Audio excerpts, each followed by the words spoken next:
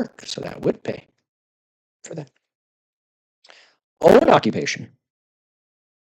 Well, you will get paid all of your disability until you can do your job again.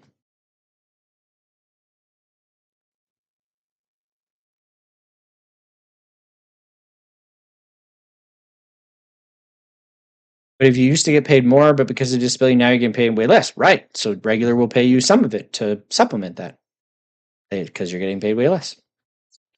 Keep in mind, disability is made more for you to survive than it is to thrive and get to retirement.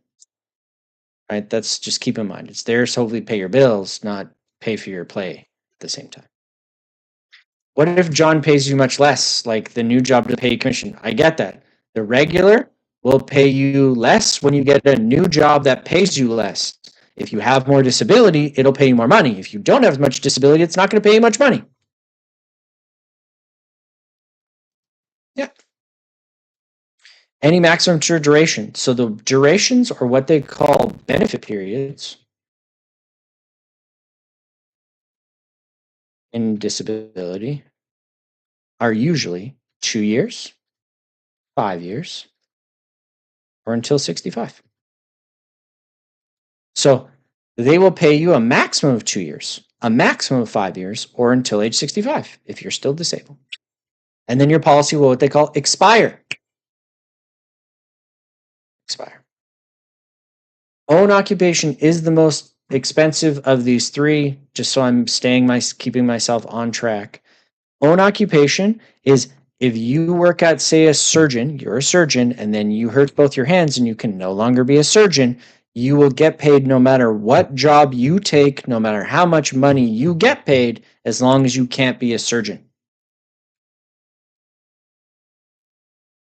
And if you can be a surgeon again, it'll stop paying you. If you can't be a surgeon, it will pay you until one of these benefit periods comes up or you pass, whichever one happens first. Okay? Benefit period is the amount of time it will pay you, maximum. Waiting period is the amount of time you wait. We talked about that one already, right?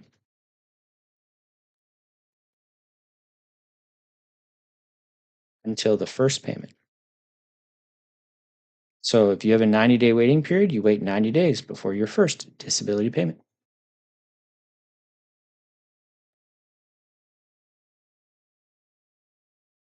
What are the other occupations on occupation? They're usually that are low manual labor, high skill based things. That's what they usually are. Doctors, lawyers, surgeons. Those are like the main ones that come to mind. Fine-tuned things. You can ask for some chat, for sure you can. But as far as unmuting, the answer unfortunately is no, because I just don't have enough time for everyone to unmute and ask. By the way, if you want to send me messages in the break and get me to answer, we can, but I will also be taking a break because I need them to. Okay? Everybody okay kind of so far? Awesome. What defines a benefit period? You and the agent choose. You and the agent choose the waiting and the benefit period, for sure. Can you have more than one disability insurance? Yes, you can. Let me say it this way. You can have as many insurance policies as you want, but you still can't go more than 60% of your income if you're buying them individually. Just let me throw that out there. Let's get into some riders. There's lots. Let's get into it. Let's talk about ones we've already talked about before. Premium or OP. Talked about this. If you don't get disabled, you can get some money back, right? And before somebody asks how much, it depends. Just like the other one. Just know you can get some money back. I would recommend when you're doing a disability return of premium question, you search it. Why? Because sometimes if you get disabled too much, they'll pay you nothing. If you get disabled none, they'll pay you something. And if you get disabled only a little bit, they'll pay you a little something. There's like a range. The second one would be accidental death and dismemberment.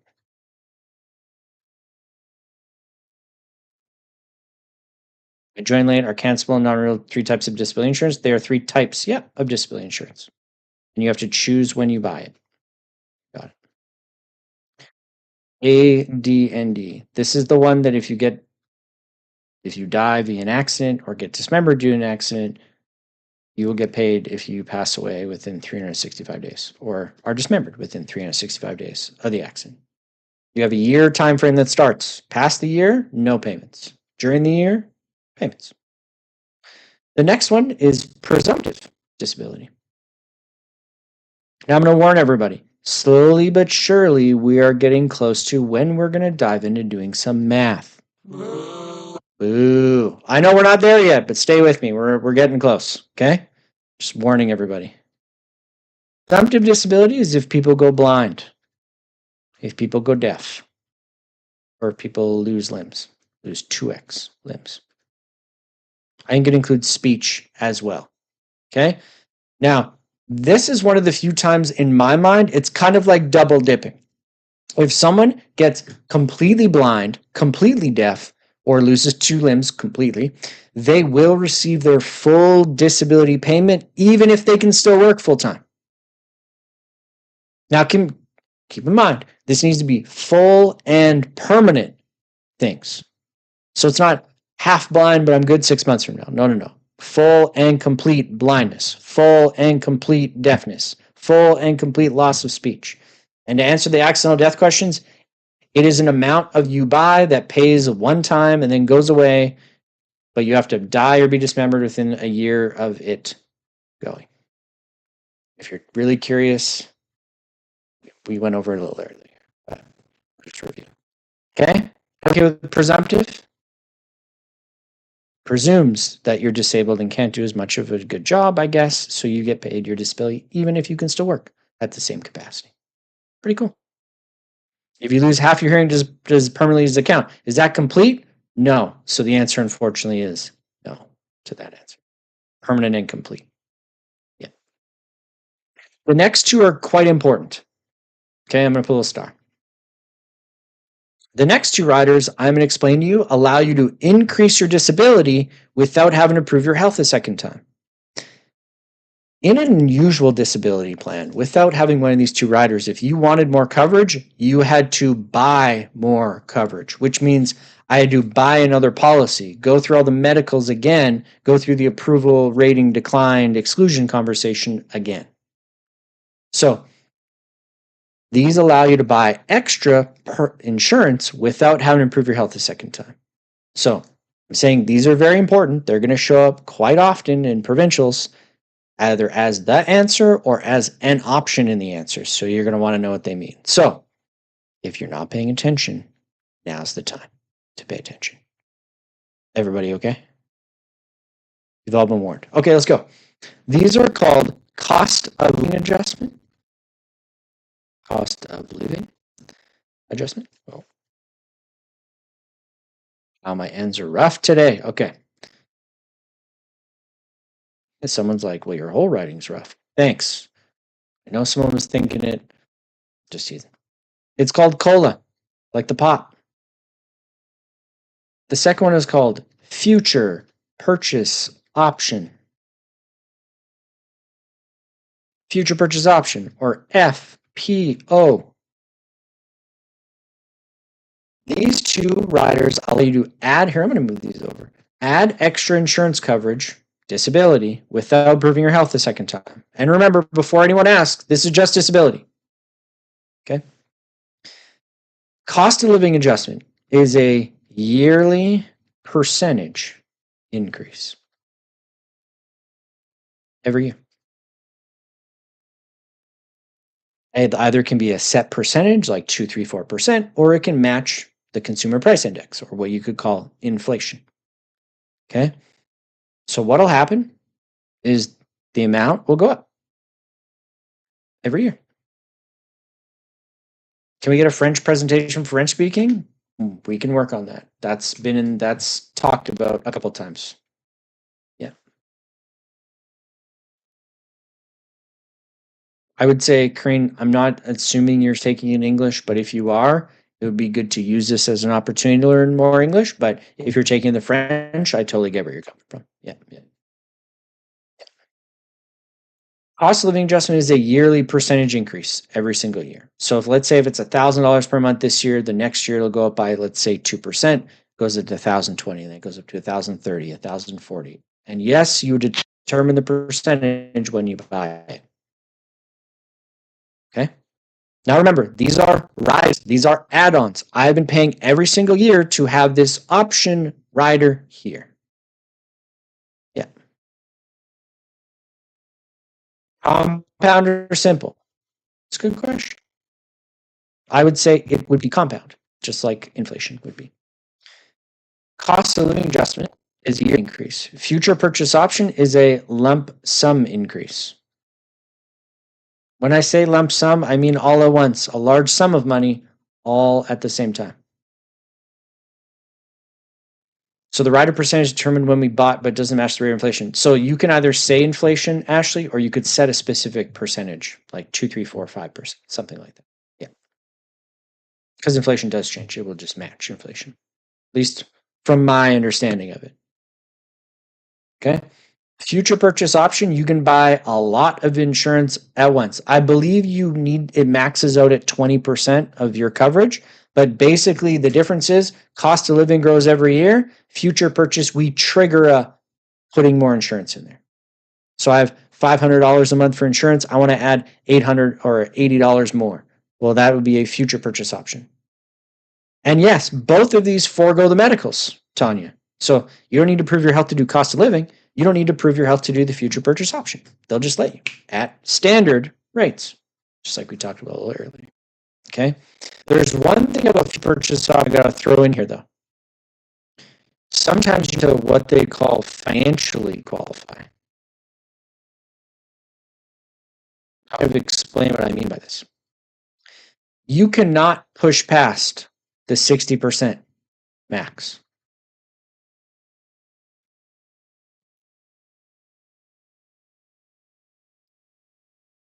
So if I make $100,000 in my job and I buy a $60,000 policy, I'm at my 60% of my income already, right? I'm maxed out. But let's say I have future purchase option on my plan and I call the insurance company and say, hey, I want to trigger my future purchase option. I want to grow my insurance. They're going to say, okay, great. Do you make more money? And if I say no, then they're going to say, then no, because you're maxed out at your 60%.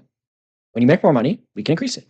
But if I say, yes, I make more money, I make $120,000, they'll say, great. Well, you can start bumping it up incrementally towards that 60%, $72,000. So they don't ask medicals, but they make you prove how much you're making if you want to do an increase. Does this make sense? You cannot push past the 60% cap, even with future purchase option. Can we increase the limit for more than one time? Yes, but there's a limit, Banush, per year, usually, that you can increase. They won't just let you triple it. And I believe in the text it says 20% of your coverage. So if I had a $1,000 policy, I can only jump it by 20% of that, $200. And then I can maybe jump it 20% again next year if I have the room towards my 60%. This one's more leaned towards self-employed business owners, someone that's in money can increase significantly relatively fast. The cost of living is more aimed, I would say, towards salaried employees that know what their increases are every year, something like that. Everybody okay between these two? Because these are going to be really important to understand. I'm going to scroll through, make sure everybody's okay. Yeah. Okay, good. Perfect. Let's go. We got 2 more to go through, and unfortunately or fortunately, we're going to get into some math. Boo. Just teasing. Those that came in late, you're like, what? Like his sound effects? Yeah, I do, just for fun. What if your income decreases? Well, that's why we need to meet with our client on a regular basis so we can reduce how much they have so they're not paying for more than what they need. Right? If my income goes down, I want to reduce their amount of coverage. So it's only at 60. Everyone understands. When you buy it, you need to prove your health. When you want to do a future purchase, you have to prove your wealth. And when you claim it at the end, you have to prove your health. Not your health. You have to prove your income every step of the way. When you buy it, you got to prove your income. When you do a future purchase, you got to prove your income. And when you claim, when you get disabled, you have to prove your income. So even if your disability is at way higher than your income is, when you get disabled, you got to prove your income, and they're only going to give you 60% of that, even if you're paying for more. than what you're actually going to get. How to calculate the 60% of the income increases yearly? They give you a percentage, Claudette, to grow it in cost of living for sure. And if you stay to segs, I'll show you how to do compound interest during the seg day. We'll get there. Okay. Most of the time, before tax or after, are you talking like the payment of disability? Depends if you're self-employed or not. So we're not going to dive into that. Let's talk into two. These two riders left over will allow you to get a partial disability payment if you're only partially disabled, because disability is usually an on or off thing. I'm either disabled, not working at all, or I'm working full-time, not disabled. That's how disability looks. It's like a light switch. You're either disabled, not working, or you're not. This allows there to be somewhere in the middle. The first one's called a partial disability rider. Partial disability rider. And the second one is called a residual disability rider.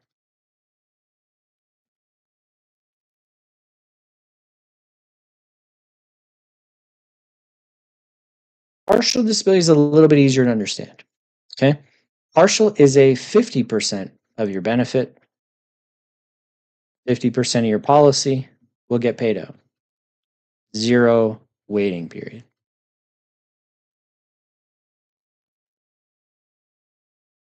So in a partial disability, if I get hurt at my job, I go from working in construction 5 days a week to working in the office 2 days a week, I could apply for partial the first day and they'll pay me half of my disability policy. So if I was $1,000 a month, if I got fully disabled completely, this will pay me half of that, $500 a month, because I'm partially disabled. I'm still working, but I'm working less because of disability. It's 50% always, every time I'm partial. Everybody okay? That was the easy one. Okay. Residual is a little bit different. Half death doesn't count as partial disability. And are you off work because of it? That would be the question on that. Then I would go talk with them on that. Right? I don't know for sure. Every insurance company's got a little bit of a different idea of their underwriting and claims and stuff like that. We're more talking about how to get client the right product and fit what their needs are, for sure. Yeah. Residual is based on a percentage of lost income.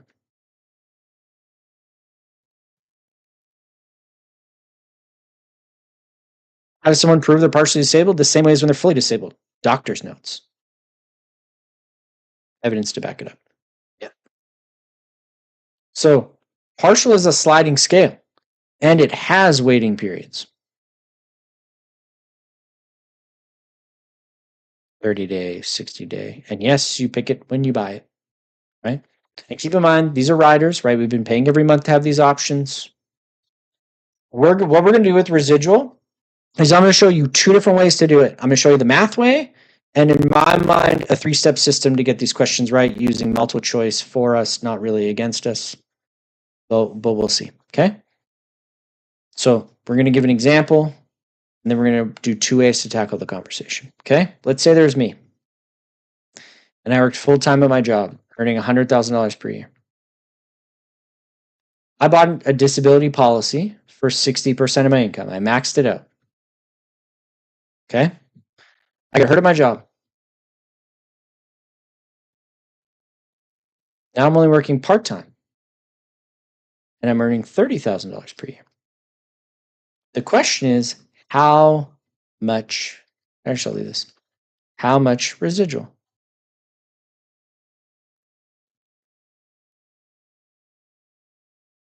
I'm working $100,000 full-time. I bought a policy 60% of my income, and I got hurt at my job. Now I'm making $30,000 a year. How much residual? Okay? Now, here we go.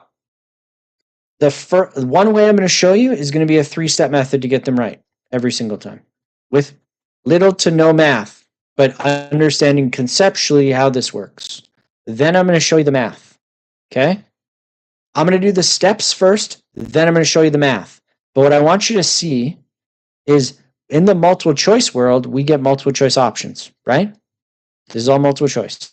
So here's what I'm going to do is I'm going to leave the multiple choice answers over here. I'm going to show you 5 different options. They'll give you 4 in the test. There's 5 different versions. Okay. They give you 60,000. They give you 0. They give you 30,000. They give you 42,000, and they'll give you 24,000. Here's our options. And by the way, if you know the answer and you want me to know you know the answer, direct message me. Don't ruin the process for everybody else. Okay? Let's go through the steps, the 3 steps that I use. The whole idea of residual disability conceptually is you're not working full-time. You're not working half the time. I ask people to not put the numbers in. That'd be really nice, but that's okay. I'm just going to delete everybody's answers. Just deleting everybody's. Don't put the numbers in. Just let's go through the process first before we start doing that. Okay, here we go. There we go. By the way, if you're not listening to what I'm saying, you probably should be listening to what I'm saying. I'm not upset with you. It's okay. I'm not mad. Let's centralize. Okay, here we go. The whole idea of residual is I'm not going to earn all my disability, but I'm not going to earn none of my disability because I'm going to be earning somewhere in the middle. Okay? So we can just pause the chat for a little bit maybe. There. Nobody can put anything in the chat right now. We'll just wait. The first step is you eliminate the all or nothing answers. All of the disability or none of the disability, because you're not going to receive all of the disability or none of the disability. The whole reason why this exists is to be somewhere in the middle, right? I'm not fully disabled. I'm not 0% disabled, so I'm not going to receive all the disability as if I was fully disabled, but I'm not going to receive nothing as if I'm not disabled. Is everyone kind of picking up what I'm putting down right now? Maybe somewhere in the middle. Okay, so that means A is all of the disability policy. B is also wrong because it's $0. Step 2 is I would tell you eliminate half. I'm going to put an asterisk beside this because we're going to come back to this one after. Okay, but that means it's probably not going to be 30,000 either, and I would recommend you eliminate it right away. The reason why this asterisk exists is unless they have partial as well.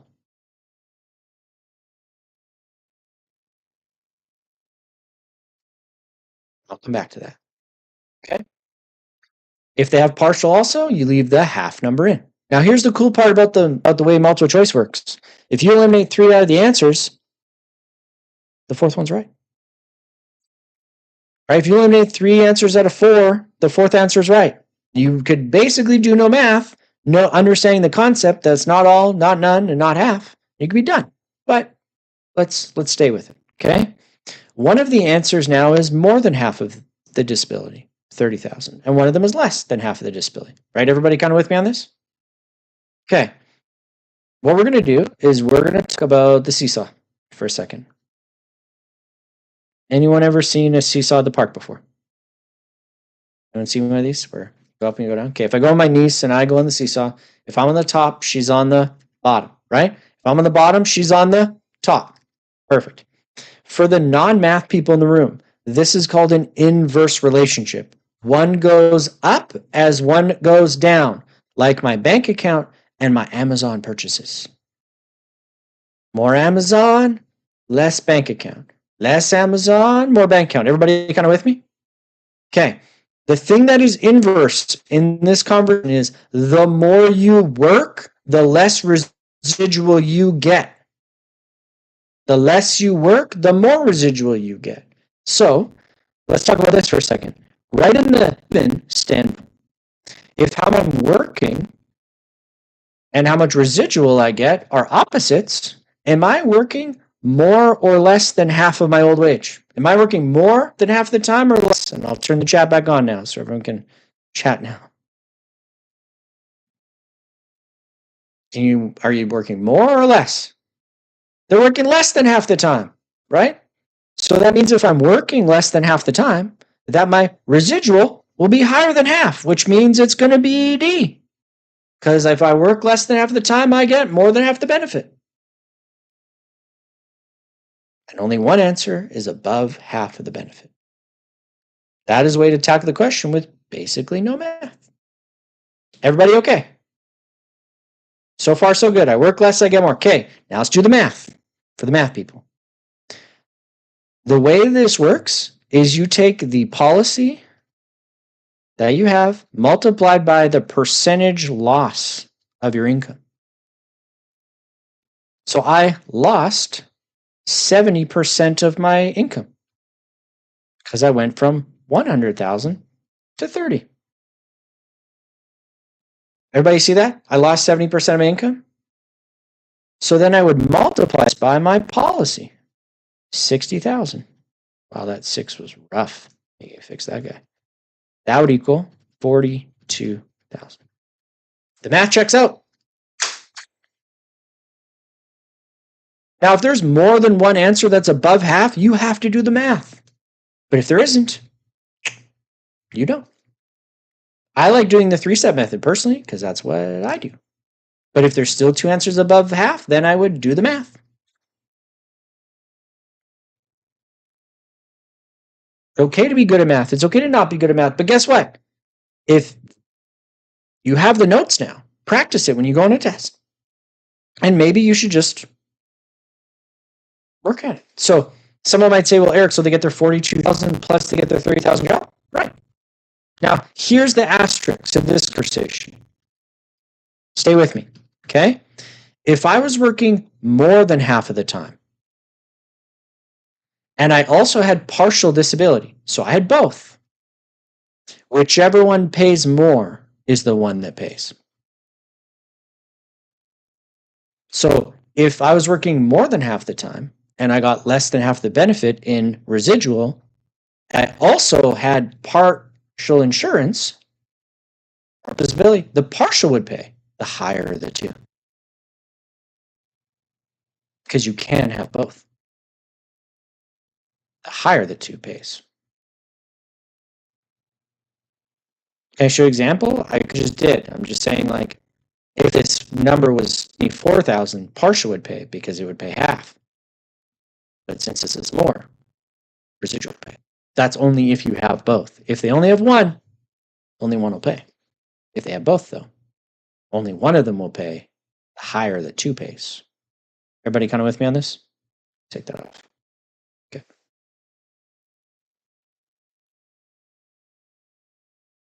Why would someone opt out of having this rider when setting up the insurance? Because it's expensive. Every time you add a rider, you add cost. Here's a good example. Someone might say, well, Eric, all these riders are really, really good. Why would I not have them? Why would I have them? Why would I have one over the other? Right? It's kind of like I drive a Nissan Micra. It's like a smart car, which has manual windows, manual locks, manual transmission. Trust me, I roll down my own windows. Yes, they still exist. My fiance, on the other hand, power windows, power locks, heated seats, all that stuff. And so you know what I do? I just drive her car. Which is totally true. But her car costs like triple mine does because more features, more money every time. The math, the way it works is the percentage of income lost. He went from 100 to 30. So that is 70% loss of his income. So he takes his 70% loss of income and multiplies it by the $60,000 policy. That's how it works. I'll do a little highlighting so everyone can see where I got the numbers from. That's how you do it. You take the policy, disability policy, you multiply it by the percentage of the income you lost, and then you get that portion. The reason why people do the math wrong is they say, well, I work 30% of it. So then I get 30% of it. And then they do the math wrong. That's percentage you don't get, you do it. Can you explain eliminate half? Yeah, because if you don't have partial disability, it will never, ever, ever, ever be half. You want to know why? Because they'll put it there as an option in case you just understand partial to tempt you to pick it. Because if you only understand partial, you might pick 30 right away, like some people did in the chat, right away. And then you get it wrong right away. That's why I eliminated unless they also have partial. Everybody okay? Using it for you, not against you. Some people are like, is it break time yet? No, we still got 4 more things to go through. That's why we got to keep going. Ask again how much. I'm multiplying 70% times the 60,000 because I lost 70% of my income. Let me say this really clearly for everybody. If you don't understand the math, Don't do it. I showed you a 3-step way to do it with little to no math. Hey, I'll say this really clearly. If you need to spend more time than what's in this class to do it, that's on you time. I love you and I want to spend time and to get you to help you, but there's also 540 other people that I need to help just as much as you. Is that okay? Not upset with you asking questions. I told you to ask questions. We're all good. Okay? Unfortunately, I can't go back because I have 4 more things to go through and 18 minutes to go through it before we have to take our break. Otherwise, we're chipping into mock exam time. That's not really the best. We will go through one of those questions in the mock exam. Everyone that wants to repeat it, we will. Okay, here we go. We're going to move into business disabilities now. So everything we've talked about before now has been me buying a policy on me to cover me and my bills. My bills. Now we're going to talk about 3 different types of business disabilities to cover businesses up and above individual disability. Okay? Here we go. Don't worry. For those of us that are like, Eric, I didn't really fully grasp the residual disability, don't worry. I will, oh my gosh, business overhead expense. I almost spelled it wrong. I will go through one in the mock exam section next. And yes, we're probably maybe 10 to 15 minutes. Yeah. Away for breaks. So stay with me. Business overhead expense. The way this works is this is for self-employed people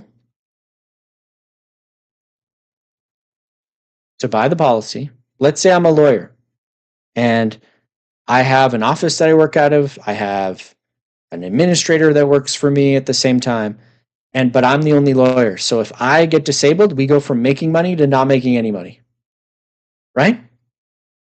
And so what business overhead expense does is it helps pay the rent for my building if I lose my job due to disability. If I use utilities. And if I need to pay my employees. This is what this pays. Is it possible for all to put this training on the website instead of the webinar bootcamp? That's a good feedback to send them. But as of right now, I don't know if it would be as valuable because I'm having to answer all your questions. It just wouldn't make sense watching a recording of me answering people's questions. But we'll see. See how it all works. You reach out to Oliver's and you tell them that. All right. Business overhead expense is to pay for the expenses of your office and your employees when you can't be there to pay it because you're disabled. But here's the jigsaw puzzle piece conversation. Individual disability pays the lawyer to pay their own wage. Business overhead pays their business expenses so they don't have to pay it out of their wage. So let me put it this way. My individual disability is for me to pay my own bills. Business overhead expenses to pay my business bills. See how they fit together, but then they don't overlap? So the owner does not receive any money here. And if the employees are a part owner, they don't get paid anything either. Employees are different from owners. Owners own zero. Or sorry, owners own part of the business. Employees own zero of the business. Everybody okay? Okay. Second one, key person. Ooh. Key person. Disability. Now, for those, how many of us are still planning on coming to the life insurance part tomorrow? Okay. Key person will show up in life insurance as well tomorrow, but it's on life and death, not on disability like today. You will notice when you come in life insurance, there's things that blend module to module that I explained to you today that's going to show up tomorrow. You'll see. Key person disability or key person insurance, you could say, it is bought by a business or the business.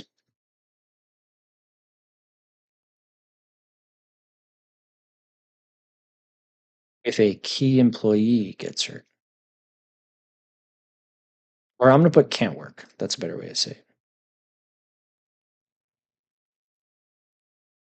Okay? Now, I need to make sure we all understand this really, really clearly, because otherwise we are going to, oh, I didn't put employee in here. If we don't understand this properly, we're going to get it mixed up really fast. This is bought by a business to cover the business losses if they if a key employee gets disabled. Let's say I'm a restaurant owner and everyone comes to see my chef because she's the best. She makes the best food. Okay. I would buy a key person disability on my chef, because if my chef gets disabled, I either got to hire somebody new, wait, or train somebody new, or something like that. I'm going to lose a bunch of money in the business. People just won't show up. And so what a key person disability does is it pays the business to cover the losses of that person if they're not there. This would pay the chef nothing. The chef buys their own individual disability policy to pay their bills. This covers the business for the business losses without that key person working. Because if I close, I'd have to close my restaurant. Yeah, we're talking about disability insurance from the business side, right? The business buys on a key person, so if the business losses happen, the business gets paid by the insurance company. This also cannot be an owner. Let me sometime more clear, because it seems like a couple of people are looking at me semi-confused. Okay? The chef would buy their own individual disability policy to pay their bills in case they get disabled. This covers business losses in profit if the business loses that key employee. Separate. Not together. We only got 2 more things to go through. Stay with me. Okay? Everybody can these 2 so far? All right. The third one is buy sells or buyout. Key person cannot be an owner. Correct. One said. They can't be an owner. They cannot be a part owner. They need to be a legitimate employee. No owners. Okay? Disability buyout or buy-sell agreements come in 2 separate setups. There's something called crisscross, and the second one is share redemption. I'll move it up a little bit for you. No problem while I explain what these are. Okay. The idea of buy-sell agreements is this is owners buying policy on other owners now. Owners on owners. That if one of them gets disabled for too long, let's say an example, for 2 years, this isn't always the amount of time, but we're just using an example. If someone were to get disabled for an extended period of time, the other parts of the company will buy them out of the business. And then they take money and go live their life, and the business can continue on without them. You are buying them, or they're selling you their shares out of the business. Miriam, you good? You got it? Let me know. Can the key person be changed if they resign from the company? Yeah, they can. Yeah. But the key person needs to be irreplaceable. That's the point. They need to be irreplaceable. Okay? Crisscross, share redemption. Let's go through it. Crisscross is for partners. Share redemptions is for corporations. What am I going to pick on today? Let's say, who am I going to pick on? Let's go Salma and I get in business together. Let's say we're dentists. Okay? The 2 years part is an agreement that Salma and I agree that if one of us gets disabled for too long of time, 2 years, one of us will buy each other out of the business. So I buy a policy on Salma that says, if Salma's disabled for 2 years, pay me some money. And Salma buys a policy on me that says, if Eric's disabled for 2 years, pay me some money. And we would have an agreement that when that money comes, we're buying the other partner out. So let's say if I got disabled for 2 straight years, Salma was the only dentist working for 2 straight years. Salma gets a large sum of money from the insurance company, and the agreement we have is she buys me out of the company with it. So now Salma owns all the shares of the business, so she moves the business without me. I get the money from my shares, and I move on with my life. It's making sure that one person doesn't tank the company. I leave with the money, she leaves with the business. That's the agreement we made. And insurance funded that agreement. net pain. The corporation side works very similarly with one distinct difference. Instead of Salma buying a policy on me and me buying one on Salma, the company buys 2 policies, one on each of us. And so if I get disabled for that 2-year period of time, the company gets the money. Salma Eric Dentistry Incorporated Inc. gets the money. And then they buy me out directly. So now the company bought those shares of mine, and the company continues on without me. I take the money and I leave. So the difference between the two is the partner is I buy on Salma, she buys on me. The corporation is the company buys one on Salma and one on me. The difference is, are we buying it on each other for each other's shares crisscross, or is the company buying it on us share redemption? Let me say it a different way. The way I treat this and how to remember it is I think like, let's say we're rock climbing. I tie my safety line to Salma. Salma ties it to me, crisscross. If I fall, she catches me. Whereas the share redemption is like we both have a line to the top of the mountain. If I fall, I fall. Salma's just fine. I'm tied to the top. Are we connected? Crisscross. She buys me, I buy her. Or are we both tied to the mountain? I fall, I fall. She falls, she falls. Keeps going after that. You get disabled too long, you get bought out of the business, and insurance pays for it. That's the premise. Everybody okay? It's the best. Corporation partners. Depends on what they want to do. Yeah, the waiting period would be 2 years if you quoted it that. Right. They'd have to wait 2 years before the insurance company kicked in and paid it out. Rupinder. You got it. All right. One last thing to go. It's different from everything else. It's its own separate policy, separate from everything else. It's called long-term care insurance. LTC.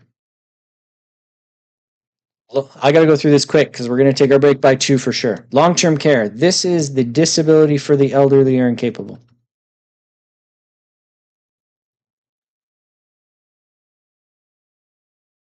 So this is when people can't take care of themselves by themselves. And when someone's got to come in and take care of you, it costs money. This is a reimbursement plan. Let me explain what a reimbursement plan means. A payout plan is like critical illness. You get sick, you get paid out a certain amount of money. If you want to pay your bills with it, great. If you don't want to pay your bills with it, great. You get to do whatever you want. A reimbursement plan says you pay first, we'll pay you back. That's like health insurance. When you go to the dentist, for those of us that are, a little bit on the older side, you would remember paying the dentist and then sending a sheet to the insurance company and then paying you back. The lucky young people use their pay direct card and think that it pays for it. No, they bill the insurance company and then the insurance company pays them back.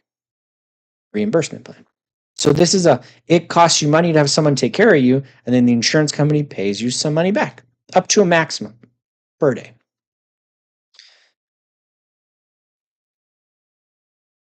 LTC does have a maximum age paying to benefit 65. There is a maximum age that you're allowed to buy it, Banush, but I would say in the text would be a good way to check it. I think 65 is the oldest age you can buy it.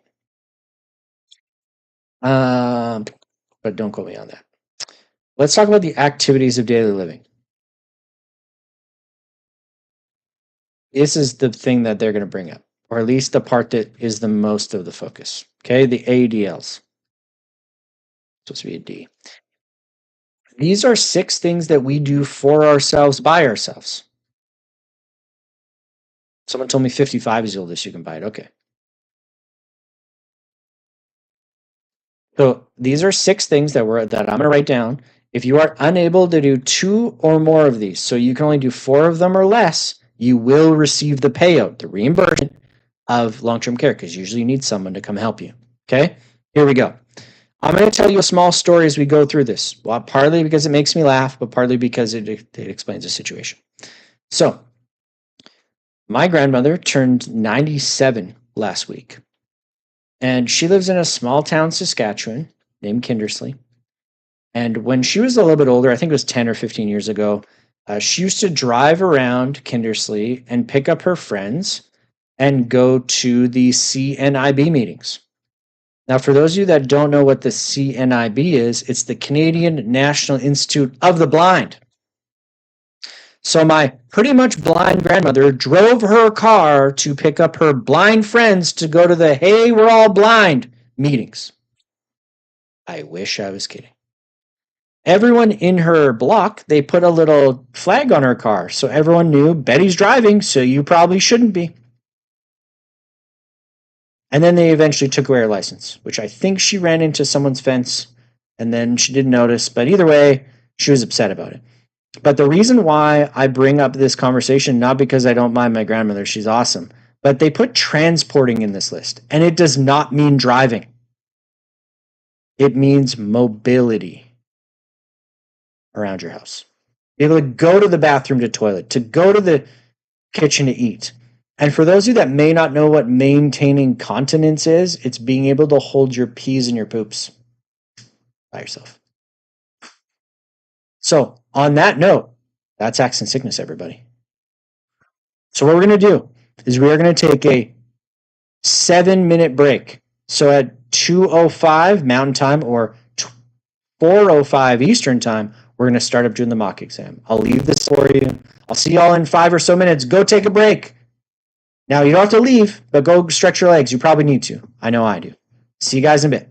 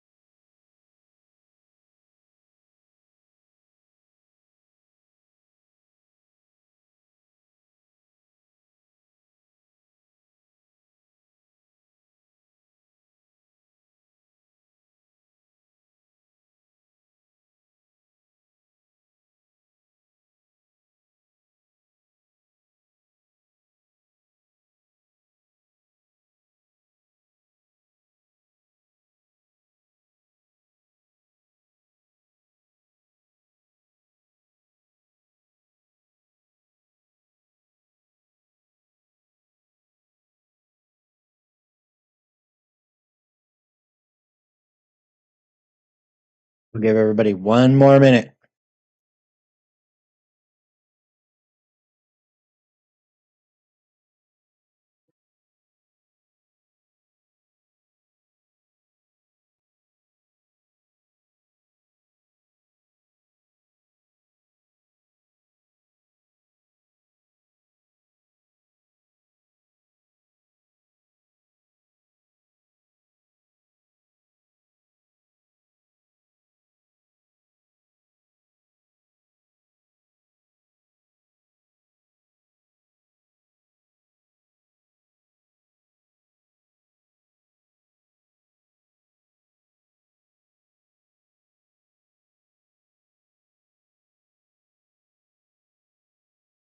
All right. 206 Mountain. Welcome back. Did everyone survive the first session? How was it? We said we all survived. Nice. All right. Should check and see whether one person made it in there having trouble getting in. All right. Good. I appreciate all the wonderful feedback. Now, what we're going to get into is we're going to be doing a mock exam as a group. We're going to do maybe 10 to 15 questions.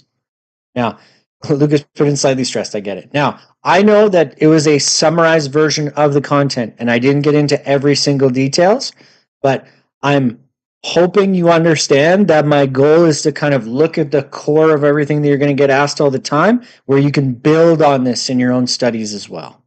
Okay? Because I want to show you what they're going to ask every time and how it works. And then I want you to kind of, in the outliers, the exceptions, I want you to look that up. Will it be sufficient to qualify the exam? I would say, I'm not going to say yes to that right away, because depending on how much you study when you show up, whether you have studied when you show up, that could be a varying idea. And depending how good your search is. I've had people that have come into the class, taken a test and passed, but I've had people that have come to the class and not been able to pass because there needs to be more study, need to be practiced in the tests a little bit better. Okay.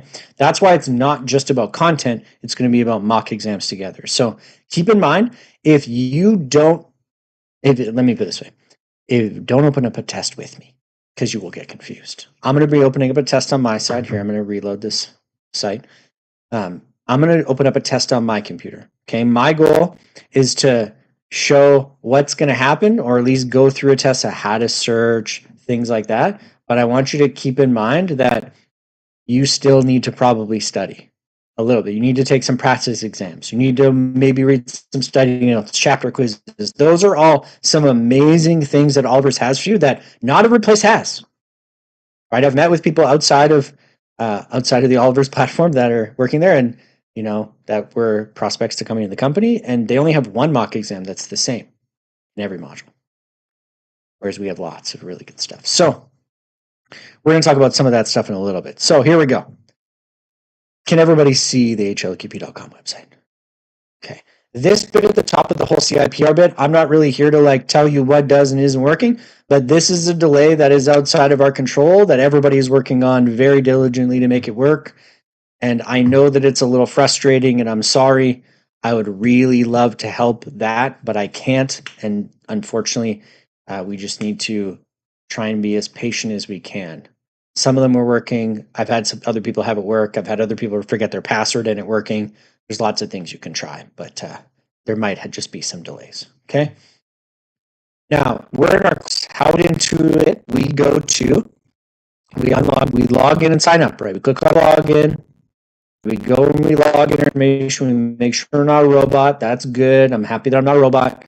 And then you'll have course down here where there's anti-money laundering, there's Canadian ethics, and then you'll have your course, right? And I don't have that course right just because I'm already licensed right now. So what I'm going to be doing is I'm going to be using the facilitator platform to bring up a mock exam with us, okay? So I'm just going to reload this for a second, okay? Log into this guy. The difference between my website and your website is I have a little bit more things in it. The other thing that's a little bit different is if we focus on accident and sickness here, there's a textbook option I have here, which is not where yours is. Okay, you have the whole textbook option down at the bottom where I have this module 12 that'll have AMF textbooks. That's where all your textbooks are. Now, keep in mind, you can bring up your textbook if you want to search some stuff with me as we go through, but don't open up a test because your test and my test are going to be completely different. Okay, now I'm going to open up a mock here. I'm also going to open up the textbook. Okay, what we're going to be focused on today, and I'm going to show you how I did that. What we're going to be focused on today is how to take tests, some test taking tips, some test taking skills that we can all work on to help us with the exam. Okay. The first thing I like to do is I like to split my screen when I'm doing my mock exam. So I like to put my test on one side and my textbook on the other. Now there's a quick way to do it and a short way to do it. I'll teach you. Okay. If you're on a Windows computer, just like I am, the quickest way to do it is you take this window, you hold down the Windows key, and you use either the left or the right arrow key. If you press the right, it'll snap to the right side.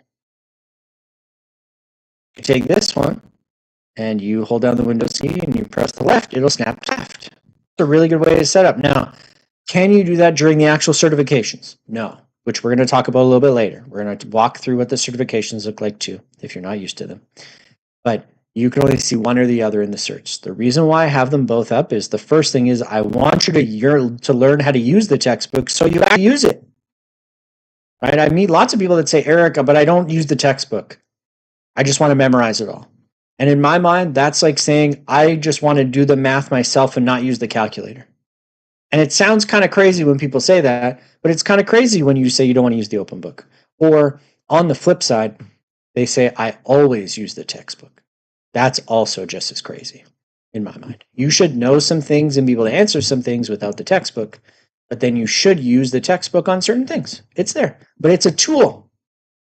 You don't go to it every time, but you go to it when you need it. Everybody okay? Now, I know my search will be a little bit different than yours.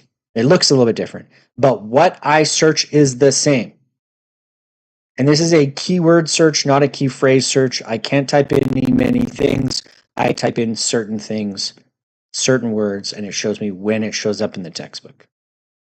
Now we're going to take this test. We're going to do 10 to 15 questions together, and we are going to stop it right before 3 o'clock. And I'm going to answer A on every other question, and we're going to see how we did.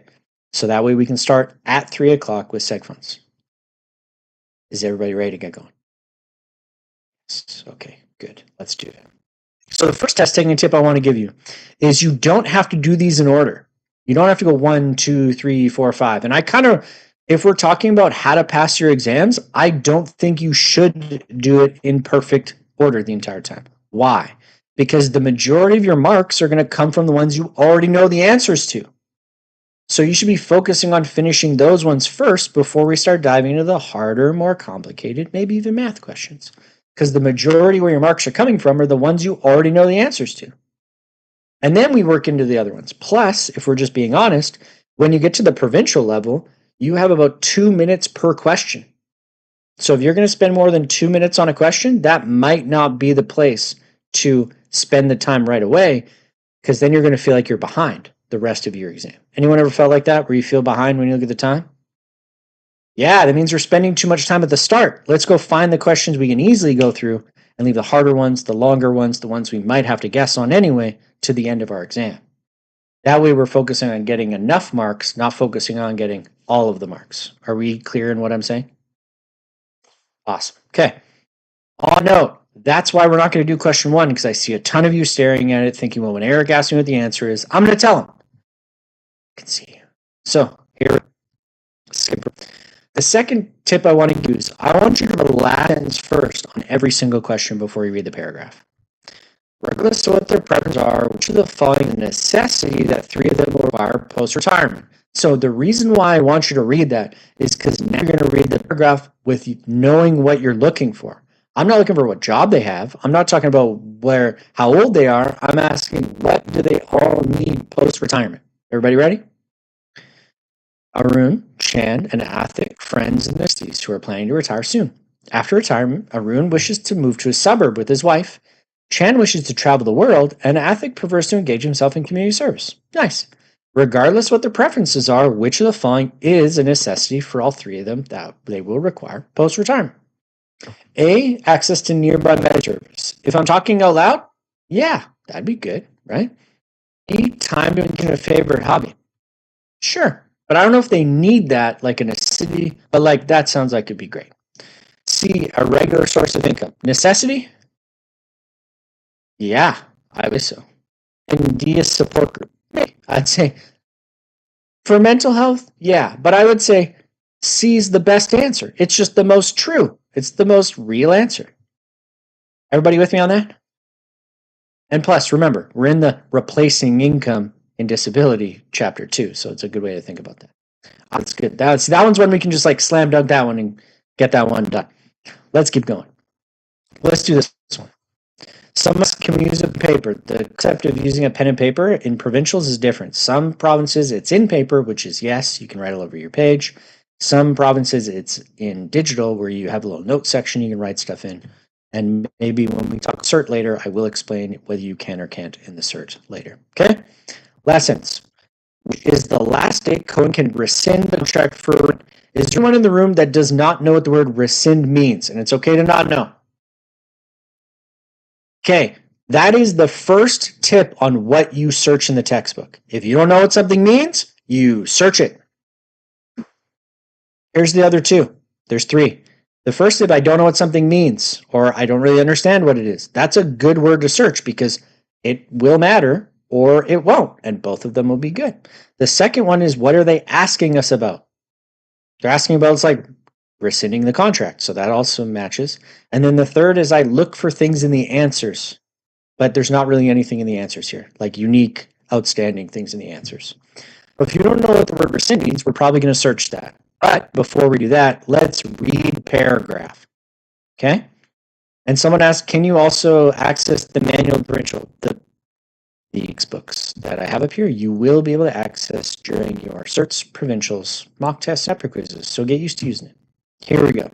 Cohen's self-employed, and his job includes frequent travel to Mexico. He applies for disability policy, and his application is approved as of August. A final contract is delivered to Cohen August 15th. A couple of days later, while going through the contract, he notes an exclusion for disabilities related to Mexico. So they're not going to cover Mexican disabilities. Sorry, that sounded really bad. Disabilities that happen to him in Mexico. Okay? Don't need to get everyone on my case. Cohen is not happy about the exclusion, decides to return the policy for a refund. What is the last day he can rescind a contract? Well, let's look up this word rescind. There's only one in the entire module. One. Now I'm going to this paragraph. Commission allows us to take a free look at a newly issued contract. Now, is that 10 days from they got approved, or is that 10 days after delivery? That's the part we got to check.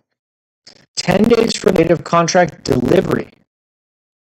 So that means it's 10 days from August 14th.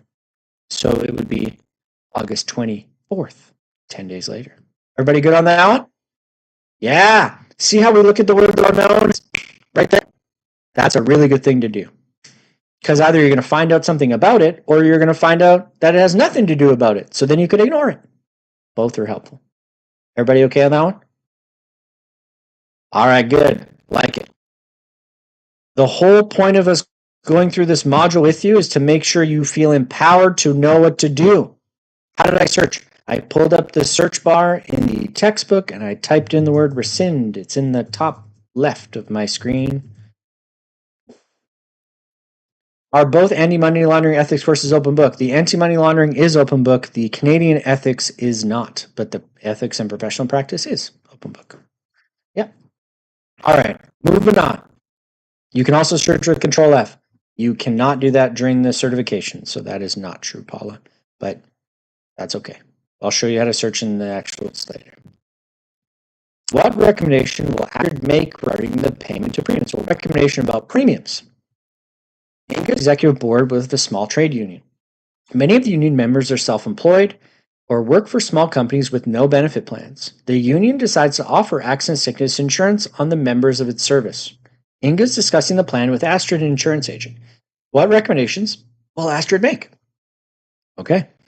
A, the union will pay first $500 in premium annually, a co-payment arrangement. I don't know about that one. The union will split the premiums with members on a 50-50 basis. The union will pay all the premiums, or members will pay all the premiums. Okay.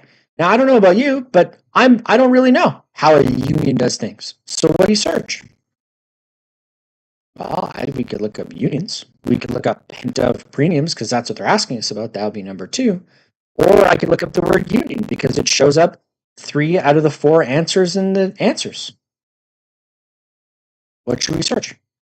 Unions. That's at least what I'm thinking. So let's go.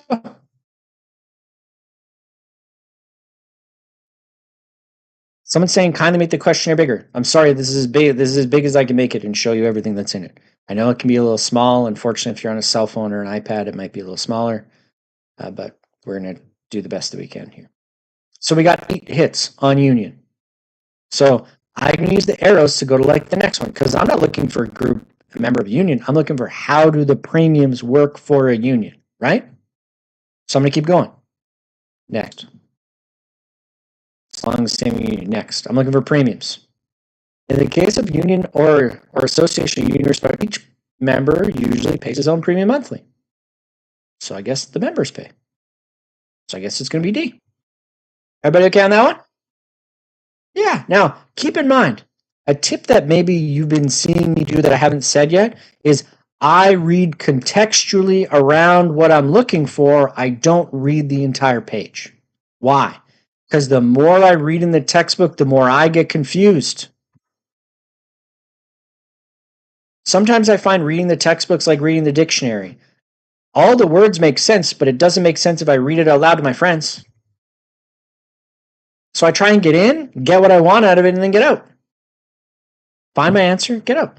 Because if I keep reading, I might confuse myself away from what the answer is. Anyone done that before? It's like, she's right there, I might get in trouble, but like it's like going shopping with my fiance sometimes. If I go, I'm going to buy if I'm looking for blue sneakers, I go pick up blue sneakers and then I come home. But if I go looking for blue sneakers and then I sit down and look at the white ones and the black ones and the gray ones and the other designs, all of a sudden I'm confused whether they're all my blue sneakers. Yeah. Anyone had that happen to them before? Yeah. Okay, good. All right, good. On to the next one. Remember, we're looking at doing 10 to 15 depending how the time goes. Now I got to see if I can find a difficult. Oh no, this one will be good. This one's good. Which of the following insurance policies should she be covered under? So we're looking at all the discs we talked about today, or the policies. Which one fits the person? Now remember, what are these good for? Replacing income for disability, long-term care when they can't take care of themselves, health for dental and drugs, and critical illness for when they get sick. That's what I'm looking for. I remind myself sometimes before I dive in what I'm looking for. Sariana, I'm going with that, is 37 years old, employed full-time as a receptionist. She is covered under accident sickness insurance. She makes a claim after an injury that makes her unable to work and earn an income. That would make me think disability so far. Everybody else kind of with me on that? Great. I'm still going to read through the rest of it, though. I'm not going to jump to the answer, but I'm going to read it in, but does anything change my mind? Because if something changes my mind, like she doesn't have disability, well, then it's definitely not disability, right? So we still need to read it. The insurer requires a report from the attending physicians detailing the nature, severity, and expected outcome of the injury that led to the claim. After verifying and supporting medical evidence, the insurer approves her claim and she starts receiving monthly payments. Which, did anything change my mind? No. So I don't change my mind. It is. Good on that one? Hey, I like taking complicated and making it simple. Simple decisions. Every single question. Simple, simple, simple. Let's go. Let's find a relative. Oh, yeah. Look at this beauty. How many of us would say, Eric, this is the one that we skip because it looks like it stresses me and frustrates me out. It's going to take me too long. Or you just don't like math. Okay, cool. It's not as bad as it looks. It never is. Okay, never is. No. Are we going to do it? Yeah. Yeah, we are. Because it's not as bad as it looks. Okay. I'm going to bring up my calculator because I'm going to feel like I'm going to. Ooh, why is my calculator so huge? All right. I feel like I'm going to need it. Okay. I don't change my process. Rounding to the nearest dollar.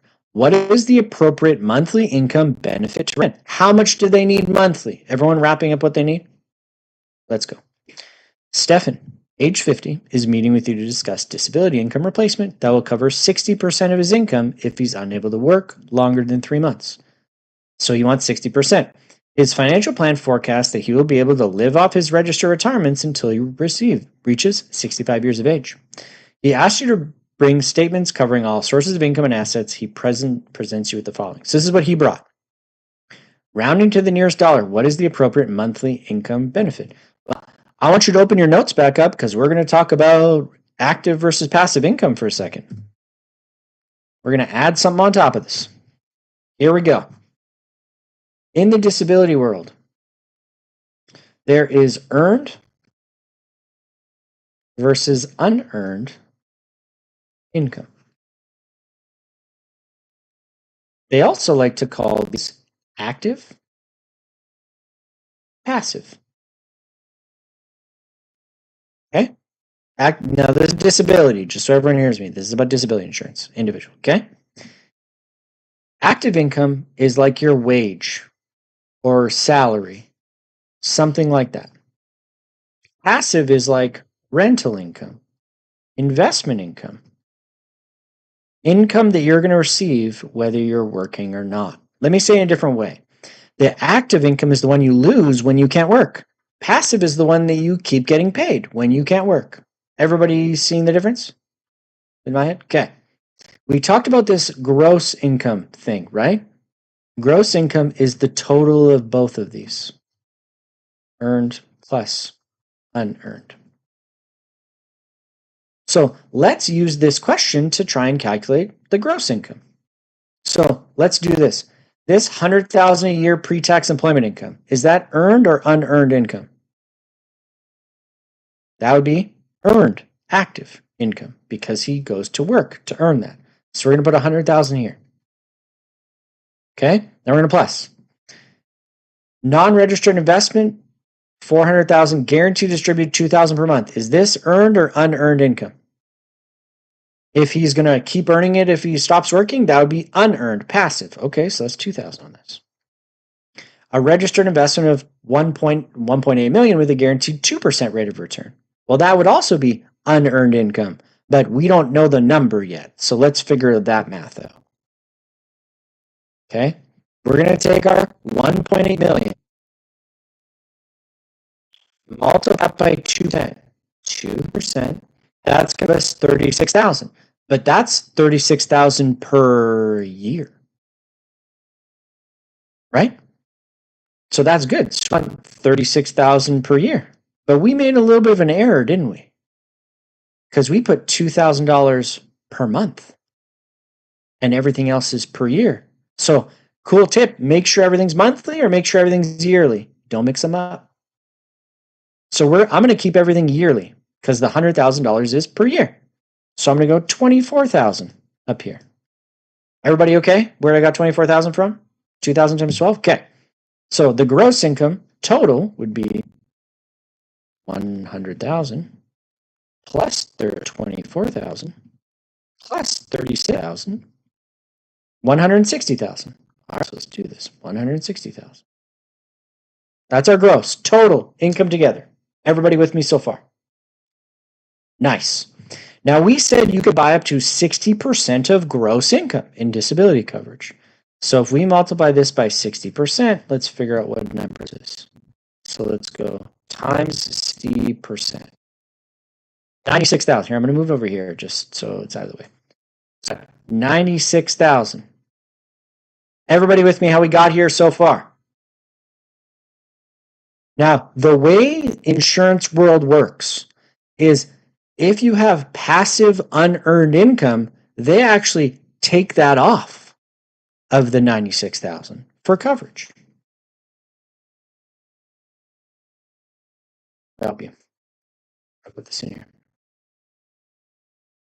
Just in case someone's having trouble. Okay, so what's going to happen is they actually take the unearned income and they minus it out of what you qualify for. So they're going to minus out this 60,000. Because you're going to earn that 60,000 whether you're working or not. They're not going to double up on that. So they would only qualify for $36,000. Is that the right math? 96. Is that the right math? I think that might not be right. 24 plus 36. I think I made it wrong. No, 24,000 plus 36. I think I made it wrong. No, 6,000. Okay. Okay. So 36,000. And then this is per year. So we got to make that per month. So we got to divide that by 12. And what's that divided by 12?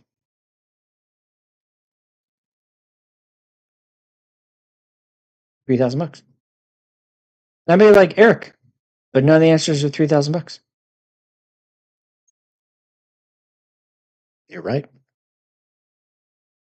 So what do we do? Anyone been in a situation like this where you do the math really good and you still get frustrated at the end because you don't get the answer you want? Yeah, it's okay. It happens. That means we did something wrong somewhere in the process. But here's the part I want. Here's the part I want you guys to understand. The math we did of taking the earned plus unearned, multiplying it by 60, and then taking the unearned off, that's correct. Everybody okay? Now, here's the thing. One of these two is wrong. One of these two is wrong.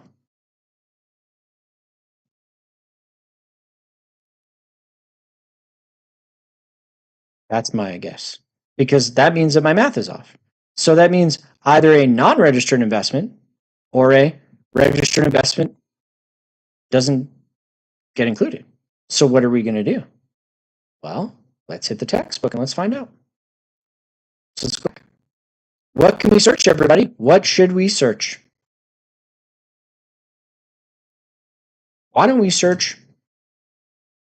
What are we trying to find? Monthly income benefit, because that's what they're asking us for, a monthly income benefit. Oh, sorry, I spelled it wrong. This income replacement policy provide a monthly income benefit. Okay, well, let's look. So we're going to go here. Amount of benefit.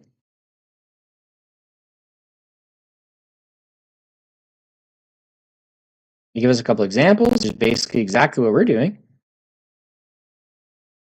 Non-earned income sources of part disability and reduce coverage accordingly. But this doesn't really help us. This just shows us the math. So what else do we got to go? Rounding to the nearest dollar, what's appropriate income? I guess, but like, let's keep going. What else we search? Maybe we should look up unearned income. Because that's what we're having struggles with, right? That's the part we don't understand. That'd be number one. Sources of unearned income. Investment income, isn't that what we're looking for? See if that matters or not.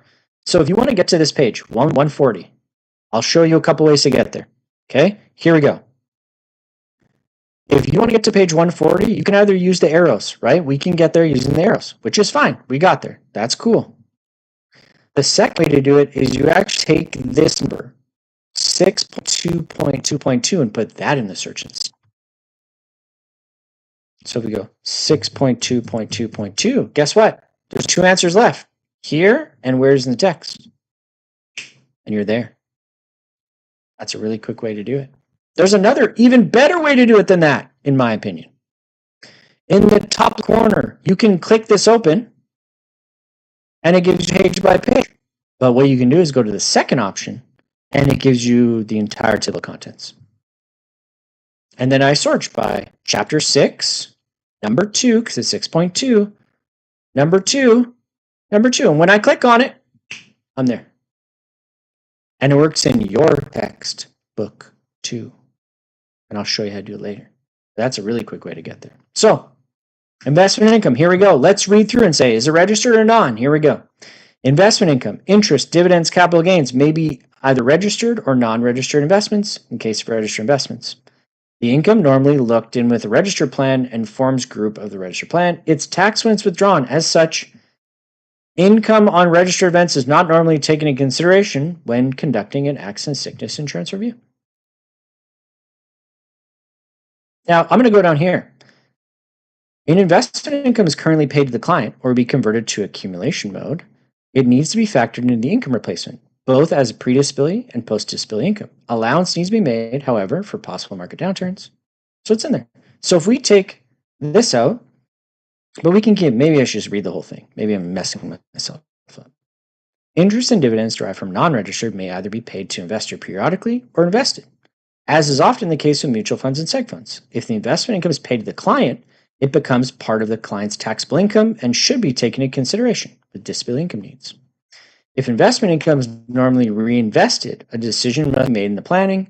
In the event of emergency disability, would the client be able to wish? So if this $2,000 per month is going to the client, then that goes there. But I want everyone to read this with me. A registered investment for $1.8 million with a guaranteed 2% rate of return. Does it say it's giving him money? No, but we assumed it did, didn't we? And we calculated the whole 60,000 whatever thingy in here. So this bit here, this is just a lesson for return. Just because it grows by 2%, that doesn't mean he gets paid it. So technically this 36,000 is wrong. And we can take it out. So let's redo the math. Is everyone seeing what I'm seeing? It's not actually getting paid to him. But didn't we just spend a bunch of time in the textbook getting confused? Yeah. So let's redo it. Hey, by the way, it's okay to be wrong sometimes. We learn from our mistakes. So here we go. Better redo this now. Let's go here. So without that 36,000, let's redo this math.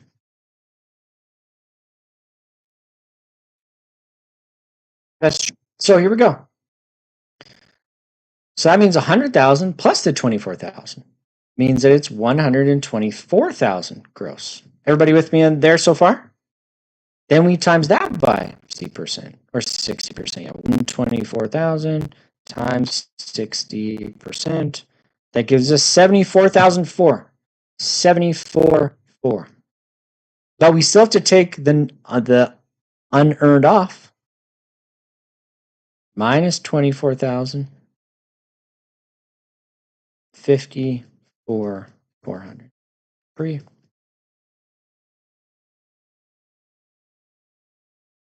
So what we did, everybody, which I'm assuming you're all paying attention, is we figured out that this isn't actually paying him anything monthly. So this part is just extra. So we don't include that. So this $2,000 a month is 24. This 100,000 goes in earned. Earned plus unearned equals gross. Oh, sorry, I did the math. Everyone's lighting up the chat. Just 124 times 60% is 74,400. If we take 24,000 out, it'd be not this number. Get that. Let me get that out of the way. So I'm writing in two different ways. It'd be 50,400. We have to take our unearned income out. Then we divide this by 12, and that gives us what? Let's see. Minus our 20,000 divided by 12, 4,200. Okay. So I know we got a little complicated there on purpose to help us all learn a lesson, but here's the part I want to understand. I want everyone to get it. And yes, we get a calculator on the provincial for people that are asking me. You take the earned income, you add the unearned income onto it.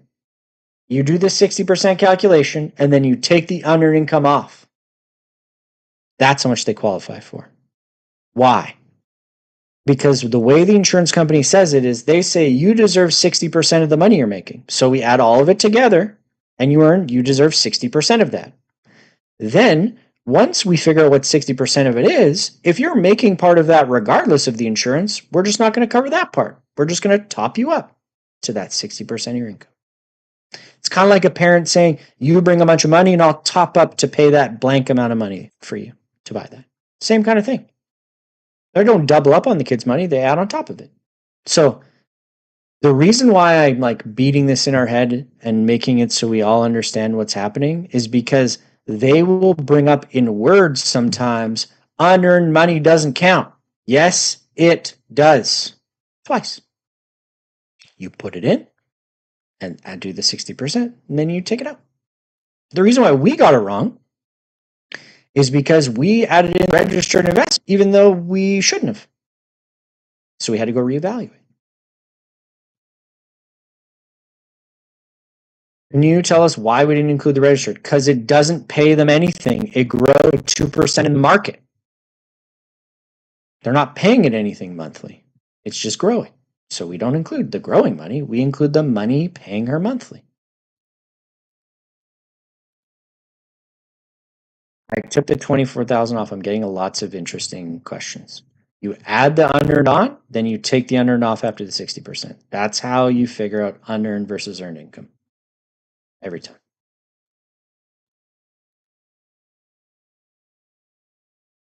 Everybody all right? Some people, I mean, like they ask ChatGPT and it's wrong. If it's wrong, when we finish it, we'll look back at it and see why. It's okay. But I just want you to understand how this works. You add the unearned income on, do the 60%, take the unearned income off. Is everybody okay?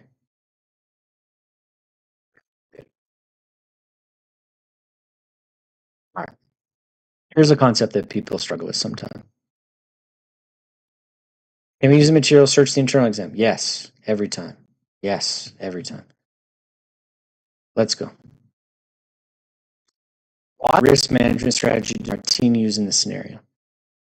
Team owns and manages a gadget repair shop where he is the chief technician. One day, on his way to work, he met with an accident and was injured severely.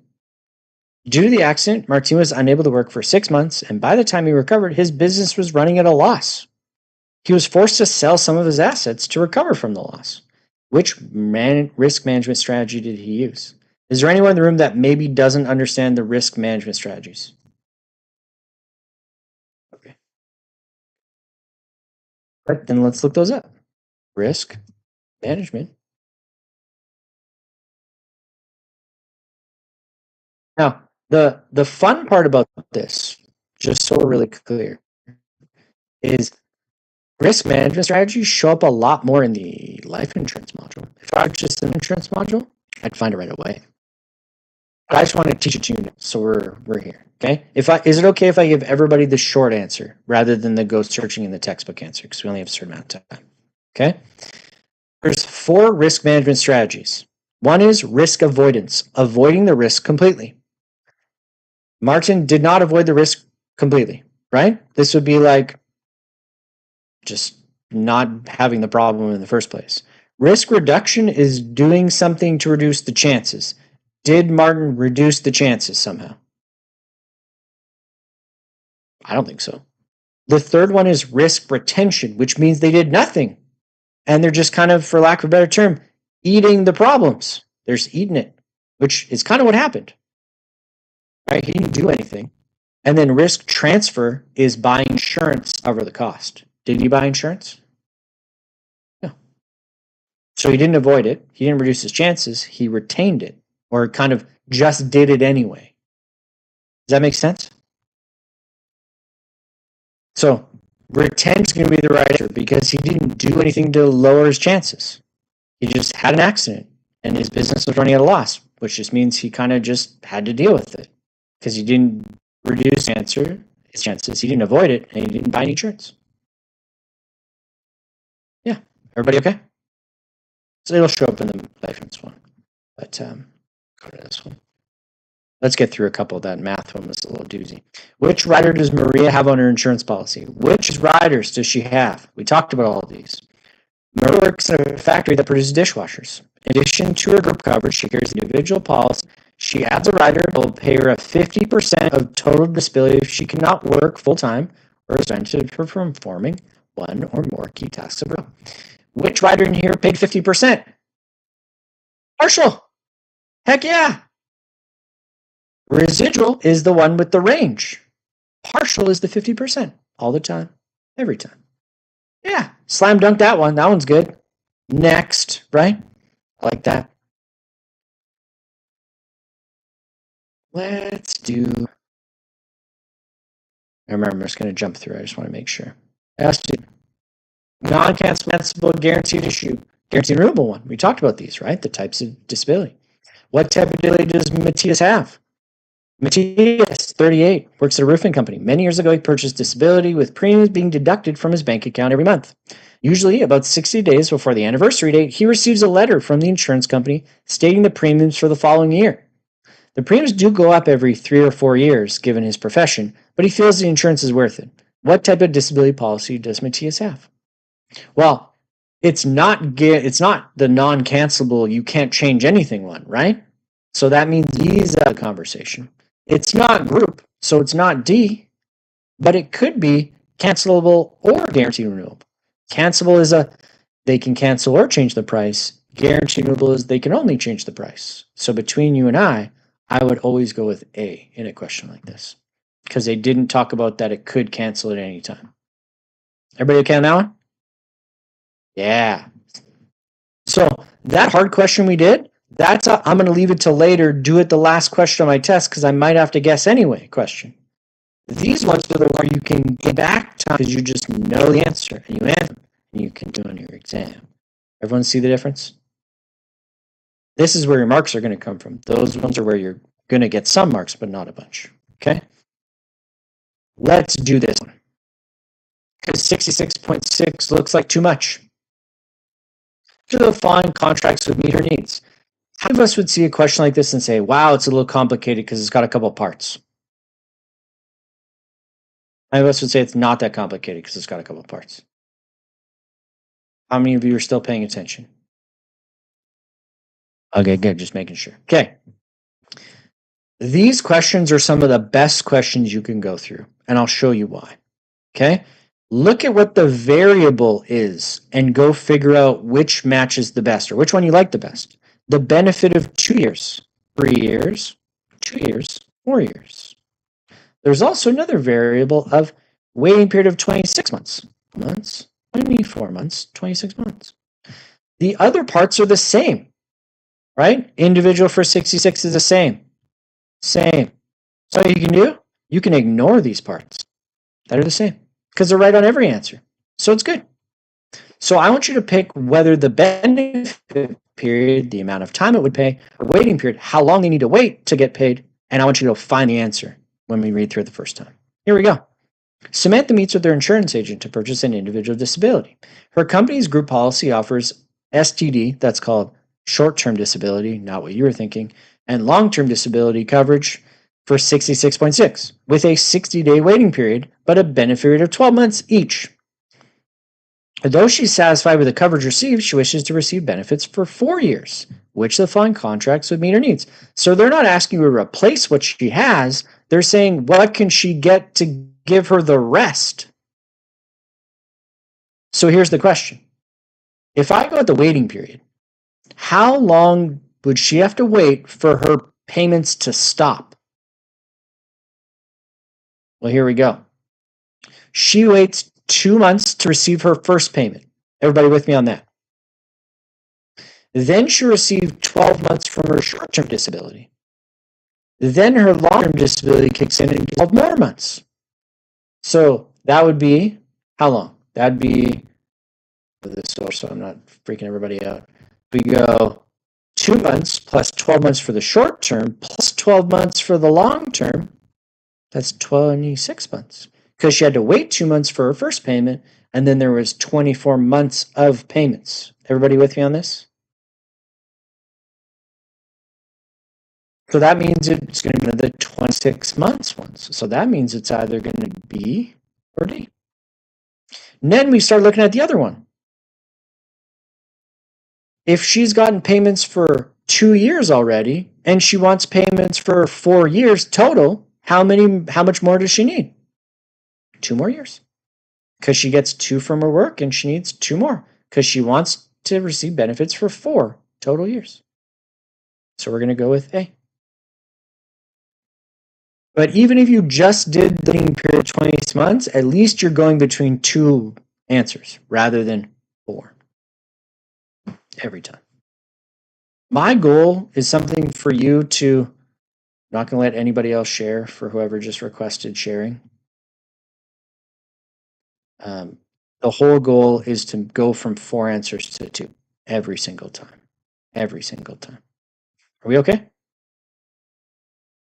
because let me say it in a really weird way, math-wise. Okay, if I could show you a way to get to the two best answers on every single question, and you had to guess between those two answers every single question, what mark would you get? Get about a 50, because half of them would be right, half of them would be wrong, right? And what mark do we need to pass? 60. So the closest way to get to 50 when you don't know what you're doing is to guess between the two best answers every single question, and then get some above that.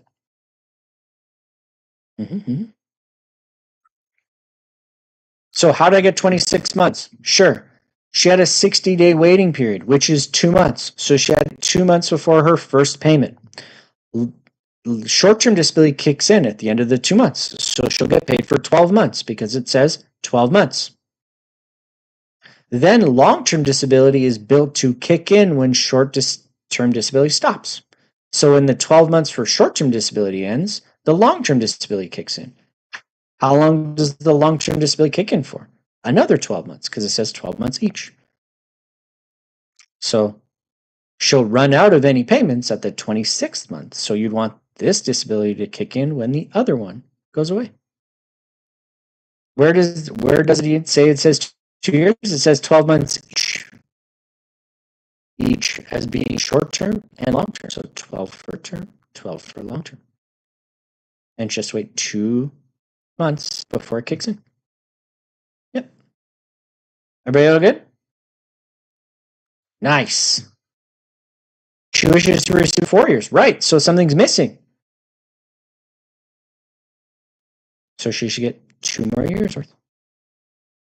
Because she's getting paid for 2 years, but she wants to get paid for 4. So she's going to get 2 years here and 2 years here for a total of 4. Rather than 2 plus 4 is 6. Okay.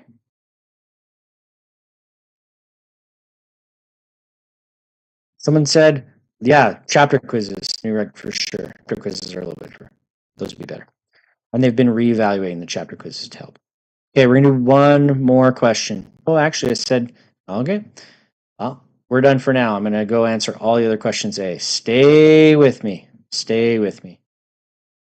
I'm going to go answer all the other questions A, and then we're going to see how we did. If we got any wrong, we're going to go back and look at them, and then we're going to take a break. So everybody stay with me. I'm just answering all the ones A. Okay? For those of us that are wondering, Eric, how do we access the book in our own courses? In your My Courses, when you have all 4 modules opened up, there's an AMF textbooks bit at the bottom that you click on, and it will be there. And you open it up on your own. I'll show you how to search on that one shortly when we're doing the segregated funds mock exam a little bit later today. But you guys stay with me, okay? Hold on, I'm almost there. The reason why you can't see anything changing, or if you're on an iPad, the reason why your screen is black is because I have this share paused, so I can go through every other question and guess A, rather than it flashing in front of your face every time I do it, because I don't need to have any epileptic problems. So here we go. Now, by the way, when you do them in an order like I did, it reorders them in the order we completed them in. So this is the 10 we completed together. So let's go through them. Because I know there's one question where someone said that the ChatGPT is wrong was the very complicated question that we did. This one. So let's read through it. So an accident sickness insurance review, registered investments are not considered as income as they're locked in, since it technically he wasn't taking money out. So his pre-tax income is determined by adding, they did it in months, okay? They divided into months. So they took the 100, put it into months. Then they added the 2,000, which means that the gross income is 10,333. Then they multiplied it by C%, just like we did, right? Then they took the unearned income off. We just did it yearly rather than monthly. And did it divided by 12 at the end. They divided everything to make it monthly. Add it in, 60%, take it out. That's how you deal with unearned income. Everybody okay? All right. We're going to take a break. So we're going to start back in 5 minutes. 3 o'clock. We're going to start a seg funds. See everybody in about 5 minutes.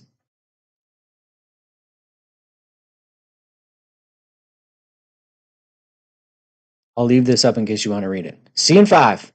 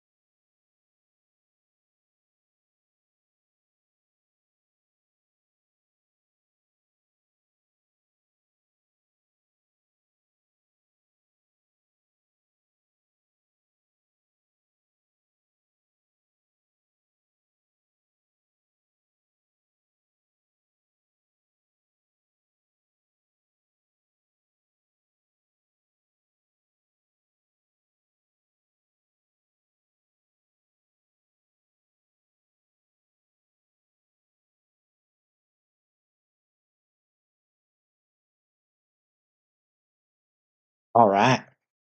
Oh, for some reason my camera decided it didn't want to be on anymore. I'm back. All right. We're switching gears, everybody.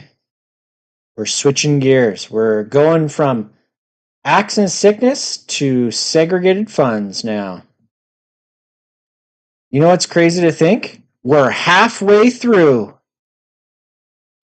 You might be saying we're only halfway through. This is awful, but you're halfway through. We're halfway through there. For someone asking if we can get the recording after, the answer unfortunately is no. That I can't distribute any of the recording. I know I'm going to get asked this a couple more times for people that left from accident sickness and came in seg funds, but unfortunately, the answer is no. Okay. I had other people ask me if we can get other people to join because it's maxed at 1,000 people. Keep in mind, we closed it at 1,000 registered for the meeting. Unfortunately, there isn't going to be a chance for others to get on right now. I'm going to be having a little bit of a conversation with them to see how we can make it work to get a couple more people for the next. But first one issues. Thank you, honey. Jenny made me a coffee, everybody. Should I be concerned?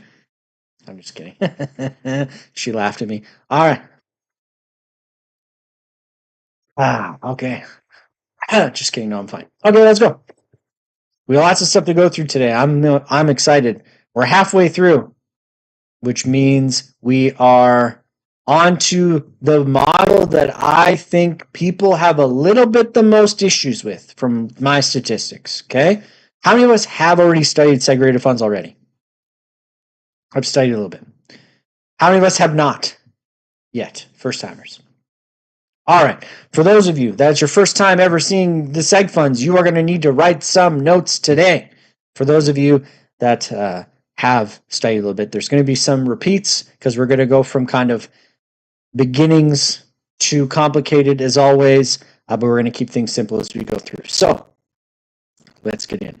This module called segregated funds and annuities. And if I'm honest with you, we're going to talk about segregated funds first, and then we're going to talk about annuities at the end.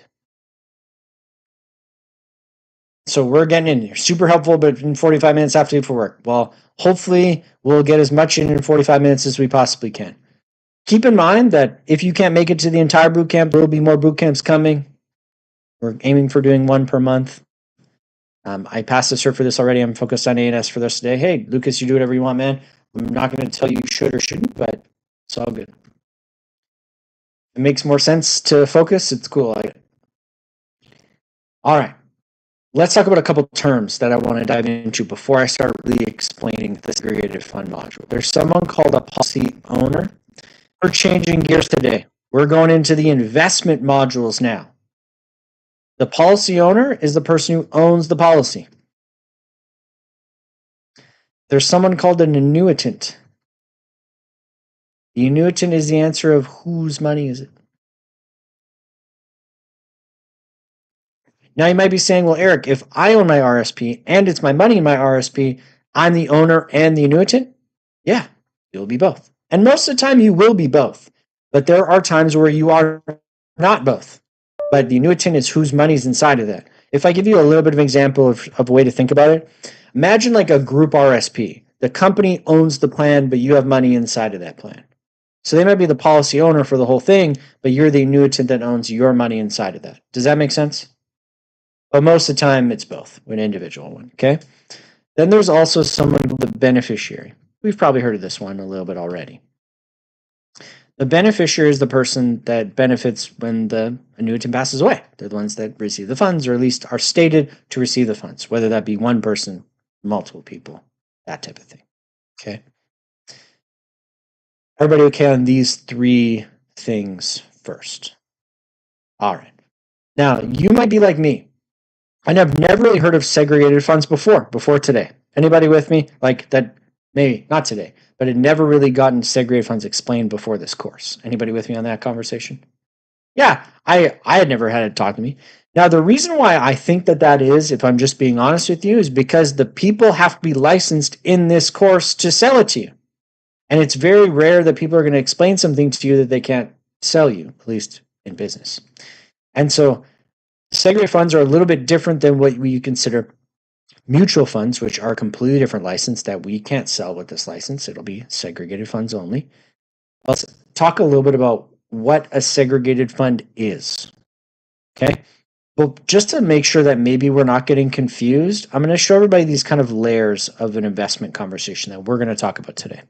Maybe I'll make this middle one a little bit bigger. Okay. I like to explain these in a little bit of layers so we try not to get them confused. The inside layer of an investment is what they call, or what I like to call, the investment fund. This is the growth section. Is it growing fast? Is it growing down? Is it high risk, low risk? Where's it invested as far as US, Canada, otherwise? That's in the investment fund conversation. Then the middle layer in here is your taxation layer. Or how's your money registered? Can I see the note? If you can't see the notepad, let me just reshare for everybody. Just in case, so it takes the front of your screen again. By the way, if you're on your phone and then you're having to flip, just there's a thing you can click on to go to screen or my face. But hopefully that helped.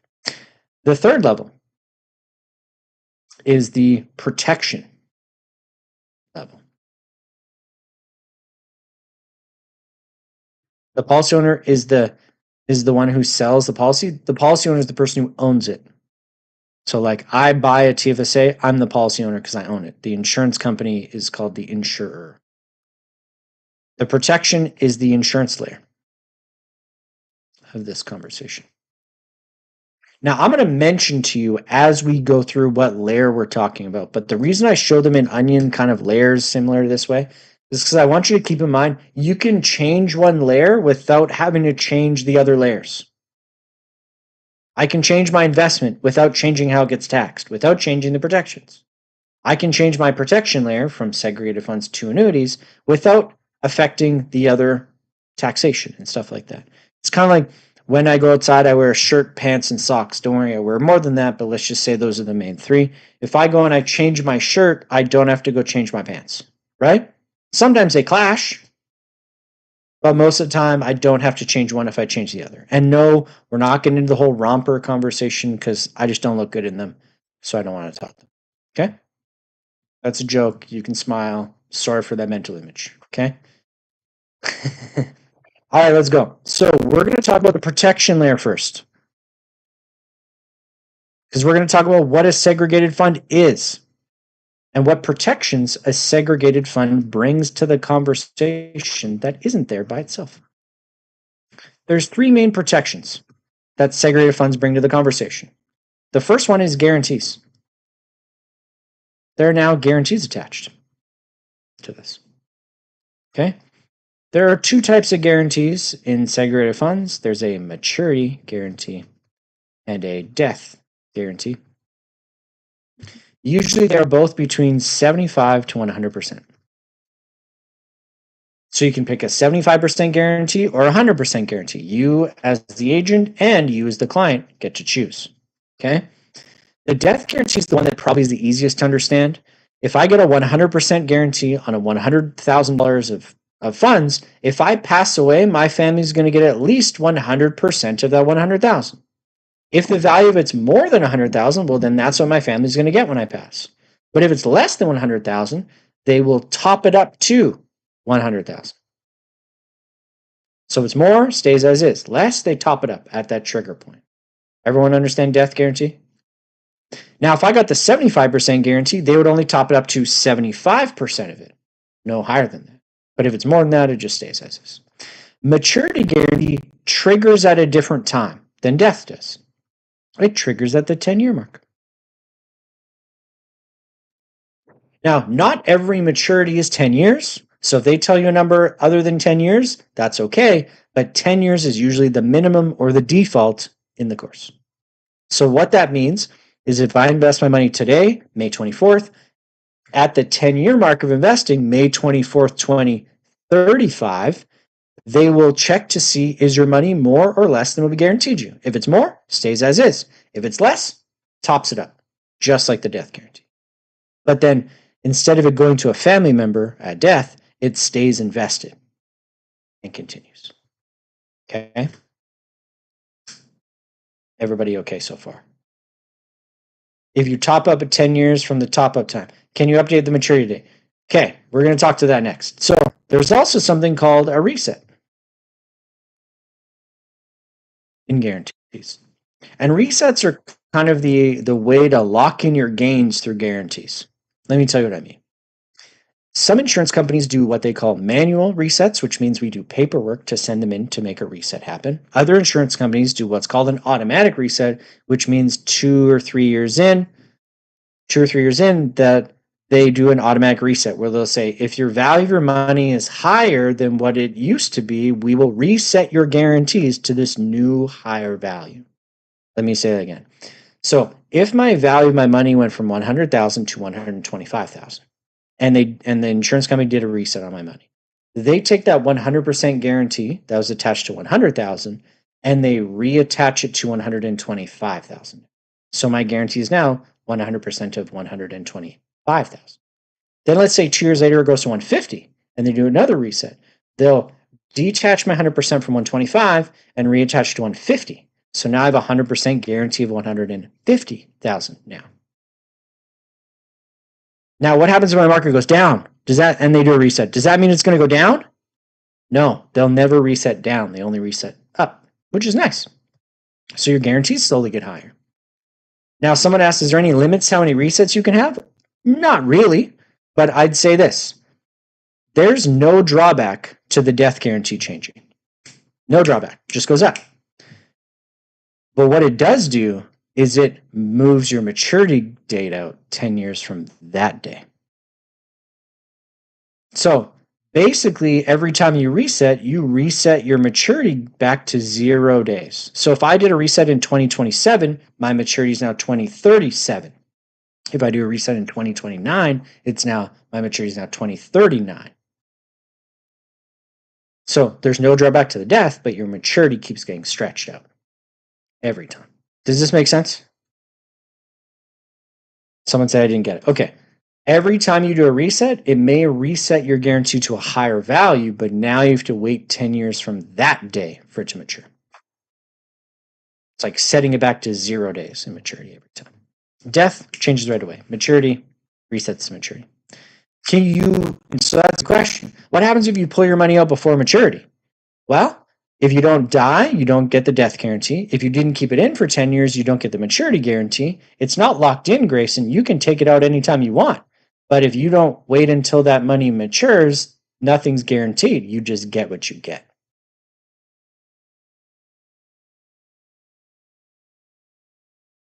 Does your premium change when you reset higher? Heather, this is investments. We do not pay premiums for investments. We put money into it. Yep, that's okay. Any penalties? Penalties for taking the money out before maturity? No. What happens after maturity? It goes for another 10-year maturity cycle. Just keeps resetting. Does another 10-year maturity, and then a 10-year maturity, and then another 10-year maturity. It keeps going. So resets are good because they raise your guarantees, but they also extend out your maturity. If you always do resets, your money will never mature. So sometimes you want to stop your resets, which you can, to let your money mature. So it has that 10 years to get guaranteed. Is there MERs? We're going to talk about MERs later. Don't you worry. Everybody okay with the guarantees? What if you don't want to reset? You stop it. The return is based on the amount of money you earn. We're getting there. Just understand that money can get guaranteed. Trust me, we got lots more stuff coming. I know you guys are giving me really good questions for what we're going to get into. So I'm all good. All right, let's keep going. The second protection that comes with segregated funds is a creditor protection. Creditor protection. So I love the questions you guys are asking because you're critically thinking about what we're going to go through. We're in the first 50 minutes, not in the last. So don't worry, we got lots more stuff coming. Creditor protection. Creditor protection is the idea. Let's use an example of someone passing away. Okay? Because the last protection is it bypasses probate. When somebody passes away, a lot of things have to happen. Now, I'm going to say there's 10 steps that happen between someone passing away and the money going out to the family in their wills. It's probably more like 100, but let's just say that there's 10 for simple numbers. Okay. At step 1 being somebody passes away. At step 2 or 3, the money from a segregated fund will probably go to the beneficiaries because the beneficiary reaches out, say, hey, my mom, brother, sister passed away. I'm the beneficiary. Can you send me the funds? And they say, sure. So they send it out to the family. At step 4 or 5, maybe even 6 in those steps, that's when all the credit card companies, the loan companies, the mortgage companies, they start getting all their bills paid off. So they pay the credit card back, the line of credit back, the mortgage back. But what happens when there's not enough money to pay all their bills? Well, the credit card companies cannot go back and chase the segregated fund money. They cannot go chase that money. Because one, it's already gone in step 2 or 3, and it's already in the hands of a family member. But I will say this. There is a caveat to the creditor protection conversation. They will get access to it if you did it on purpose. Let me tell you what I mean. If instead of paying your bills, you only saved money, they will get access to it. Because you're technically defrauding your creditors by not paying them and trying to put your money in a place so you never have to pay them. That's not okay. In ethics, it says if you're within a year of bankruptcy, they can access that money when you put it in. If it's bankruptcy. But when someone passes away, as long as they were paying bills and saving money, it's credit protected. It's only when you stop paying bills and only put money in investments, that's when it's not credit protected. That's what I'm trying to say. You got to pay bills and save for it to be credit protection. Why is this called a segregated fund? Oh, it's because it's segregated away from mutual funds, maybe, but I don't know the right answer to that question. I don't know why they name things the way they name things. Bypassing probate fees is the last step of that 10 steps. At the 10th step, before there's that little nest egg of money gets transferred via your family, via the will, the government takes a cut, or they call it a probate fee. Some provinces are a static amount of money, like Alberta. It's a certain amount of money depending on how much is there. Other provinces like Ontario take a percentage. And so let's say it's 1%. If you have $10,000 in there, well, then that's only 1%. If it's $100,000, it's 1%. If it's $1 million, it's also 1%. So it can stack up pretty high. But that segregated fund money does not come into play with probate fees because it's already in the hands of your family at step 2 or 3. It's not even there at step 9 or 10 when they calculate the fee. So it's kind of like if I use all the cash in my wallet and then I go outside and someone says, give me all the cash in your wallet, I don't have any to give them. So this money's not there for them to put a fee on. And if they can't see it, they can't fee it. So it's gone before the probate fees get charged. Everybody get what I'm saying? Nice. So it's credit protected if you're paying your bills still. It bypasses probate because it goes to your family before they calculate probate. And if I say one extra thing about probate, this is one of the reasons why often people name beneficiaries in life insurance rather than name the estate as a beneficiary in life insurance. Because if you dump $1 million life insurance into your estate, which is what this is, they take a probate fee cut of that money right at the end too. So that's why sending them to people is often better than sending them to an estate. Everybody okay with the protection segregated fund brings to the party? Good. Without that insurance wrapper, these would not apply. That's why we're talking about these. Okay. Awesome. Now let's get into some investment loveliness. Bypassing probate, the money goes to your family from a segregated fund in a beneficiary before probate gets calculated, so the probate doesn't get paid on that money because it's not there. Yeah. All right, let's start getting into some investment stuff. There's things called interest rates. Interest rates are the percentage money goes up or the percentage money goes down in the markets. If, oh, my money up by 5%, that's an interest rate. Oh, my money went down by 6%, that's also an interest rate. That's in the market, right? There's also something called inflation rates. Is there anyone in the room that wants me to explain inflation? Anyone know what inflation is? Don't make me make the joke about nobody putting up their hand again. Anyone know what inflation is?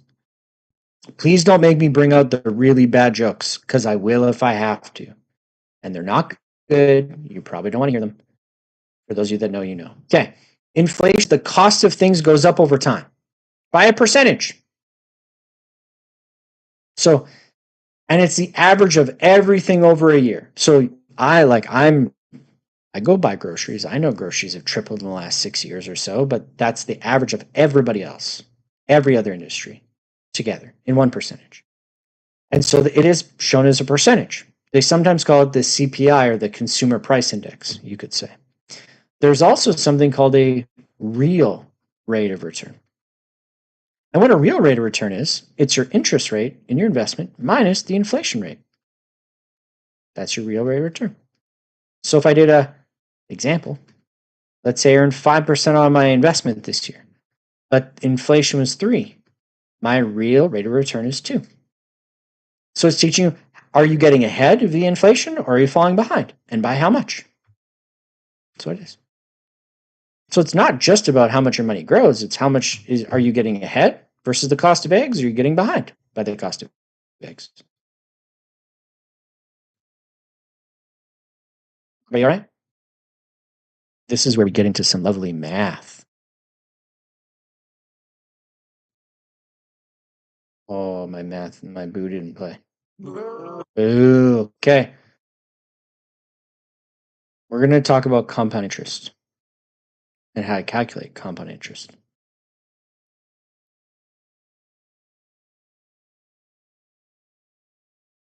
Can I roll past this part? The end rate bit? Okay. Let's talk about compound interest. Here's the formula in the textbook. Future value equals the present value multiplied by 1 plus the percentage to the amount of periods, which is n. Now, if it was confusing when I said that, good, because I'm not going to teach you to use this formula anyway. I'm going to teach you a simple way to do it. That's repeatable on every calculator anyway. Is that okay? I'll show you how to do it in this calculator after, but I'm going to show you an easy, simple way to do it first. Everybody okay? Okay. Put an X there, but like we can still use that. But maybe for my not so great math friends. Can I please go up for 2 seconds? 1 Mississippi. No, I'm just kidding. I'll leave it up there for a second. So here's the conversation. We're going to use David as an example.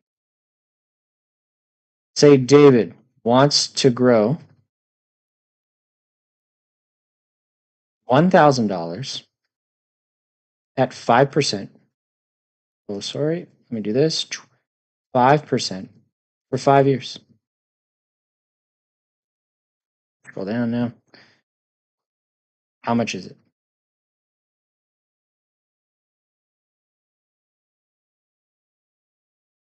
Okay. I'm going to teach you my way first. I'm going to show you how to use it in the calculator, but we're going to do my way first, okay? I'm going to code it so you learn how to do it. Here we go. We take the value, the amount of money, 1,000. We are looking to make this number bigger, grow it, right, by 5%. So we're going to multiply this number to make it bigger. We are going to multiply it by 1.0, which is standard. It's always going to be there. Don't ask why it's there. It's just there to make the math work. And then I put the percentage of interest in, which is, in this instance, 5. And then I press equals in my calculator. And it gives me 1 year growth. Or in this example, 1,050. If you can understand how to do this, you can understand an infinite amount of interest. I just need you to understand this. I take the value they gave me, 1,000, multiplying to make it bigger, 1.0 standard, 5, because it's 5%, and then equals 1,050. Is everybody okay with math? Calculator, 1,000, multiply to make it bigger, 1.05, because it's 5% interest, equals 1,050. Everybody okay? Okay. Now here's the simple way to do it. Now you're probably saying, well, Eric, it's 5 years, not just 1 year. How do we do that? What you do is you take 1,050 and you put it in the 1,000 spot and you repeat it for year 2. And then you repeat it again for year 3, repeat it again for year 4, until you've done it 5 total times for 5 total years. And you should get $1,276.28. No, I'm not a math wizard. I just use the same example every time.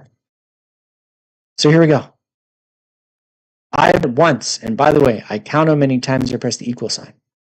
So I've done it once. Times 1.05 equals, that's 2. Times 1.05 equals, that's 3. times 1.05 equals, that's 4. One more time, times 1.5 equals $1,276.28. And just so we're really clear, this is the exact number to the penny as the formula at the top. To the penny. Now, the reason why I like this one over doing the calculator text is because if you get a brand new calculator in the provincial and you don't know how to use it, guess what? Might as well just be a brick if you don't know how to use it. You know, always in every calculator, the multiplication is. And so you can do it every single time. Now, I'll show you how to do it in the legitimate math. I'll show you in the little complicated calculator for a second, just for the math friends. You take 1,000, just like I did. You multiply by, and then you bracket 1.05, just like I did. And then you click the YX button, this X with a Y on top. That's the exponent button. And then you put 5 for 5 years. Press equals $1,206.28. Same number. Which one's easier for you? In my mind, repeating it in a calculator that works every time. Because, guys, ladies, the certification calculator is not the same as the provincial calculator. And the longer you try and figure out how the calculator works, the more of your time you waste. So I'm not against doing it the second way. You can understand how it works and you'll be able to do it. But I like the first way because it's simple, repeatable every single time. You cannot just keep jamming on the equal sign Patricia because that's not how it works in the certification. Now let's go one stage deeper. Here we go. Let's say Lenora wants $3,000 7 years from now at 6%. How much should she invest today? I don't know about everybody in the room, but this seems a little bit more complicated because it's thinking like backwards in time, not forwards in time. Everybody kind of with me on that? Feel more complicated for you than not just me? All right. Future how to do it. We take the value. Oh, here, I'll write it out. We take the value. 3,000. Now we're not looking to make this number bigger. We're actually looking to make this number smaller, right? Everybody with me? Not bigger, smaller? We're going to divide now. And everything else stays the same. 1.0, 1.0. Interest rate, 6 equals 1 year reduction. Or 28, 30, 19. And then we repeat it until we've done it 2, 3, 4, 5, 6, 7 total times. And that'll give us 19957. Remember, I just use the same examples every time. I don't think I'm doing it in my head. Okay? Here we go. 3,000 divided by, because we're going down, 1.06 because it's interest equals, that's 1.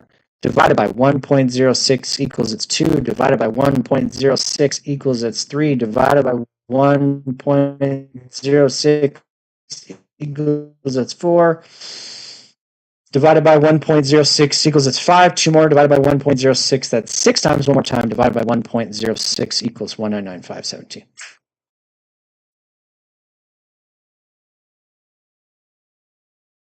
Works every time.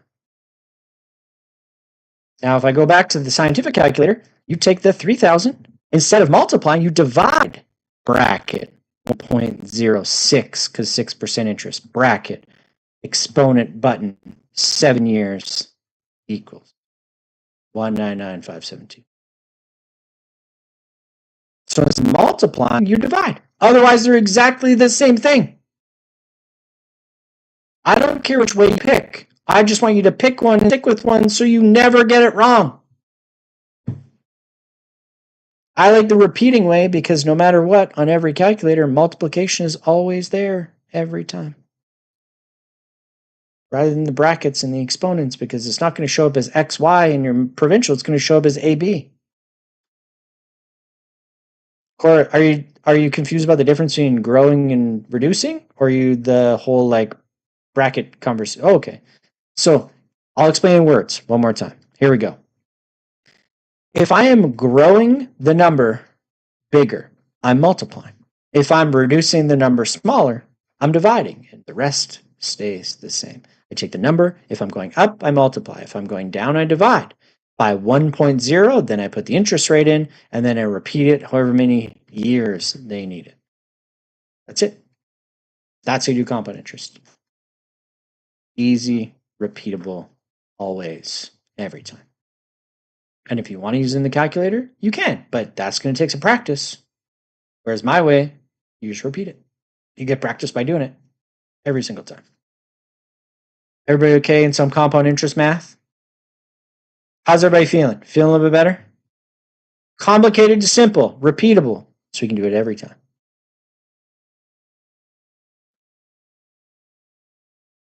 All right, good.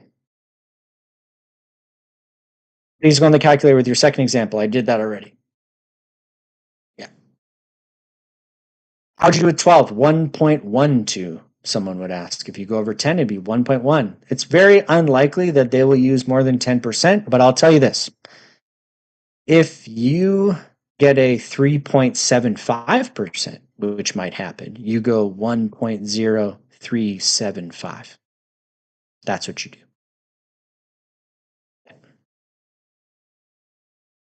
I'll say this because it makes me laugh. There is a weird compulsion when people struggle with math to need me to explain it to them so they think they understand how math works.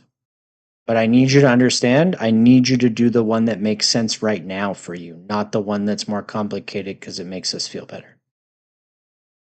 My goal is for you to understand how to do it, not the complicated math way to do it, because you're not going to be able to bring your own calculator. You will only have their calculator, which means you need to learn how to use the simplest part of the calculator all the time. Someone asked, why do I add the 1.0 and 1.05? The reason you add the 1.0 is so you don't have to add up everything at the end. It keeps a running total all the time. Yeah.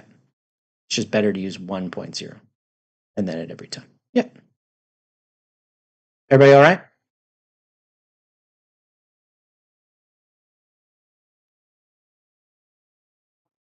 All right, let's go. It's all good. Calculator is easier, but I didn't listen properly. All good. It takes practice. It's going to take practice. And we'll just do one in the mock later. We'll do one so we can all do it together, both ways. All right, all right. We keep going. How to use a calculator if they ask how many years if needed from 3,000 to 5,000? It's a good question. Take 3,000 and start multiplying it up by the interest rate, in which everyone hits 5,000. How many times you press the equal sign? That's the answer. Yep. Just start growing 3,000 by whatever percentage until it hits 5,000, and however many times you press those, that's the right answer. That is compound interest. You got it. Happiness. That was compound interest. You got it. I mean, the calculation? Yeah. All right, let's go. Let's talk about some risks. By the way, we still got lots of stuff to go through in SEGs, so just strap in. We're going to go probably right to 5 o'clock at this right now, but we'll see. I'm going to try and speed up when I can. All right, let's do this. Let's talk about some risks to investing your money. I'm not going to give you all of them. I'm going to give you the top 4 they ask about in the course. Here we go. The first one is called inflation risk.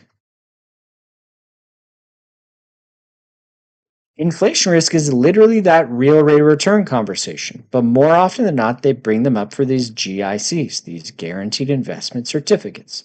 These are investments with a bank or some other institution where they lock in your money for a certain amount of time, giving you a relatively low interest rate.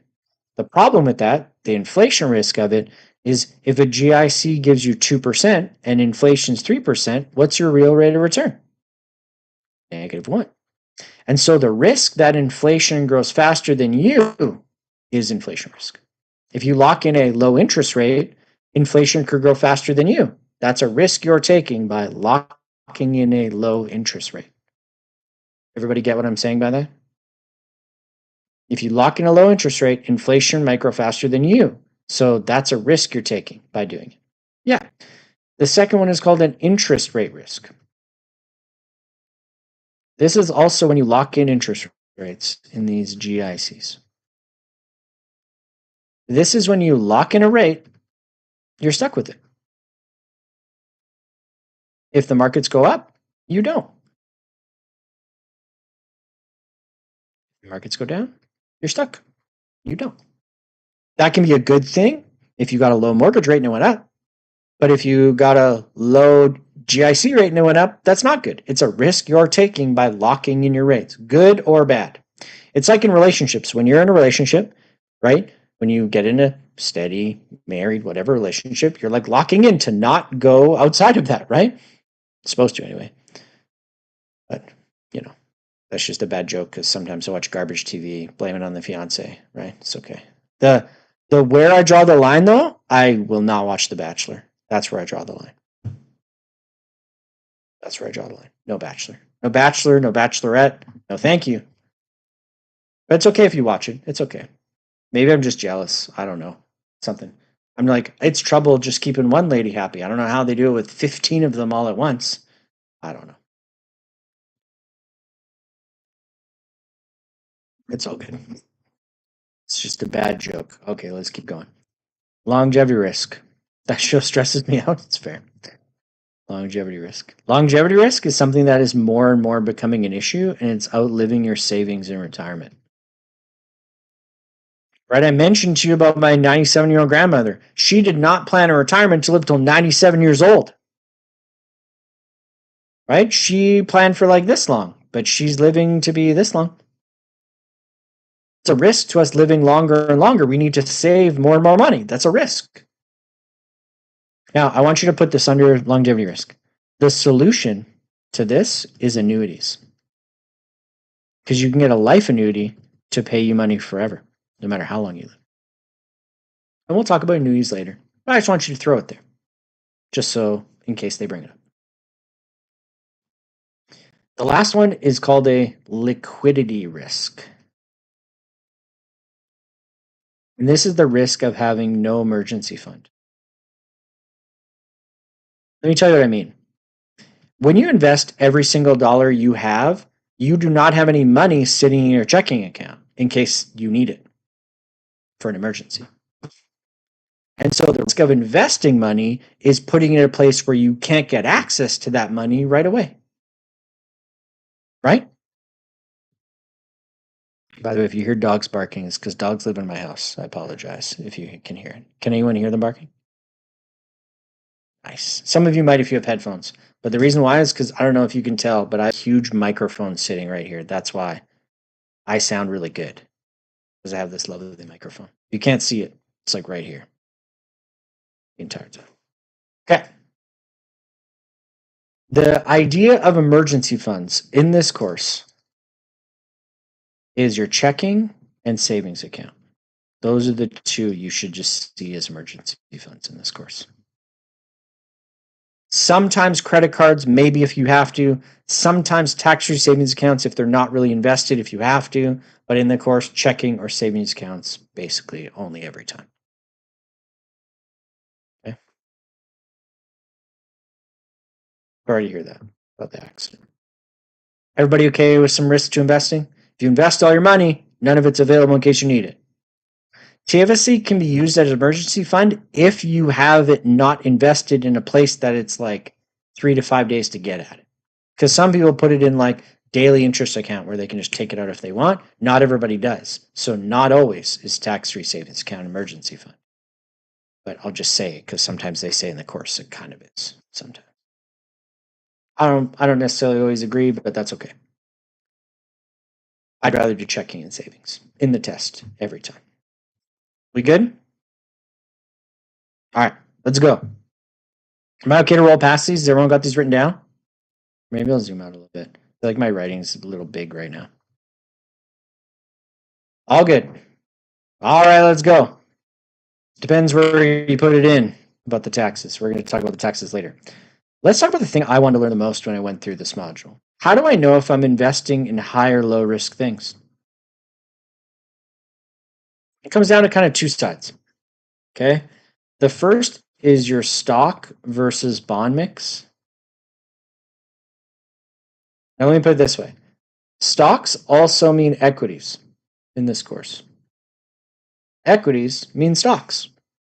Bonds mean fixed income. They are the same thing. They are interchangeable. A good way to think about it too is stock means growth, bond means income.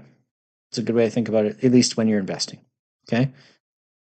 What I'm going to do is I'm going to draw 3 perfectly identical circles because we're going to draw some pie charts and we're going to compare some percentages. Who thinks I can draw 3 perfectly identical circles? I'm going through some pages. Who thinks I can't do it? Ye of little faith. I have a shapes tool and I can draw a perfect circle anytime I want, but that's not fun. So let's do it. Here we go.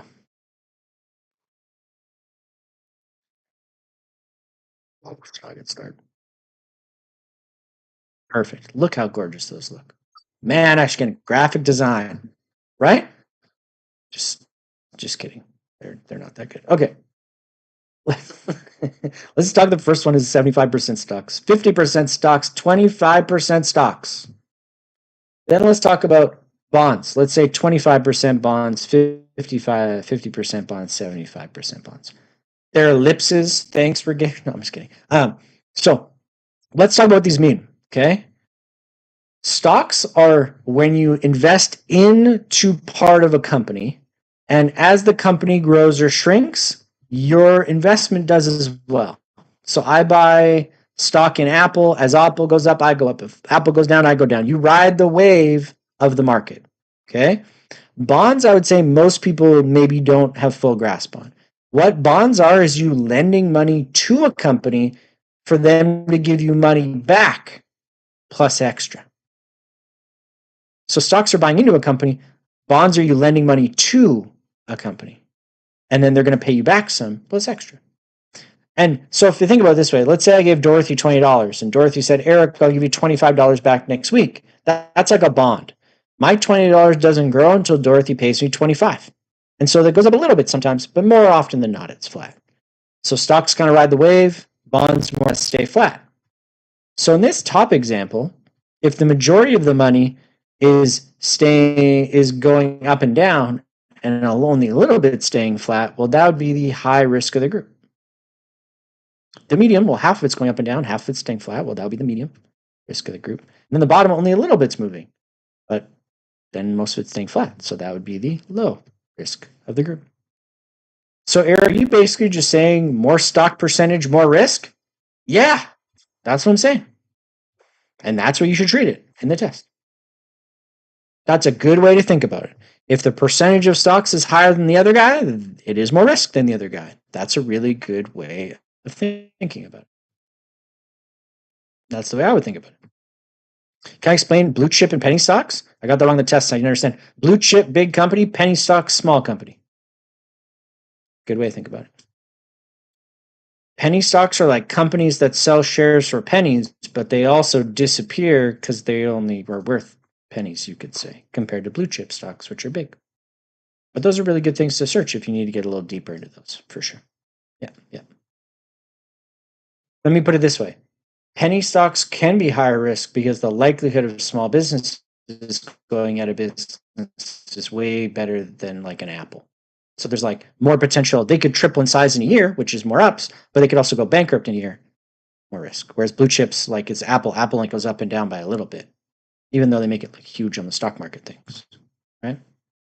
Yeah, you got it. Everybody okay for stock v bonds? More equities, more stocks, more risk. Clear? All right, let's go on the other side.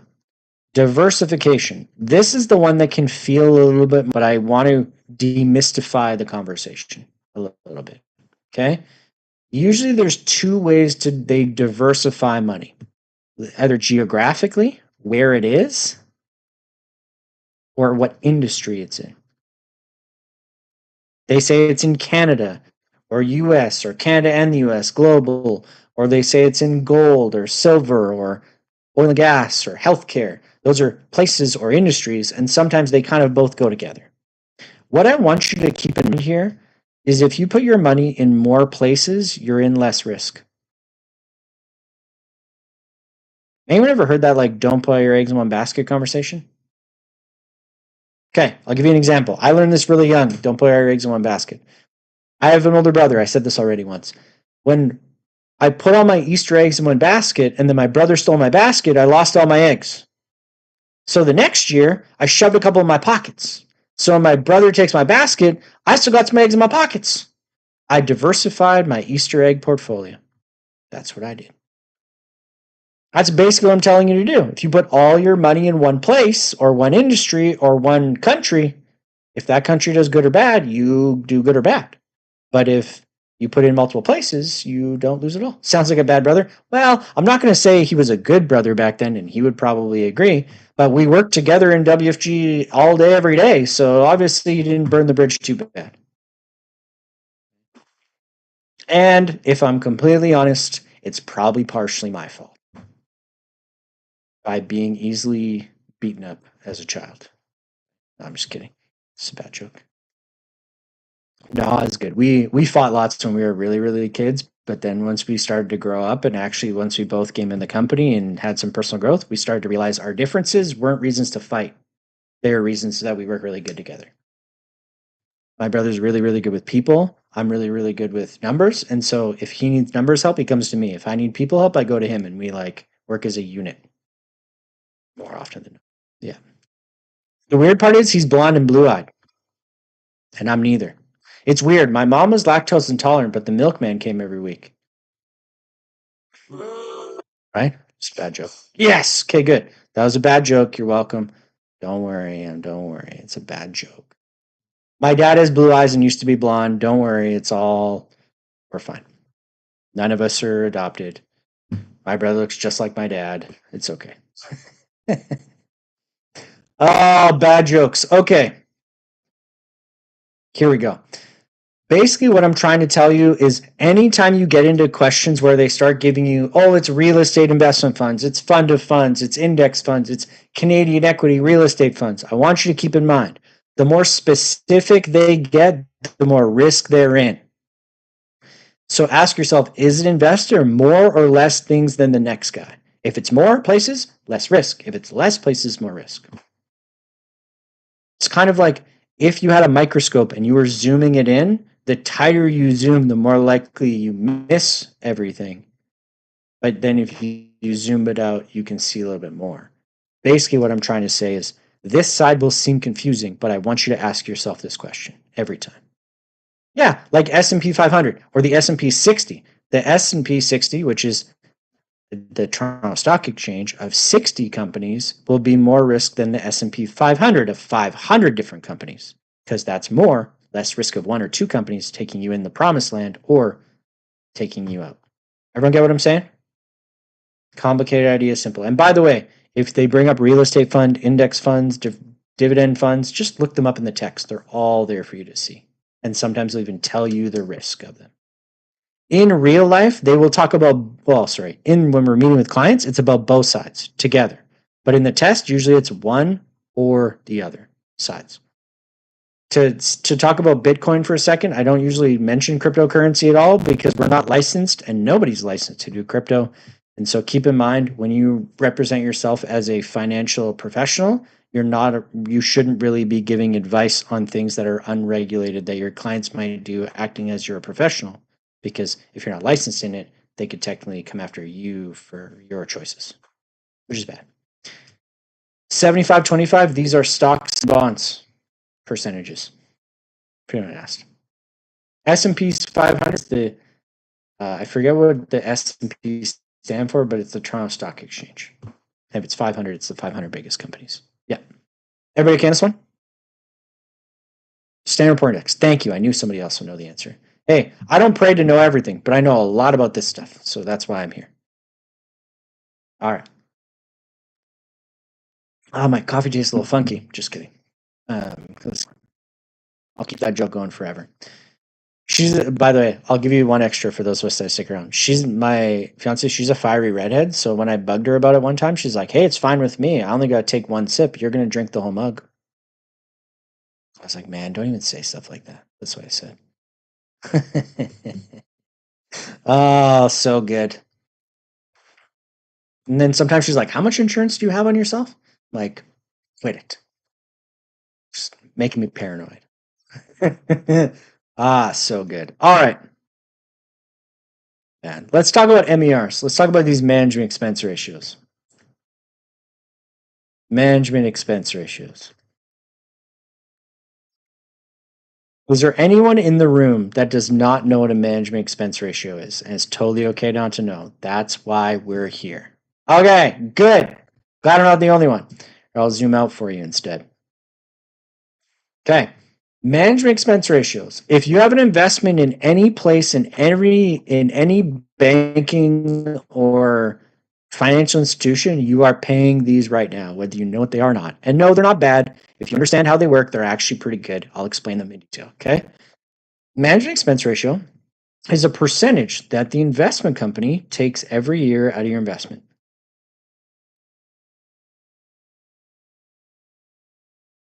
Takes yearly. So let's say MER is 3%, as an example. Okay. That means if, let's say, Christine sees 5% on her statement at the end of the year and her management expense ratio is 3, that means her investment actually does 8. The company takes their 3% for their management expenses, and then we see 5 on our statements. Then let's say the next year she sees negative 5 on her statement. That means that the investment did negative 2. They take their 3, and we see minus 5 on our statement. So they take that 3% whether the money goes up or down every single year. Okay. Now that doesn't make it sound super great when I say it like that, but when I explain it to you, it will make a lot more sense. Okay. I'm gonna ask the room kind of a hypothetical question for a second, and I'd love for you to answer. And I'm assuming out of the 490 people that are in the room, that at least half of you are paying enough attention to answer. So, if I were to offer you a job, but I were to offer you 2 different ways to get paid, I want you to tell me which one will get you more excited to go to work tomorrow. 50 grand of your salary or 10% of the profits? And no, I won't tell you the profits. Which one to get you more excited to go to work tomorrow?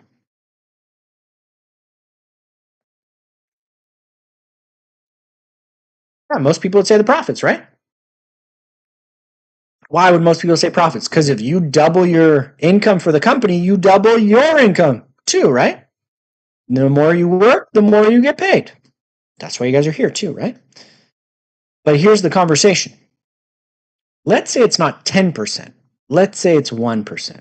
That's about what the investment company gets every year. And this goes to multiple places.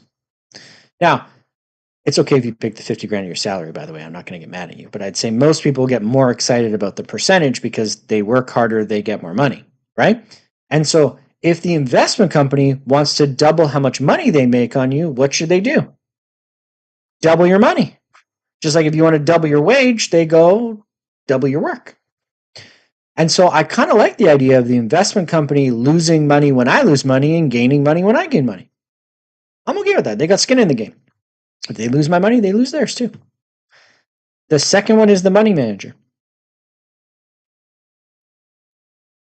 They're the one that buy, sell, get into debt, get into gold, get us silver, things like that. Okay. I like even more the idea sometimes of me putting my head on the pillow every night and somebody else putting their head on their pillow thinking about how to make me more money. To make them more money. It basically uses the selfishness of humanity for me. I like it. Because if they want to earn more money on my money, they go earn me more money. The third one is your guarantees. For the person that said, Eric, what about the premiums for segregated funds? We don't pay premiums, we pay this. This is the little extra we pay for those segregated fund protections, those guarantees. So traditionally, segregated funds, MERs, cost a little bit more than mutual fund ones do because segregated funds have guarantees that we pay for that mutual funds don't have guarantees that we don't pay for. Not more, but a little bit more. The last one is the advisor. We get paid a percentage here too. Now, this isn't why I love these. Okay? It's not why. The reason why I like MERs and why I think it's good for us to understand how they work is because there's no reason for the investment company to do anything but the best because they'll suffer too. There's no reason for the money manager to do anything but the best because they'll suffer too. There's no reason for the advisor to do anything but the best because they'll suffer too. Everyone is incentivized to do the best job possible because they all get a cut. If my clients grow money, I make more money. That's how it works. So why would I put a client in anything but the best? Because if I do that, I also grow / shrink with them. That's why I think MERs are really, really good because everybody gets part of it. How do they suffer when it's 3%? Because if your money halves in value, they half their 3% on. If they double your money, they double the amount that gets 3% on it. They have incentive to grow it, just like you do. I think that's good. But that's just me. Are we the advisor in this scenario? Once you're licensed, for sure. But you're not licensed yet, so not yet. For sure. Everybody all right? Management expense ratio? Great. Let's keep going. Now, we're going to change gears, everybody. Changing gears. We're moving away from the investment side. Now we're jumping into registration. Do MERs change? Somebody just asked me. Depending on which fund you have invested, they will be different. They're not always 3%. And that was just an example, but every investment is a little bit different. Yeah. We're going to talk about how you register your funds now, or registered investments. Okay. So we're talking taxation now. So we've talked about growth up to now. I want you to keep in mind the growth part is going to stay the same. Now we're going to talk about how that money gets taxed, and it depends how you register it with the government and how it gets taxed. Okay. We're going to go from the ones we know to maybe the ones we don't. So stay with me. We're going to have a lot of stuff to go through, and I'll make sure that we work our way through. Okay. The first one would be RSPs, which are retirement savings plans. Retirement savings plans. The way RSPs work is you get a tax deduction when you put money in, but it gets 100% taxed on the way up. Now, I don't mean your tax rate is 100%. I mean it gets taxed just like you made it at your job when I say it that way. So if I make 100,000 at my job and I put 1,000 into my investment, in my RSP, the Canada Revenue will act as though I made $49,000 that year, and I'll get taxed back on that extra 1,000. And then the next year, if I make my 50 grand a year salary and I take out that $1,000, Canada Revenue will act as though I make $51,000, and I'll have to pay extra tax on that 1,000, like I made it from a paycheck. Is everyone understanding what I'm saying? You get tax back on the money you put in. You have to pay extra tax on the money you take out, just like a paycheck at your tax rate. And for anyone that might be worried, you don't ever have to calculate a tax rate. That if they need you to calculate it, they'll give it to you. Okay? Just don't be worried too much about that. Everybody okay with that part so far? Okay. At age 71, these will convert to what's called a RIF for you. You can calculate, you can do it before age 71, but at age 71, they will convert for you to a retirement income fund. Okay, that's one of the things I want you to know about RSPs. Once they hit age 71, they convert to these RIFs, these RIFs. The other things I want you to know about RSPs, okay? Let's talk about the contribution limit for a second. Because there's a little trick with the contribution limit that maybe I can show you.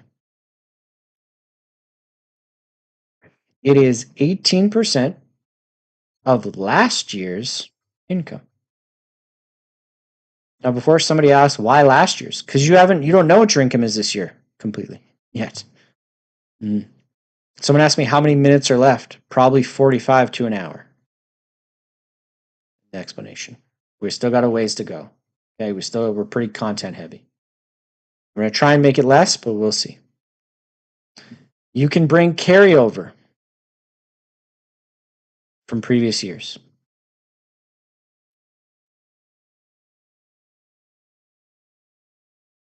Okay? The last thing I want you to know, and this is the one that's kind of the caveat to things, there's an over contribution of 2,000 once. It's once.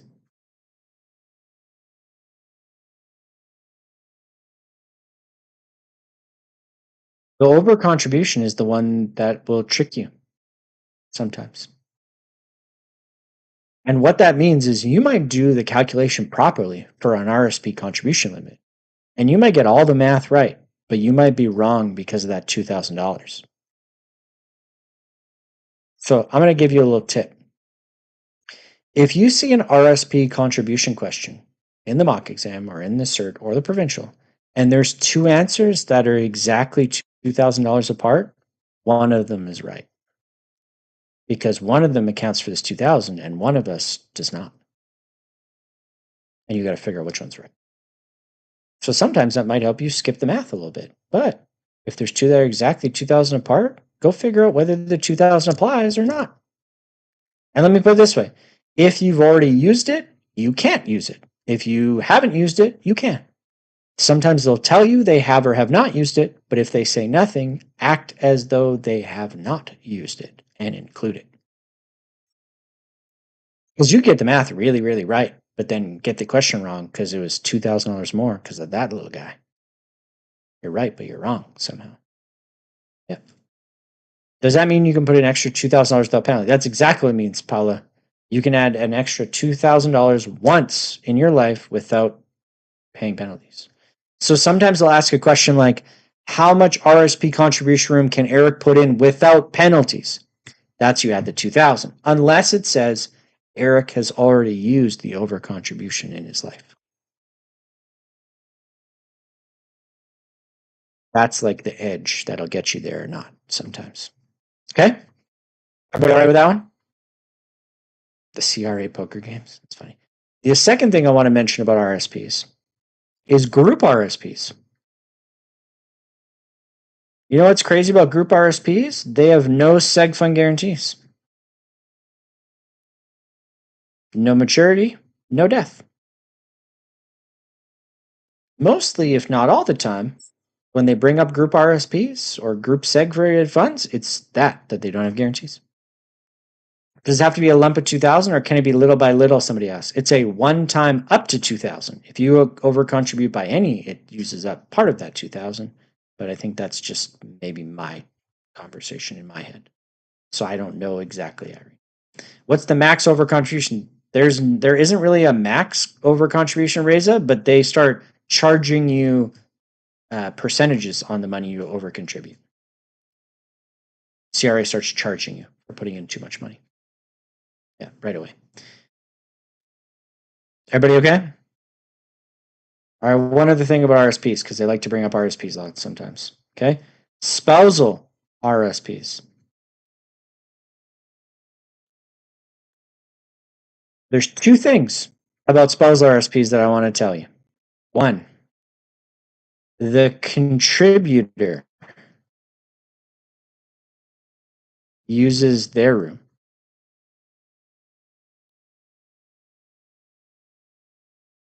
So if I'm putting money in my fiance's RSP, I'm using my own contribution room to put in hers. I'm not using her room at all. Whoever is contributing in is the one using their contribution rooms, not the one who's receiving the funds. So I could put all of my contribution in a spousal for her, and then she could put in all her money into her own. That's true, because I use my own to put in hers. She uses her own to put in herself. That's PC time. Pacific time? Yes. because it is 4 p.m. Mountain Time. The second thing, can you do both? You can. For sure, Jason, because I'm using my contribution for her and she's using her own for herself. Now, someone asked, what's the benefit of a spousal RSP? If my tax rate is high, I get a tax deduction at a high tax rate. If her tax rate is low, when she takes the money out, she pays a lower tax rate. And so somehow, some way, we save taxes. Because I get taxes back at, say, 45%, and then she takes money out at 20% later. So technically, I got 25% tax more than she's going to pay taking it out. The second thing about spousal RSPs is they have to be in the account 2 years for it to transfer ownership. Or maybe ownership isn't the right way. Transfer tax rates is a good way to say it.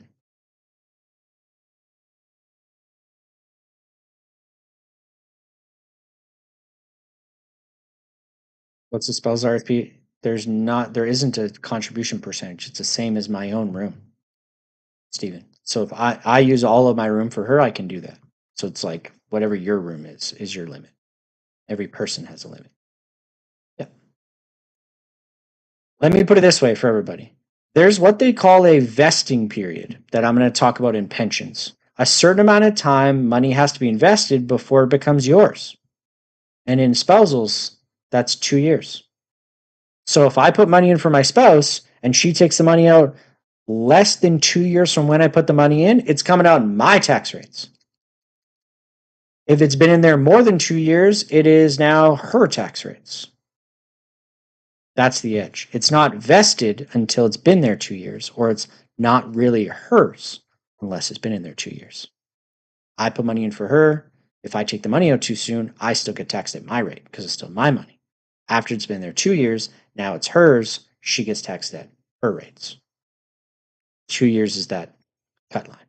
Yeah. Can you do some calculation examples? I get that everyone wants examples in math, but this is not math. I just need you to understand conceptually what's going on. If I use my contribution room to put in hers, I'm using my room to put in hers.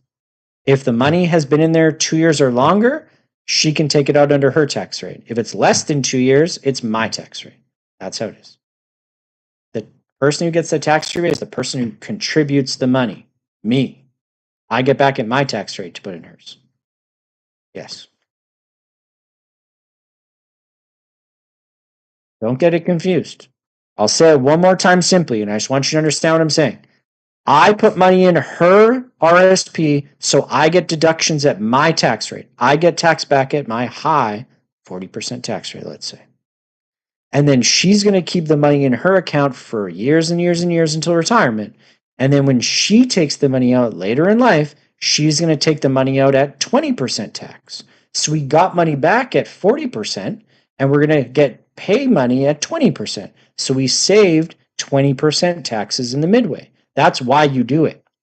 If she takes the money out too soon, within 2 years of when I put the money in, it will not be taxed at her rate.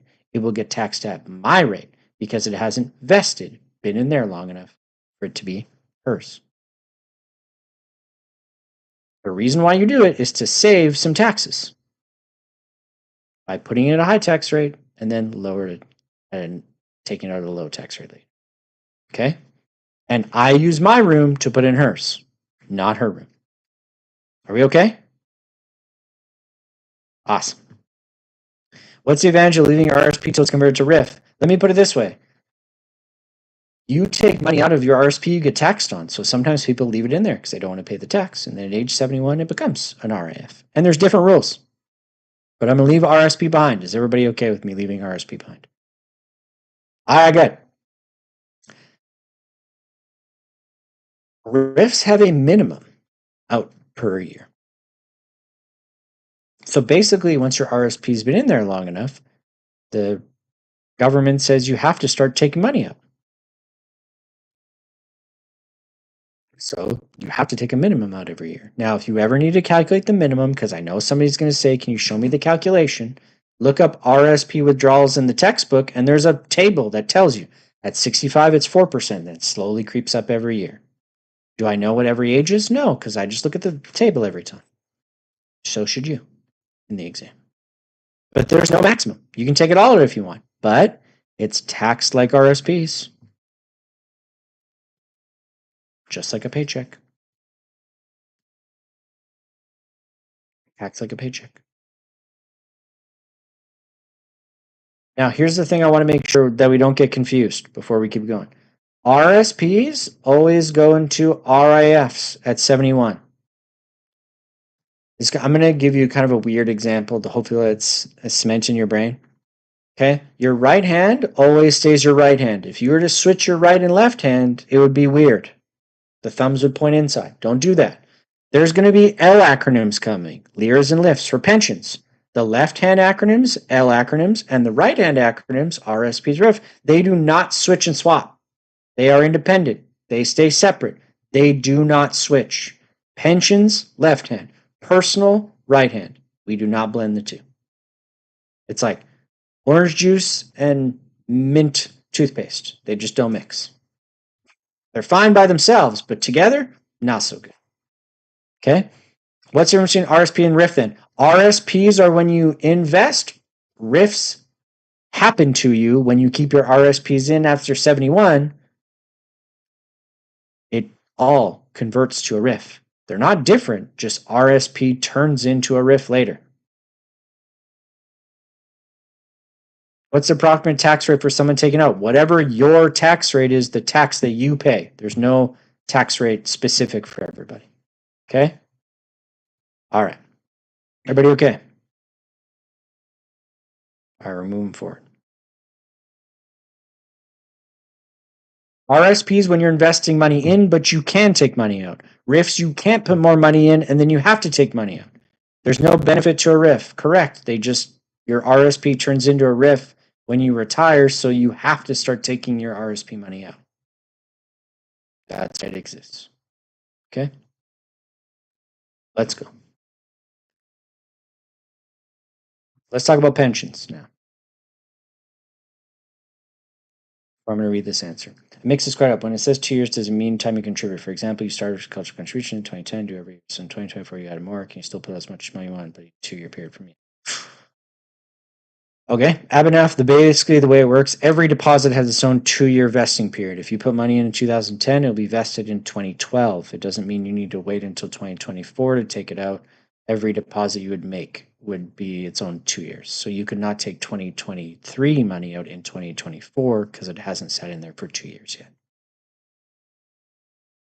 Okay, let me put it this way. It's like planting seeds in your backyard. Every seed you plant has a different gestation period, correct? Every deposit in an RSP has a different vesting period. Awesome. Okay, that's all good. I don't blame people for asking. All right, there's 4 pensions that we're going to talk about today, but I'm going to make sure everyone understands. I'm going to teach you the differences between the pensions that will show up on the test, not the similarities that make them all the same. Here we go. We have a DBPP. We have a DCPP. We have a DPSP. And we have a PRPP. Here we go. Defined benefit pension is the top one.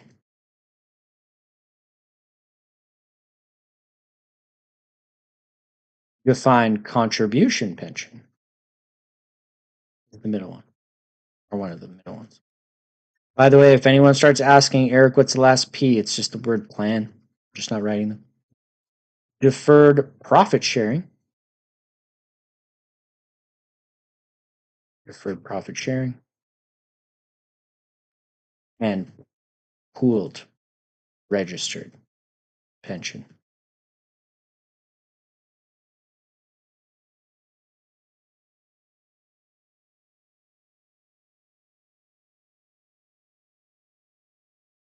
Now remember, I told you I'm going to tell you what's different about them. Why? Because they each have distinguishing features. And so when you're going through the test, they will talk about the distinguishing features so you know which one to pick.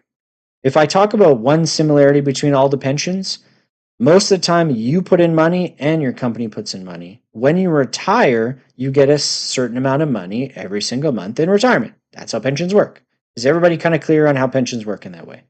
You put in money for a long period of time, and then the company pays you for a little bit of time. Oh, sorry, my ear headphone is just killing me right now. I guess those of you who didn't notice, I have like a in. That way I can hear myself. Okay? The benefit pension has a benefit the other pensions do not, and that benefit is a guarantee.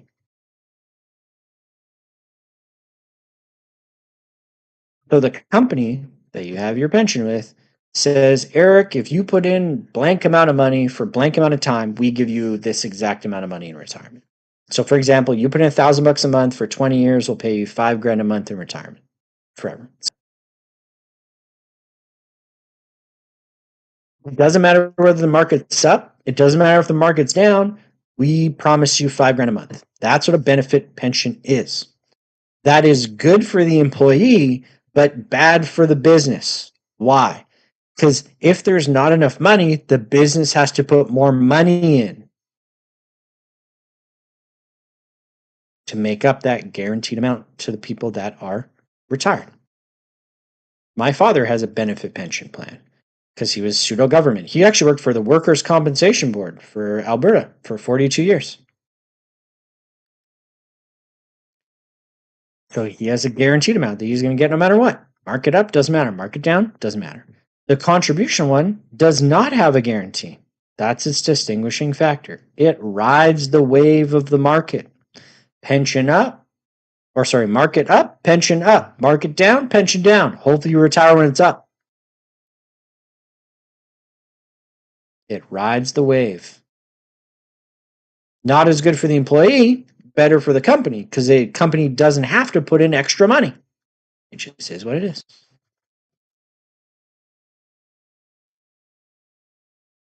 Your company you work at will tell you which pension they have. You don't get to apply for a pension just as is. You need to work at a company that offers a pension for sure. And if you're wondering which pension you have, I don't know. You got to go ask them, right? I get people that sometimes ask me very specific pension questions, and I'll just say, I don't know. Ask your field trainer. Go sit down with them, and they'll show you. Because there's so many out there. Okay, profit sharing plan. The specific part of profit sharing is this is employers only. Or at least employers are the only one that can contribute.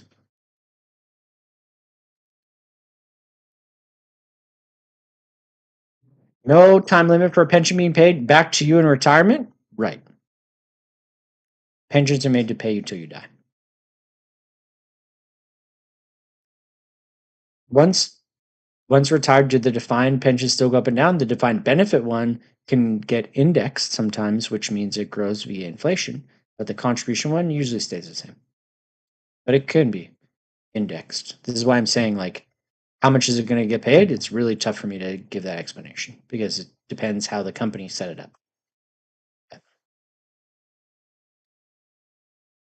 Okay. They have a pension for asking pensions. The reason why I'm giving you these specific points is because they'll say Eric started a company and he wants to start a pension, blah blah blah. He doesn't want to put in extra money if he's out money. Which pension does he not want? He does not want a guaranteed pension because he doesn't want to have to put in extra money and guarantee anything to his people. You guys see what I'm saying? Or they're like, Eric wants to put in money, but he doesn't want any of his employees to put in money. Well, then that's going to be a profit sharing one because Eric only puts in money, nobody else puts in money. Do you see what I'm seeing? I'm trying to give you the cheat codes to get them right. The last one, the pooled one. The pooled one is the flexible one.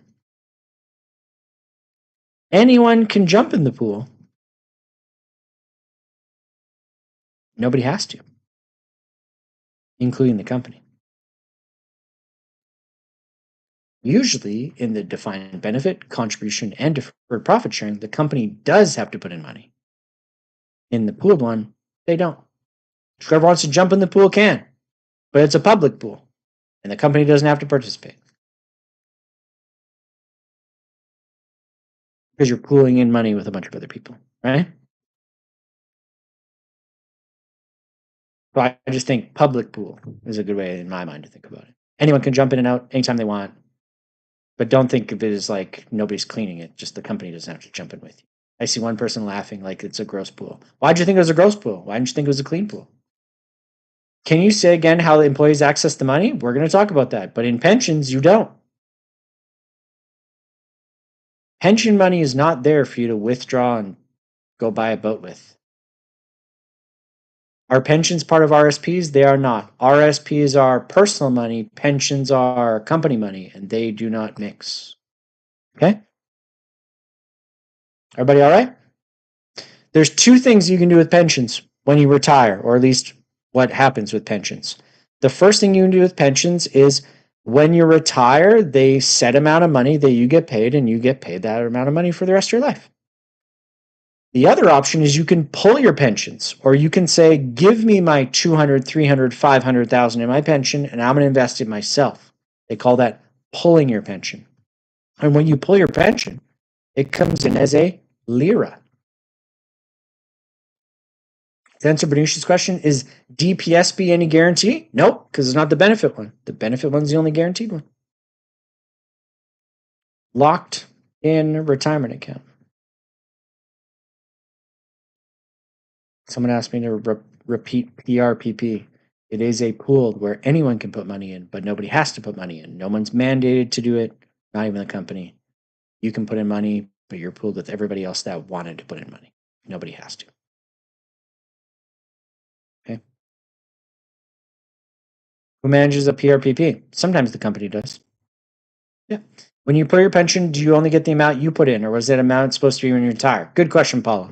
So sometimes you put in money into a pension, sometimes the company puts money into a pension, and sometimes it's both. Okay? Let me state this really clearly for everybody. The amount you put in goes to your RSP as personal money. The amount the company put in goes into a locked-in retirement account because it was company money.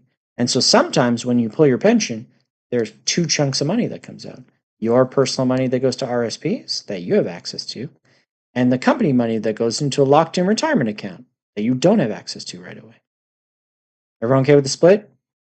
In this course, though, here's the really firm part I want to put you. If they give you an amount of money in a pension and they pull the money out and they say, which type of account does it go in? Just act like it's all company money. If they don't give you the split, it all goes to liras every time. Okay? There are three things that I want you to remember about liras. Three. Everyone's getting ahead of ourselves. Let's just stay with me for a second. The first is pension money in this course always goes into liras. The second thing about liras is at age 71, they will convert into LIFs, life income funds. Just like RSPs turn into RIFs, liras can turn into LIFs. Okay, and the third thing about liras, before I answer some of the questions in there, is the vesting period. Remember we talked about an amount of time, the spousal part? We called it a vesting period. Same thing here. The company puts in money for you, but there's a certain amount of time you need to wait until it's your money to take. Sometimes it's 2 years of money, but it's not always 2 years. The pension company, the company you work with, gets to tell you how long the vesting period is. But until you're past the vesting period, you can't take it. Just like my spouse can't really take out the spousal RSP money at her tax rate until it's after it's been vested. Now it's hers. The ownership swaps when it's vested. CPP is completely different from liras and LIFs. CPP is completely different. If we have time, we'll get into CPP and OAS, but we might not. Okay, none of these go in your pocket unless the next generation contribute the same. Still no luck because of family shrinkage. I don't know what that means, but sure. It sounds more like an opinion than a fact, but that's okay.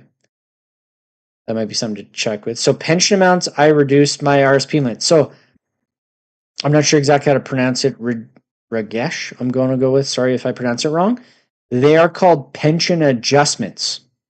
So when your company puts in money, into your pension or you put money into your pension, that also uses up RSP contribution room. They're called pension adjustments. It all comes out of that 18% pool. So if you put some money in your pension and some in your RSP, there cannot be more than 18% of that income or carryover total between pension payments and personal payments. Pension adjustments. Okay? Oh, someone's saying if the company disappears, so is your pension? That's what somebody said. Happens. Now, is the lump sum withdrawal when the pension's taxed? Well, we're not there yet. When you withdraw the money out to Cumbo, it does not get taxed when you pull it into a lira. When it gets taxed is when you start taking it out of the LIF, because you have to. LIFs have minimums and maximums, and it's taxed like an RSP. So there's more restrictions here. You have to start taking out money after age 71. And there's a minimum and a maximum. And it gets taxed just like RSP. This is how you access the money from your pensions when you pull it. You get, instead of getting a consistent amount like a pension does, you get a range that you have to take out in between those. For all those asking me, like, what happens if a company goes under with a pension? Take your pension out before they go under so you can claim your money before it's gone. But I would talk to your field trainer about that. For sure. What if a company has an RSP program but no pension program? Then the money's going to go into RSPs matching. And it's still, whatever dollar goes into RSPs uses up whatever of your room. If a company matches dollar for dollar in your RSP room, every dollar you put in counts as 2 towards your RSP room. Because they put in $1 and you put in $1. 2. Just like if you put $1 in pension and they put $1 in pension, 2.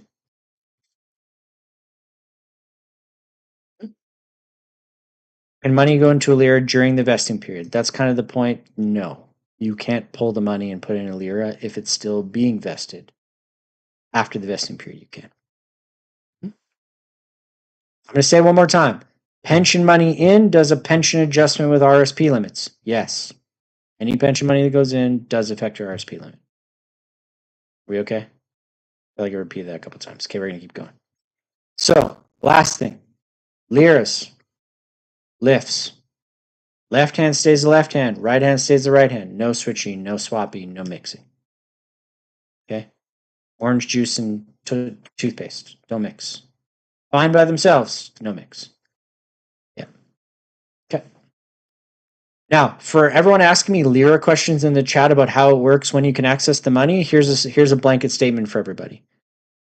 Lira rules are different in every province, so they're not going to ask. And if you ever want to know, go ask your field trainer. Because it's different in Alberta, Ontario, Saskatchewan, Manitoba, Quebec, Newfoundland, New Brunswick, Nova Scotia, and the territories. Every province is different. So no, I'm not going to answer them. And no, they're not the same as everybody else.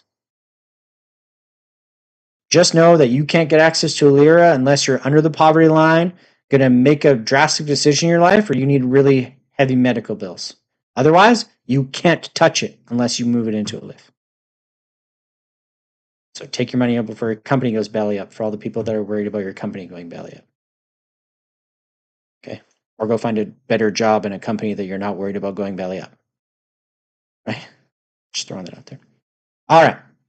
Let's go. We got more stuff to go through.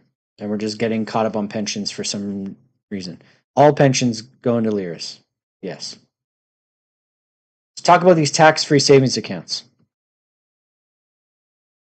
We have 3 more things to go through before we get to annuities, and I want to leave enough time for you guys to actually understand annuities.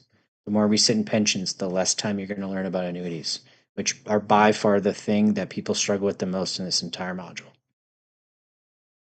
So, here we go. Tax-free savings accounts. They're tax-free in and out.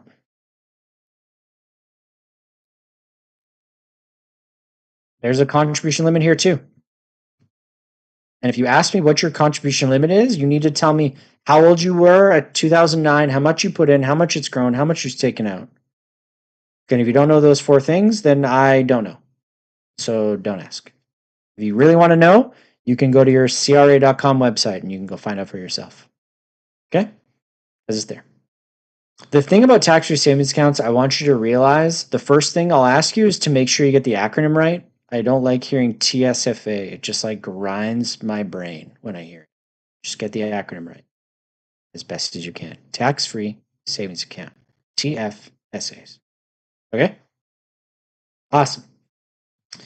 Tax-free savings accounts, the hardest question they're going to ask you is they say, let's say Vanessa hit her limit.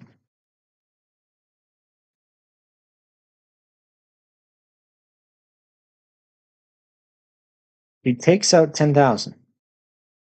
So she maxed out her TFSA. She takes out 10,000 today. You're going to get a bonus at work of 15,000 next week. When can she put the 10,000 back in?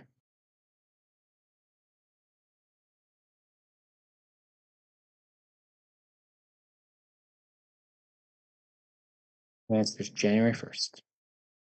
Always. They might say, why? Because she maxed it out. They're called contribution limits, which means they limit how much you can put in, not how much you take out.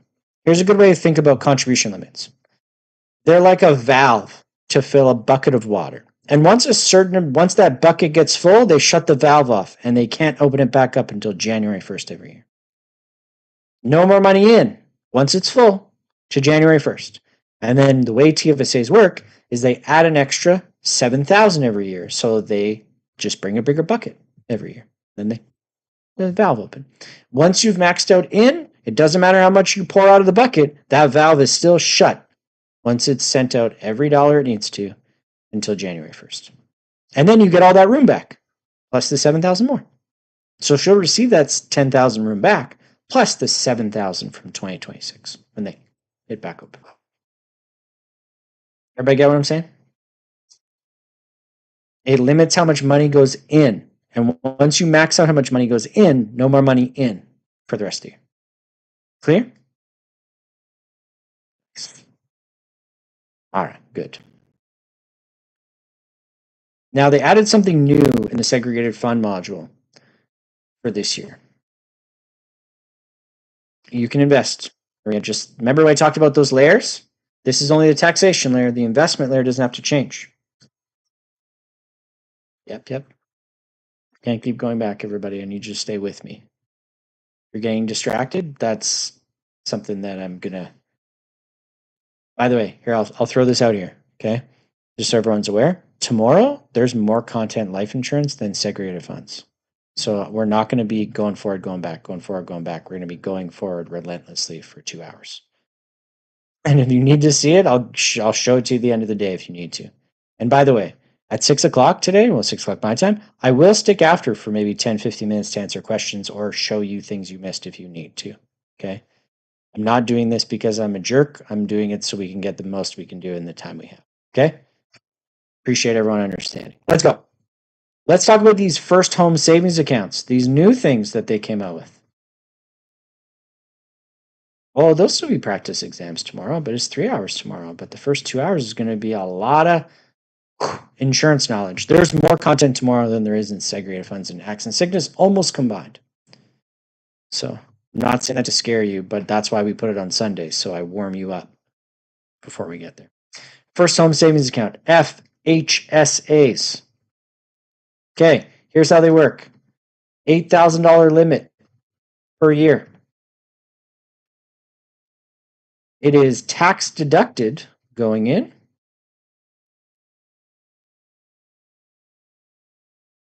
And it is tax-free if used to buy a house.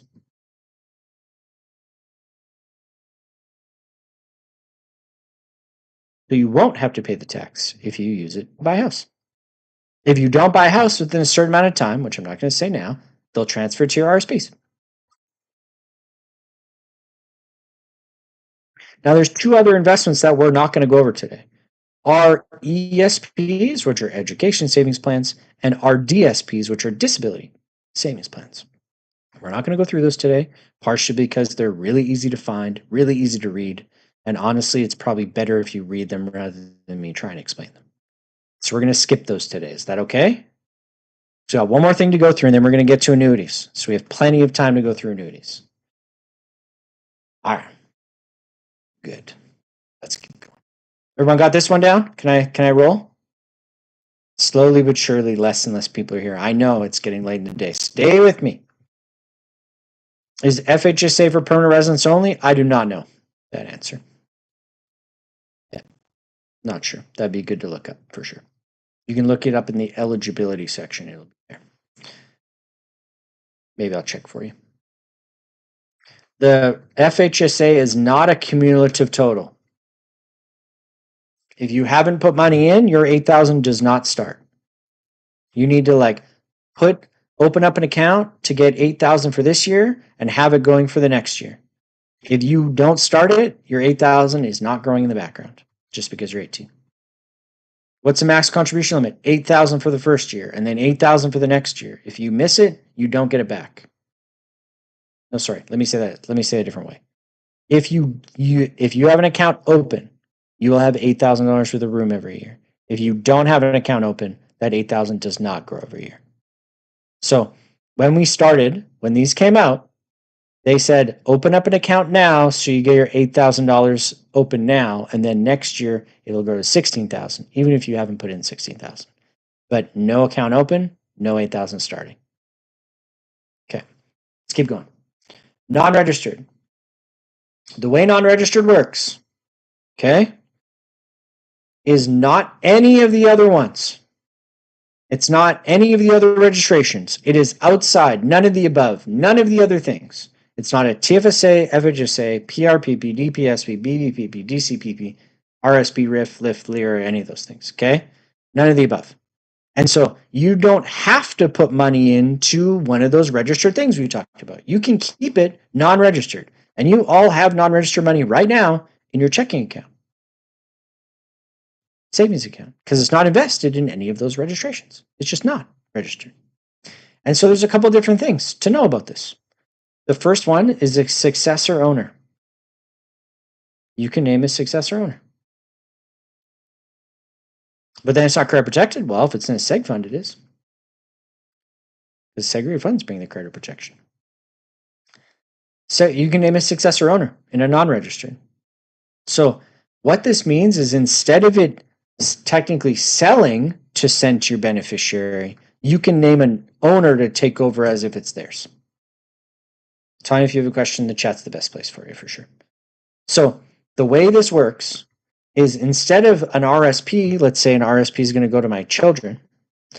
The way RSPs work is they have to cash it out or deregister it, and then there's tax that gets paid, and then they send the remaining to my beneficiary in a check.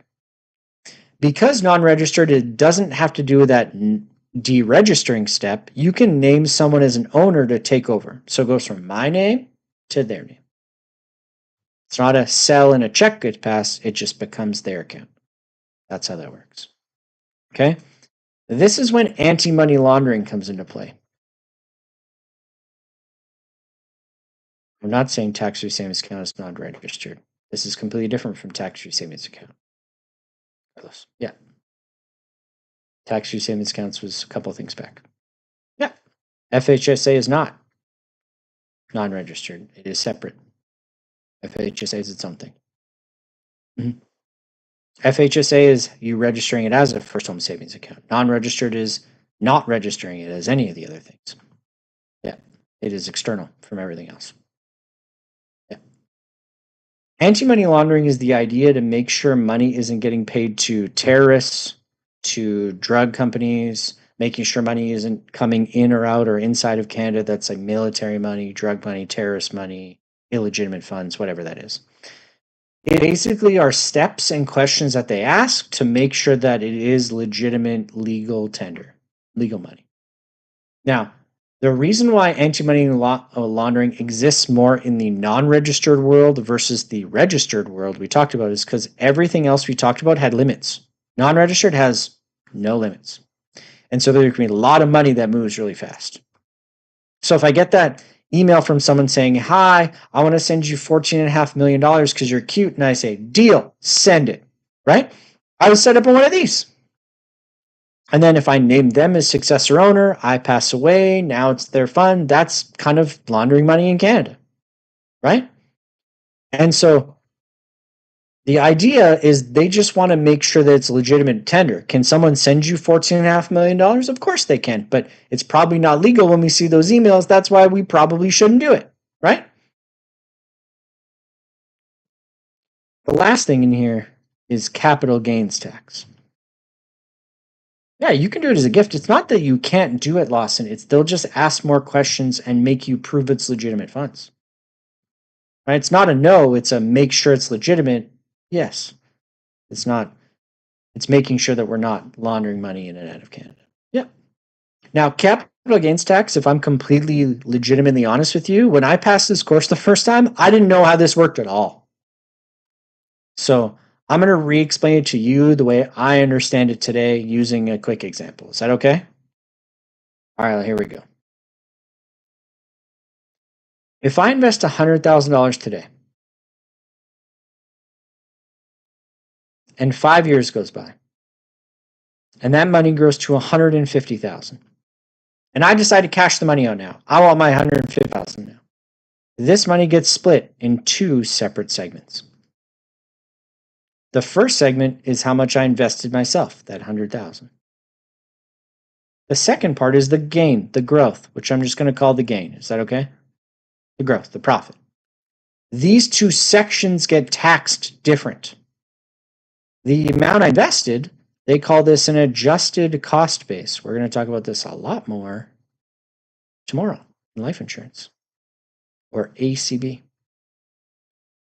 The one thing I want you to remember about adjusted cost bases is they are tax-free. They're the tax-free portion of something when you sell it.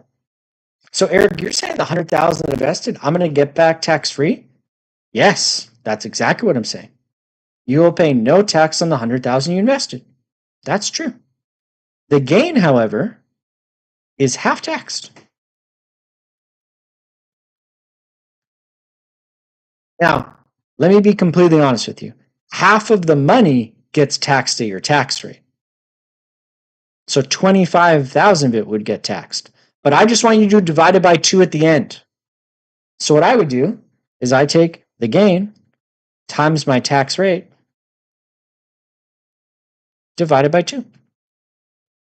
I just do the divided by 2 at the end. Why? Because if I do it at the start and then I do it at the end, I'm going to screw myself up every time. So I just always do it at the same point, at the end.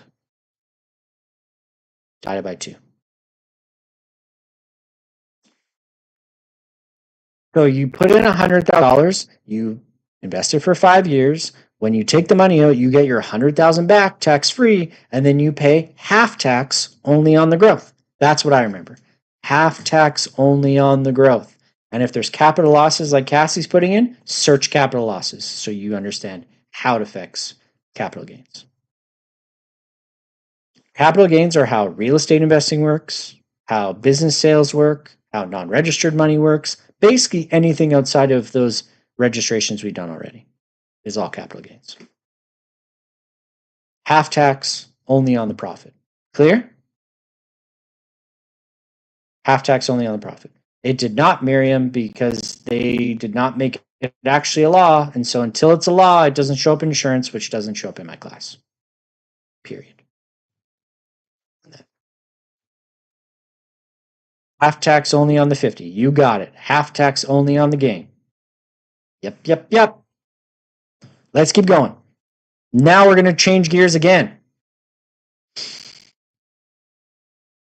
We're switching to annuities, everybody. We are now in the protections layer. We are away from registrations. We are away from the tax.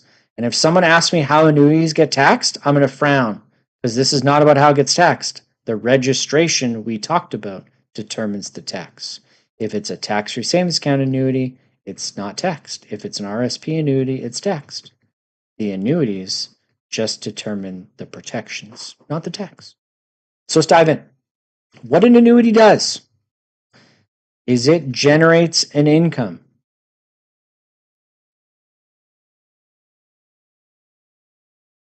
Conceptually, what an annuity does is it takes a large sum of money and turns that large sum of money into spitting out money every month. For those of us that keep asking me to scroll back, I can't right now. I have 15 minutes to explain one of the most important things in the module. Stay after class and I'll do it for you.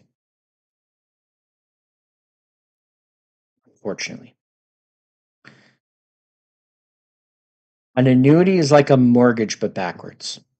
When you go and get a mortgage from a mortgage company, you ask them for a lot of money and then you pay it back monthly principal and interest payments. Everybody kind of get what I mean by a mortgage in that way. Okay. The way it works now is I bring a lot of money to the bank and then they pay me monthly principal and interest payments. You and the bank swap places. You bring lots of money, they pay you money. That's what an annuity does. Now, there are 3 variables to an annuity when you go to buy it. How soon you want your payments to start, how long you want your payments to last, and what type of payment you want in your annuities. Here we go.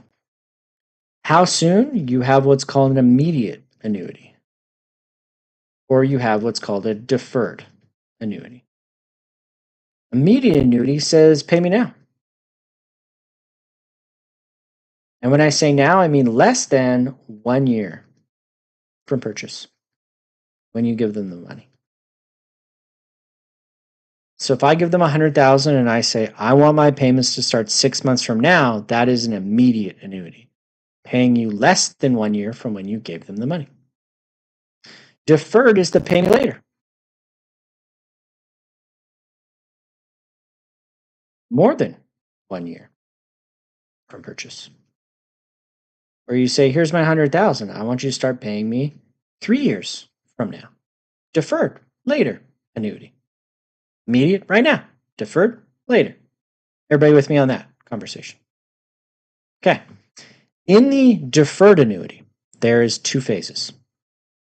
There's what they call the accumulation phase and the payout phase. The accumulation phase is the savings phase. Payout is the paying phase. Why would you do defer, Riza? Because you don't need the payments right away.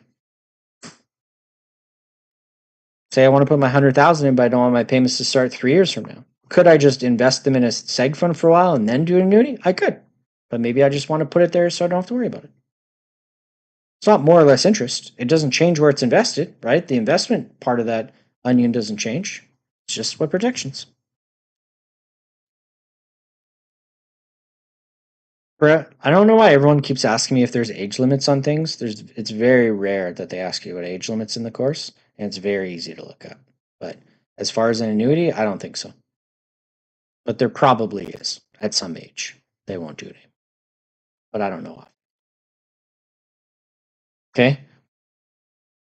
The accumulation is that time between the time where I give them the money and the time where my payments start, where it saves. It still grows in that time frame, like it's being invested. And then when it switches to the payout, it starts paying you. Okay. What's the correlation between seg funds and annuities? It's either seg funds or annuities, never both. Because you take the seg fund shell off and you put the annuity one on. Here's a good way to think about it. I save my money until retirement in a seg fund, and then I put it in an annuity to pay me back in retirement. I grow my money in a seg fund until retirement, and then I pay it back to me in an annuity in retirement. That's a good way to think about it.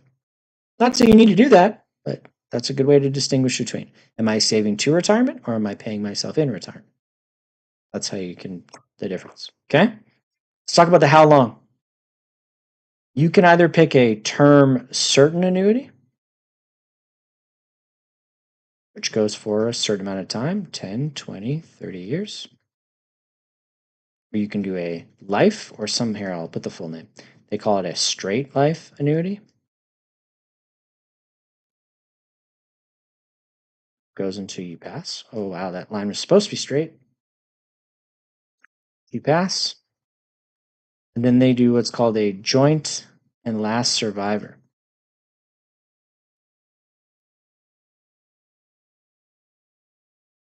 It goes for 2 people's lives. Let's zoom this out a little bit, just for everybody. Please put under joint last survivor siblings, spouses. No parents and children here. No parents and children. Okay. If I bought a $100,000 annuity, and it was a 10-year term certain annuity. Let's say they paid me $1,000 a month, every month. At the end of the 10 years, I stop receiving my $1,000 per month payments, and the bank keeps my $100,000. Now, some people are going to look at me weird and say, well, why did they keep my $100,000? That doesn't make any sense. Well, let's do the mortgage example. Why doesn't the mortgage company ask you for the $500,000 back for the value of the house at the end of your mortgage? Oh, Eric, because I paid it off in principal and interest payments. Right. So why don't you get the $100,000 back? Because they paid it to you in principal and interest payments. That's the deal. Just like a 25-year-old mortgage. Now, the longer your term is, the cheaper your payments will be. Just like extending out a mortgage, the longer you extend the annuity, the cheaper your payment will be. It's like taking a rubber band and stretching it far. The longer it goes, the thinner the payments. Just like stretching a rubber band. If I take that $100,000 and I go 20, 30, 40 years, or even the rest of my life, it might be a $200 payment, maybe $300 payment. Much, much smaller. Because longer stretch. Okay? So term certain will usually pay a higher amount than a straight life because its straight life is longer. A joint life usually pays less than a straight life because it's even longer, especially if it's a gentleman with ladies, because, you get what I'm saying. The longer it stretches, the lower the payment. Clear? Okay. The last one is the payment style. And there's also 3 here. Okay. There is a level, which I'm going to put the word consistent because that's probably the keyword that you should look for. They want consistent payments. You can do variable, kind of like variable mortgage rates, where it can go up and down via this. And my handwriting is not good and you can't understand the steps. Okay, sorry. And then indexed, which is growing. So variable is, I'm going to put fluctuating, and index is growing.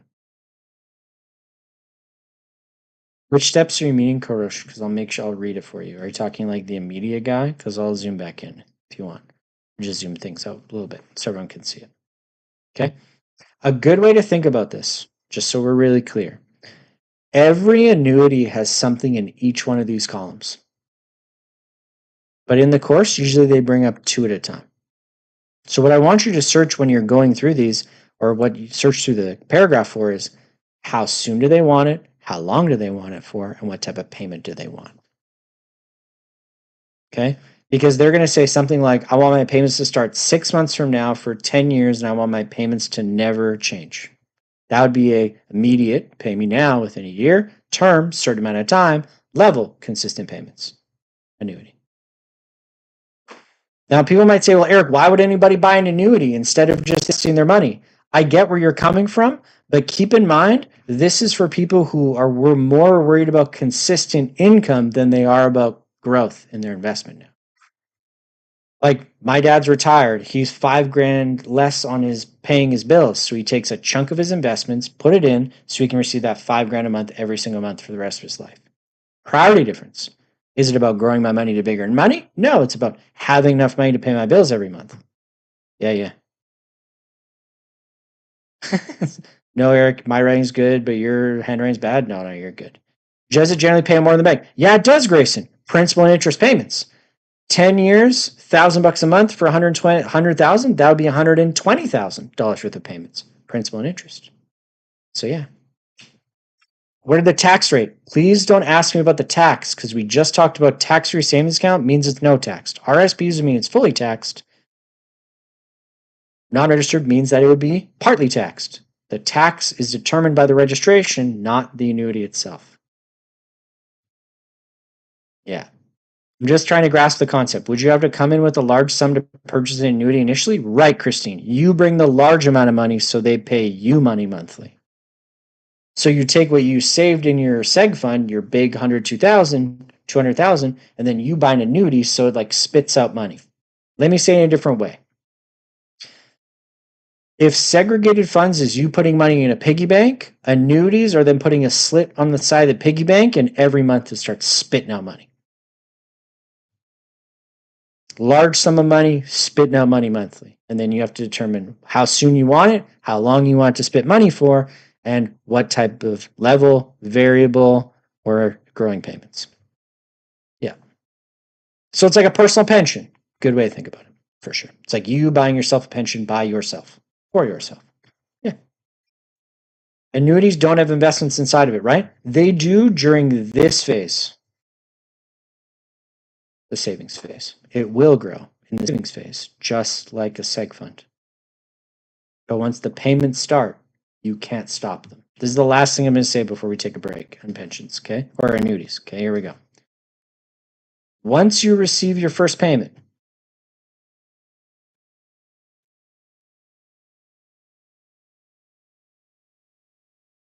it gets locked in. The only thing you can change, beneficiaries. So you can't change the length, the amount. You can't even stop it once it starts. A good question they like to ask is Eric's 5 payments in and he wants to cancel his annuity. How much money is he going to get?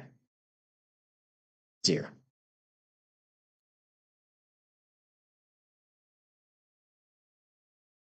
Because the annuities, when payment shows part that's growth or income, they usually don't give a breakdown of that. No. Maybe I'll throw more thing in because we're really close. You can put a guarantee on the life annuities. Because if you die too early in a term certain, if I die in the 8th year, they'll pay the last 2 years of my annuity to my beneficiary. If you die before your guarantee period, let's say of 10 years, they'll pay the remaining amount out to your beneficiary. But if you die after the guarantee period, nothing goes to your beneficiary because they paid you till you died, and that's the deal. So if someone's like, I want to make sure that we receive at least 20 years worth of payments, then you put a 20-year guarantee on a life annuity. So if you die before 20 years, they'll pay out until 20 years to your family. But after 20 years, once you pass, they paid you till you die. That's the deal. So the beneficiary gets it if you die too early in a term certain or before your guarantee. After the guarantee on a life, your beneficiary won't receive anything because they paid you till you died. That's the deal. Just like a pension. Everybody okay? This is the seg funds module. Was it lots? Heck yeah, it was. Who's a little brain dead by now? Yes, good. At least you guys are paying attention. Let's take our break in about 5 minutes. I'm going to give you 6 at 5:05 Mountain Time. We're going to start back up. Go, stretch your legs, relax your brain. See you in 5.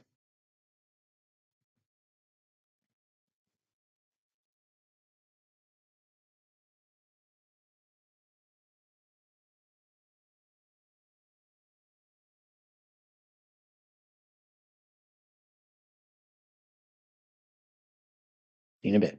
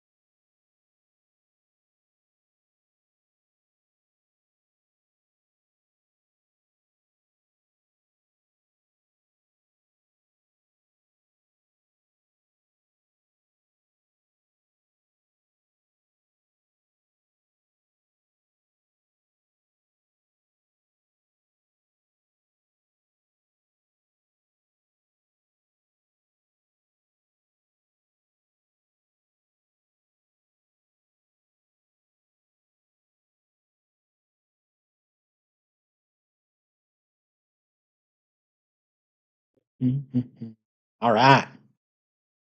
506. I'm back. We're on the last leg of the day. How's it been? Has it been a long day? Yeah, I would say so. Someone asked me, are the exams open book? Yeah, but not open book in the sense where you can bring your own notes. Open book in the sense where you get to use the textbook. You get to use the textbook to search through the entire time. And that's like one of the best things about this course. I don't know if you guys know if you've ever heard this, if everyone's ever told you that, but back in the day, they were not open book. And there were only one exam. And it was 140 multiple choice questions that they could ask you about anything in any module and how it all worked together. And it was crazy. But it's okay. They probably, let's be honest, they probably ask a little bit more particular questions now than they used to because it's open book. They can ask you those type of questions. But on that notes, you mean your own are not allowed. Your own notes are not allowed in any. Is it a physical book or PDF? It's always going to be digital every step of the way as far as searching through the textbook. Thankfully for that. So let's do this. Let's get through it. By the way, like I said before, I am going to teach us how to use the certification exam at the end today. So I'm going to end about 10 minutes early-ish, and then I'm going to talk about how the certifications exam works. And then at the end of today, if you want to stick around for a couple minutes after to get any specific questions answered, I will let you unmute and ask them. And keep in mind, I have a life, so it won't be able to go on for forever, but I will do my best to answer as many as I possibly can. Okay? All right. Let's do this. Where can I find the manual? Just like what I talked about before, the manual is in your My Courses in your HLQP.com, and it's AMF textbooks at the bottom. Can we use paper as an exam? In your provincials, depending on what province are, they will be paper. Depending on what province you're on, they are digital. So let's dive in. Everybody ready to get started on segregated funds? All right, let's go. For those of us that weren't here, yes, there's a nice little math one there. For those of us that weren't here during the accident sickness portion, we saw a couple test taking tips. The first is read the last sentence first to figure out what they want from you. The following is like the cost reduction in the amount paid to Namita. So what's going to make her get paid less money? And then we read through. You receives a bonus payment of $10,000, which she invests in an accumulation annuity, those savings annuities we just talked about. A few months later, she decides to surrender the contract to pay for unforeseen expenses. Her surrender, she receives less than what she initially put in. Why? Well, I don't know about you, but I don't really know for sure. So you could use one of those three things we talked about. What in here that they put in that I don't know what it means? What are they asking me about, which would be accumulation annuities? And three, what in the answers seem unique, different, or otherwise specific that we could go look up? Well, we go deferred sales charge, management expense ratio, trading expense ratio, market value adjustment, right? We could read any of those. Or we could look up accumulation annuity. Some people seem like they know the answer already, which is okay. Now, if we want to get to 3.2.1.2, I showed us a couple different ways. We could use the arrows, but 67 hits is a lot, so we got to be a little bit more specific. If we want to get to 3.2.1.2, we can put that in. 3.2.1.2. And then give us 2 hits. So we put in section number and we can get there, which is awesome. So I click on that and I'm there. Now I'll read this, but I'm looking for why she would pay less when she takes money out, not what an accumulation annuity. So an accumulation annuity is also known as an insurance GIC, a form of term savings with maturity. An income stream is not created by accumulation annuity. Its purpose is investment growth. They're similar to GCs, but come with the official features of life insurance, such as the ability of a beneficiary and credit protection. Accumulation credit interest deposits on daily, monthly, or compound basis. Daily interest may not be guaranteed, and certain. So, like a lot of this doesn't matter. I'm looking for out. Once it's matured, the annuity may be surrendered its accumulated value, or may be converted to payout, which is an accumulation value. That didn't really help us, did it? No. So we got to pivot. So since everyone's picking D, let's see what this is. Market value adjustment. Let's go see what this thing is. See if they're right. Okay. Some annuities can be surrendered, but with a withdrawal penalty charged by insurance company along with the market value adjustment that will reduce the value of investment. So that would lower the investment, but maybe I'll keep going. A withdrawal may be made from accumulation annuity. When this occurs, a market value adjustment is charged. It's a penalty calculated by insurer that issued. So would that lower the amount? Yeah.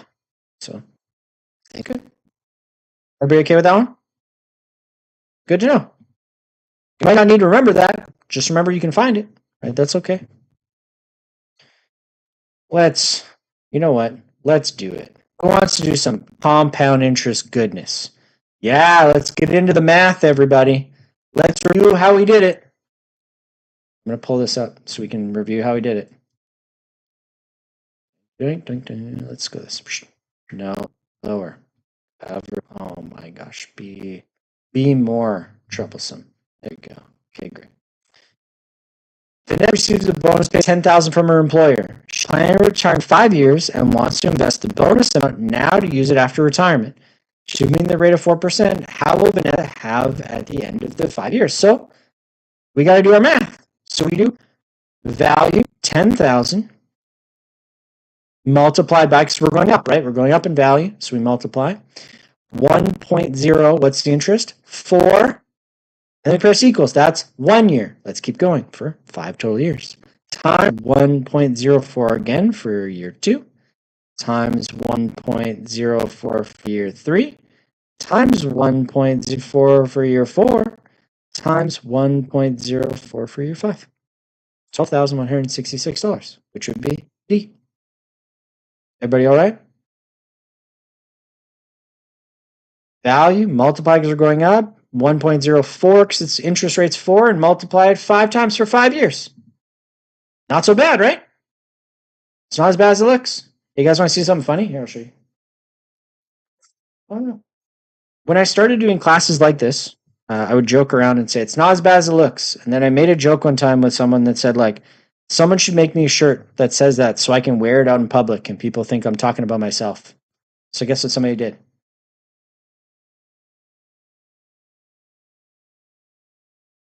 Not as bad as you think it is. I'm going to wear it one day and people are going to think this 5'7", 180-pound beast of a man isn't as bad as he looks.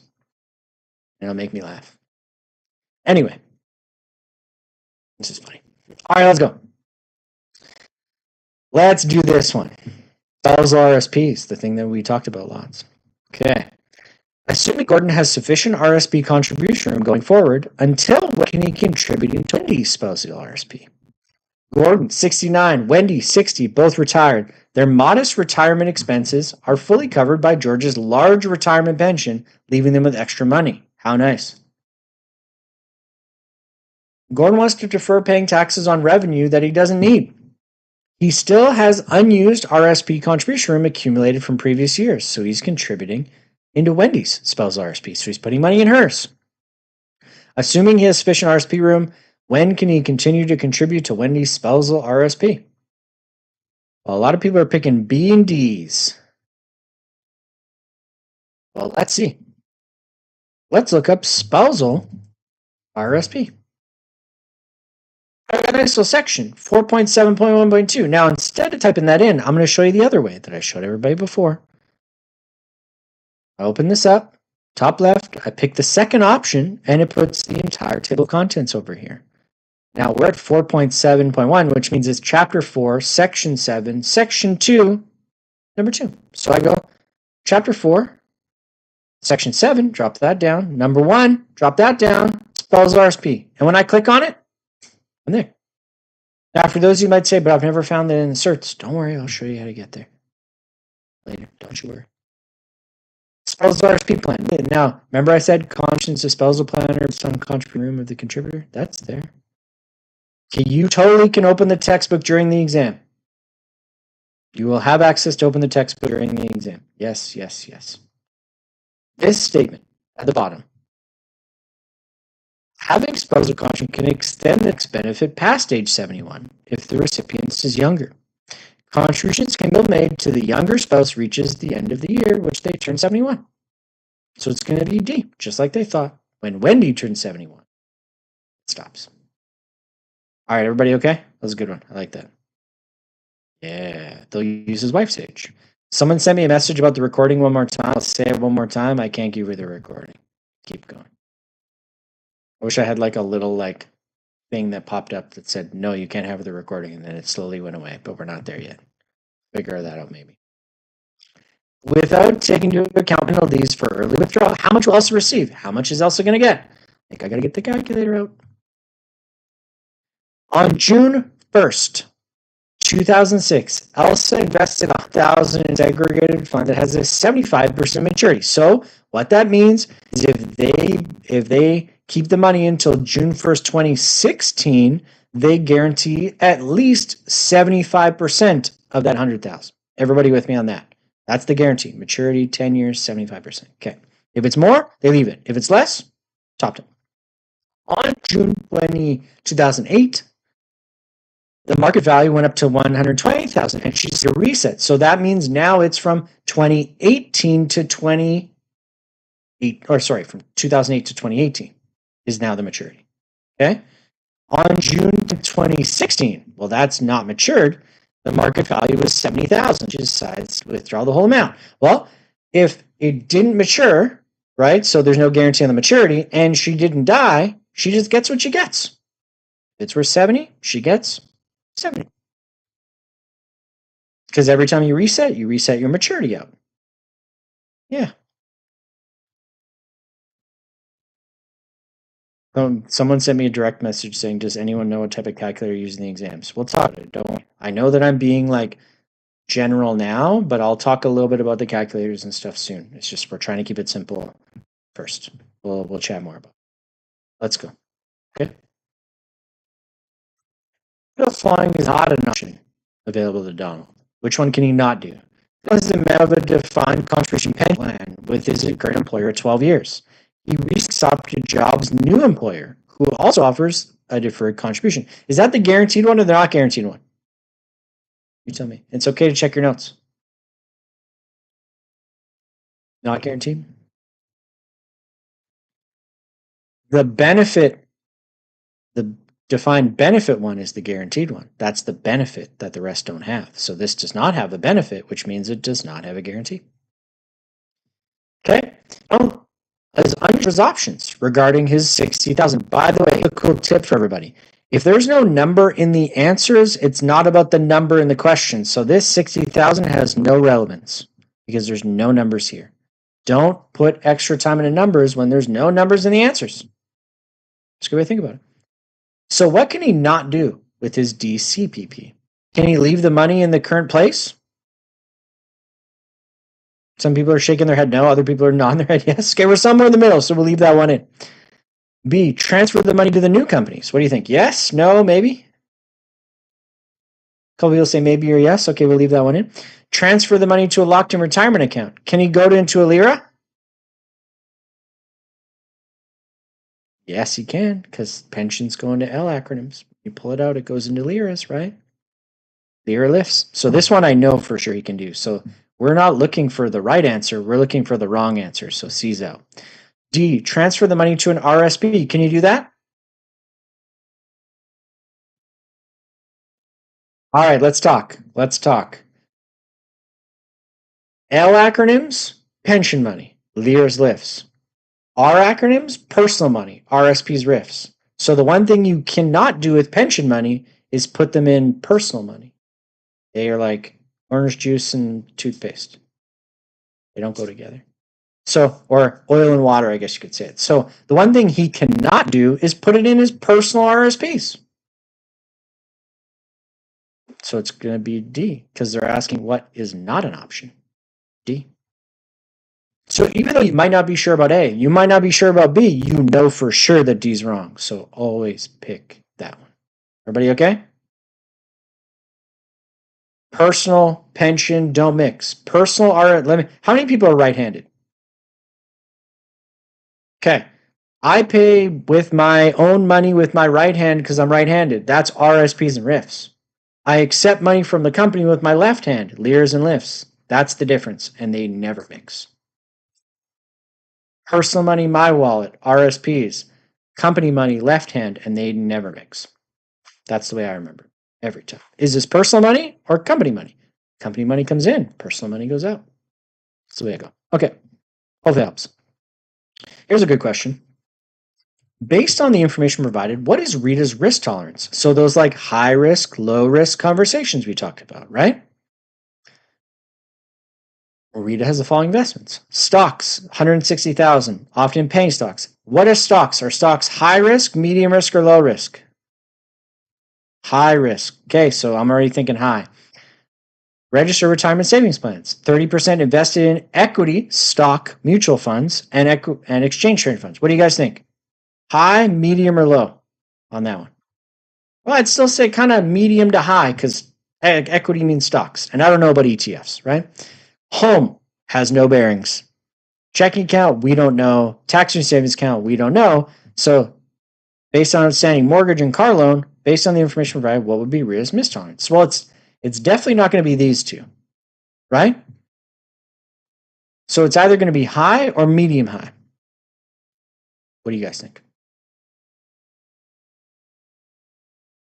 Okay, I see more D's in the mix, so we're going with high risk. You could convince me either way. We're going with high risk because they talked about two high risk things and one medium risk thing. Let's say, right? So I would probably lean. I don't know. Let's see what it comes out as. 6. All right, we're doing okay on time. Let's find one. Let's find. Yeah, here you go. This is a good one. This is a question that's easy to get right, but easy to get wrong. What should we recommend to the client? Which of the following is most likely to mitigate these risks? What takes care of her risk?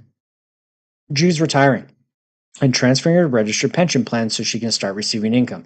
Anytime they say something like this, what is this? Annuities. Because guess what annuities do? Generate an income. That's what they do. So I'm already thinking it's probably between C and D, but I'm going to keep reading. She's not risk averse when it comes to investing in the markets. She's primarily concerned about inflation risk, interest rate risk, and longevity risk. She has other sources of income and can tolerate fluctuations in the ongoing income. Which one did we say fluctuated? Anyone remember? Look at this. Look, ready? Fluctuating. Variable annuity. Heck yeah. There we go. Everybody see it? Create an income, get an annuity. How soon, how long, what type of payment? They mentioned I'm okay with a fluctuating payment. Variable. Because it's actually growing over time, not fluctuating. Everybody all right? When you see it, you see it. That's why I say it. That's why I teach what I teach. All right, good. Let's put that away. All right, good. Love it. Let's do another one.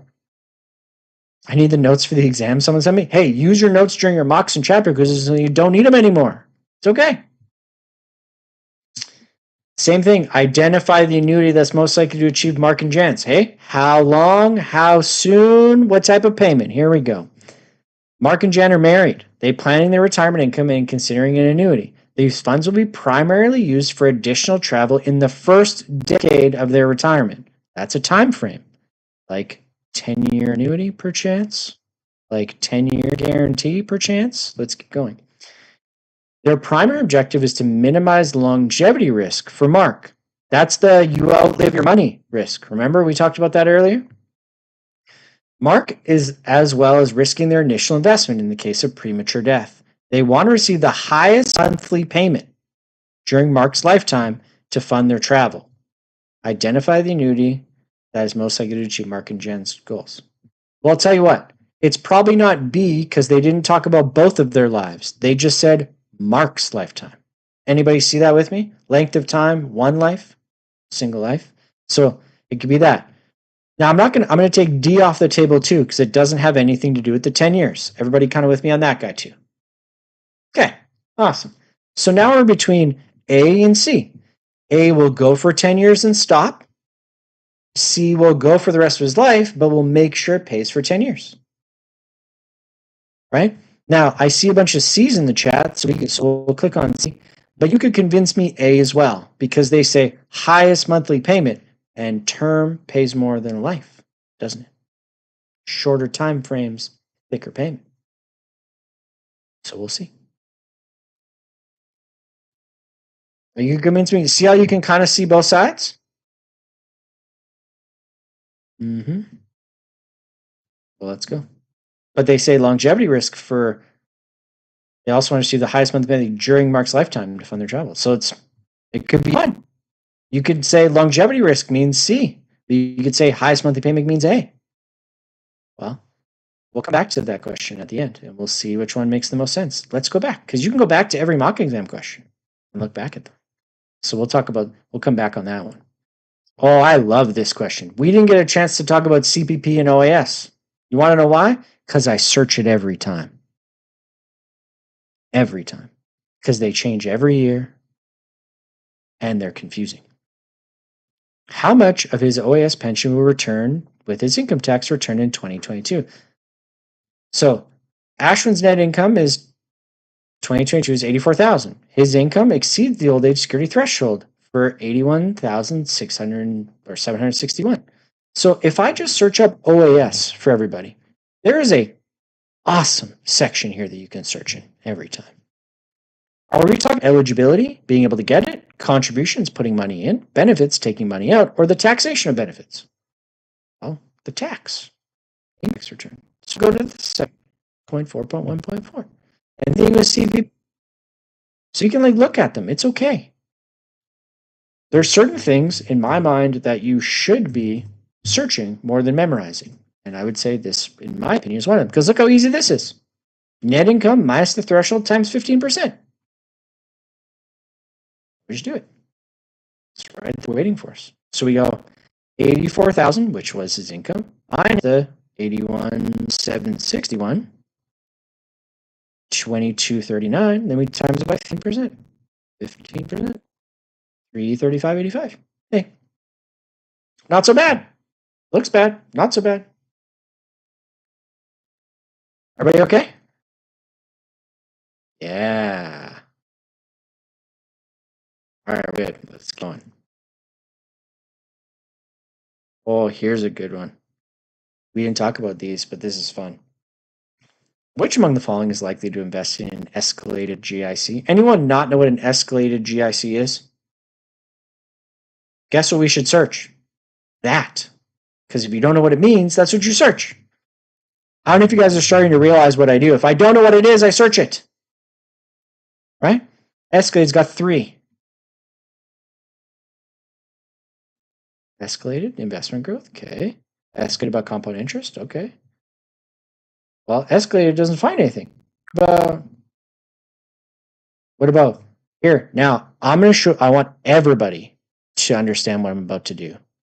I can't find what I'm looking for, but I'm pretty sure that word matters, right? So here's a really cool tip because English can be confusing. Take a couple letters off. Because escalated with ED, what if it's escalating ing?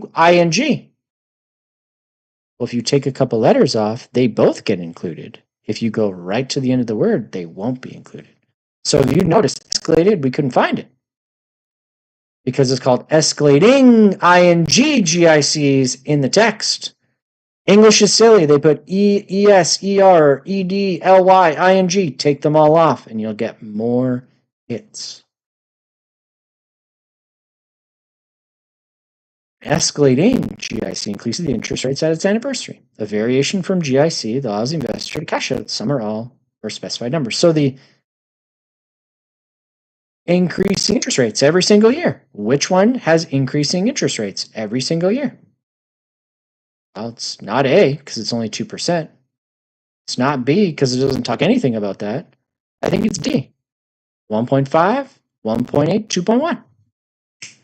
But if you put in a full word and you miss it and you get that red box of no, I can't find anything, take a couple letters off. Might help you. Maybe even take a word off sometimes. It might help you if you put too many in. Everyone seeing what I'm seeing? Yeah. Okay, good. 4, 8, 10. How are we doing? Ooh, we're doing good on time. Am I going too fast? All right. Good. In order to get a clear understanding of the income needed post-retirement, spending should be based on what? Juliana is 63 years old, planning to retire in 2 years. She visits her insurance agent, Milan, to analyze her income post retirement. Juliana's retirement income will be derived from pension benefits, private pension plans, investment earnings, and personal savings. Milan mentions that income tax is a major factor that affects her retirement income and is often overlooked. In order to get a clear understanding of income, post retirement, spending should be based on what factor? Okay, let's talk about what these are for those of us that may not know. Net income is after tax dollars. What hits your bank account? B is pre tax dollars, or earned plus unearned dollars, like we talked about in disability earlier today. Passive income, we talked about that yesterday. Earned income, we talked about, well, not yesterday, today, earlier. Feels like a day ago. So we go pre-tax dollars, post-tax dollars, just earned at their job or just not earned at job? Well, let me put it this way. Net income is probably going to be the best one because that's what hits their bank account. That's what needs to be replaced. But some of you might say, well, some of this stuff can get taxed. It's not saying which number should we use as far as calculating how much money comes in. They're saying which one should we get a clear understanding of, because that's what she'll actually be able to spend on her bills after tax dollars. Because let me put it this. Do you get to spend your pre-tax dollars? Usually not, but you get to spend your after-tax dollars. So that's what gets to pay your bills. That's the number that matters the most. I'm going to take this light off because I'm getting light on my face. Good. There's light from outside now. I have another light right here that I had on to mimic real light outside. All right, let's see if I can find a harder one. Oh, it's not bad. This is not bad. I'm just gonna skip through and see what I can find. Yeah. Yeah. Okay, here's a good one. How will Gianni be apprised what a good word that's confusing, which is just saying explained, and of any risks associated with his bonds? Gianni has a diversified portfolio in bonds. He's risk averse. Anyone not know what risk averse means? I'll tell you if you don't know. It's like scared of risk. Completely don't want any. So he doesn't want risk at all. And his primary objective is to manage the risk of his bond portfolio. How will he be told about any risks associated with his bonds? How's he going to find out about the risk of his bonds? Well, let's look at what these are. Let's see. What's coupon rate? What the heck is that? In return for using investors' funds bond, the issuer makes two promises. First, during the term of maturity, they will make regular interest payments. This interest rate is called coupon rate. So, is the interest rate he's going to get back determining the risks? Maybe, maybe not. Go to the next one. What's the issuer? Stocks are equity, bonds are debt. This is because bonds represent debt to the borrower, who's the bond issuer. So that's who it is, the person who does it. Issuer bonds fall into two broad categories: government and corporation, both national and international. When the employer needs money, it issues a bond, which is purchased by investors. How many of us are like, I don't really think it's this by now? I'm starting to think it's not really that. Maybe the issuer, the person that could tell them, sure, about the risks. But let's keep going. I don't think that one's right. Credit rating. Oh, see, I spelled it wrong. Make sure you get it right. Credit rating. Bonds are usually issued with a high credit rating to conserve and increase capital as well as provide predictable stream of payments. A high credit rating indicates a low chance of them defaulting on the payments. Well, hey, that makes more sense. Good credit rating, less chance of risk. Bad credit rating, good chance of risk. And if we want to look up term to maturity, we can. My searching is going down the toilet. Okay. The term to maturity is the maturity date for the bond. So 10 years, 20 years, 30 years. Does that determine the risk? Not really. So I'm thinking C. Everybody okay with that one? Everyone okay with C? Just made the most sense. I like that one. Yeah. It's like their credit and our credit. Oh, yeah. Oh, yeah. Look at this beauty. Ooh, okay, let's do it. Maybe it's more like a little sad. Maybe not angry, just sad. It's okay. What will be the amount that Assurus coverage for Steve's accumulation payout annuities? Did we look up Assurus or talk about them at all? No, we didn't. So let's do this. Assurus. Now, I want to give everyone a little bit of a premise here. Assurus is the company that comes in and deals with insurance companies that go bankrupt and kind of pay off what they need. The amounts have changed in the last year. So if you've been studying for more than a year, make sure you check them. But here's the thing I want to tell you. It's different with seg funds and annuities. So make sure you find out which one you're looking at. This one is annuitant protection. Let's make sure we're in the annuities chapter. Okay, good, we are. So let's go there. 3.1.5. 3.1.5. Okay, awesome. Now let's read up on it because we're looking at accumulation and payout. So here we go. Assurance Protect Accumulation Annuity up to 100% of the contract up to 100,000. Now we're more than 100,000. Or 90% of the contract value, whichever is higher. So that means he's going to get 90% of that money. So let's go. 150,000 times 90%. 25. Now, I can stop here and pick A right now because no other answer has 135,000. Do you guys see what I'm seeing? If I know for sure I'm right, which I do, I could just pick A and continue. But, let's say I want to calculate the other one first. Not the payout annuity. It says right here, payout annuities with a promised benefit is more than 5,000 per month. The annuitant receives a greater of 5,000 per month or 90% of their promised benefit. Is this more than 5,000? No, it's not. So they're just going to give it to you at 100%.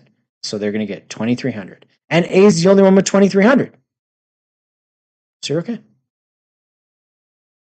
Yeah. So we're kind of okay.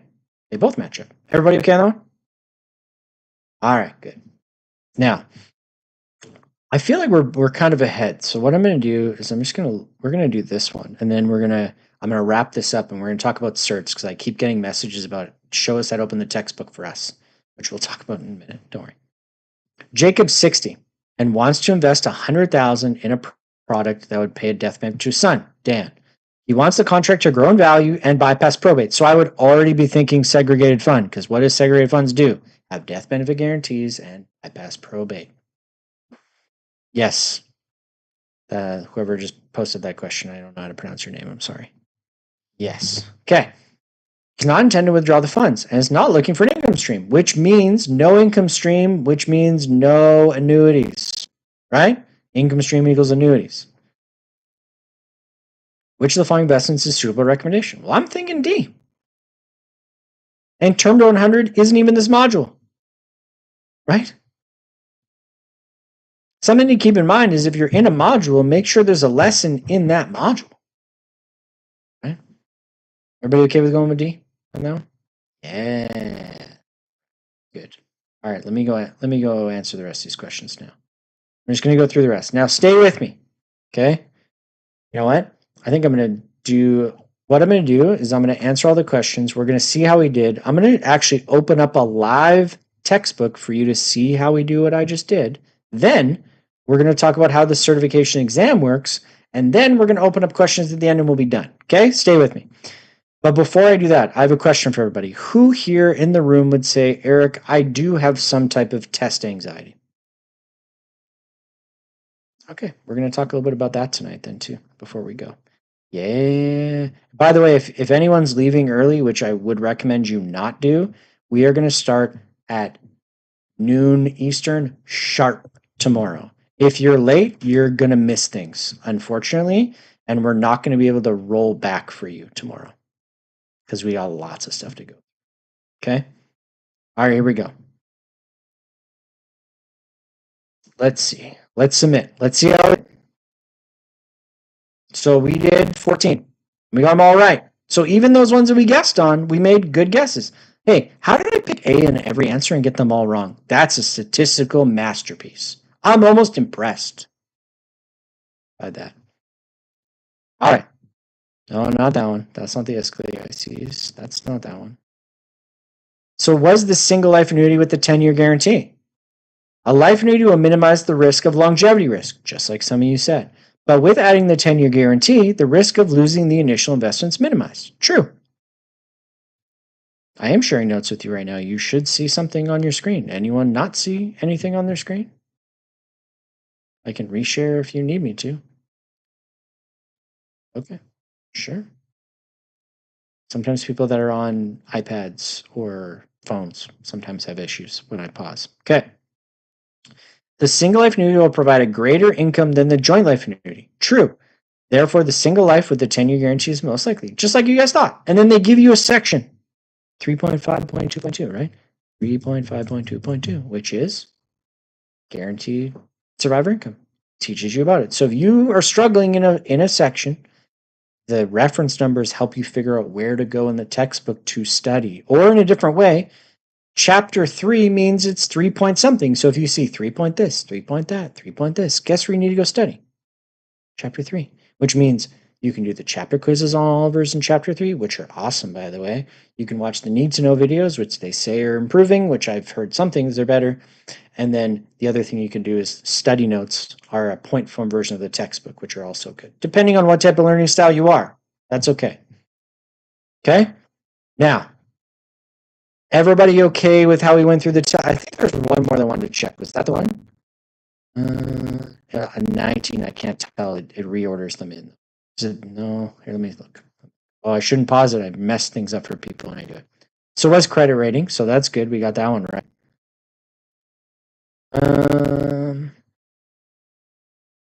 So this was, okay, that's good. Which one was it? This one. It was the high risk for everybody that talked high medium. Now, I don't blame you for picking high medium because penny stocks are high, right? She was in trades frequently, which means that she's high risk, right? And plus, they kind of put the assets together. They said most of her assets are in investments and she still has some debts.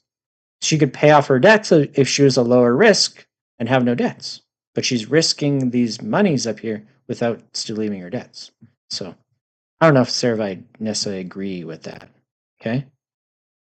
But here we go. Okay. For those of us that are still here, which I appreciate you being here, what we're going to do is I'm going to show you how I searched on a textbook that you guys see.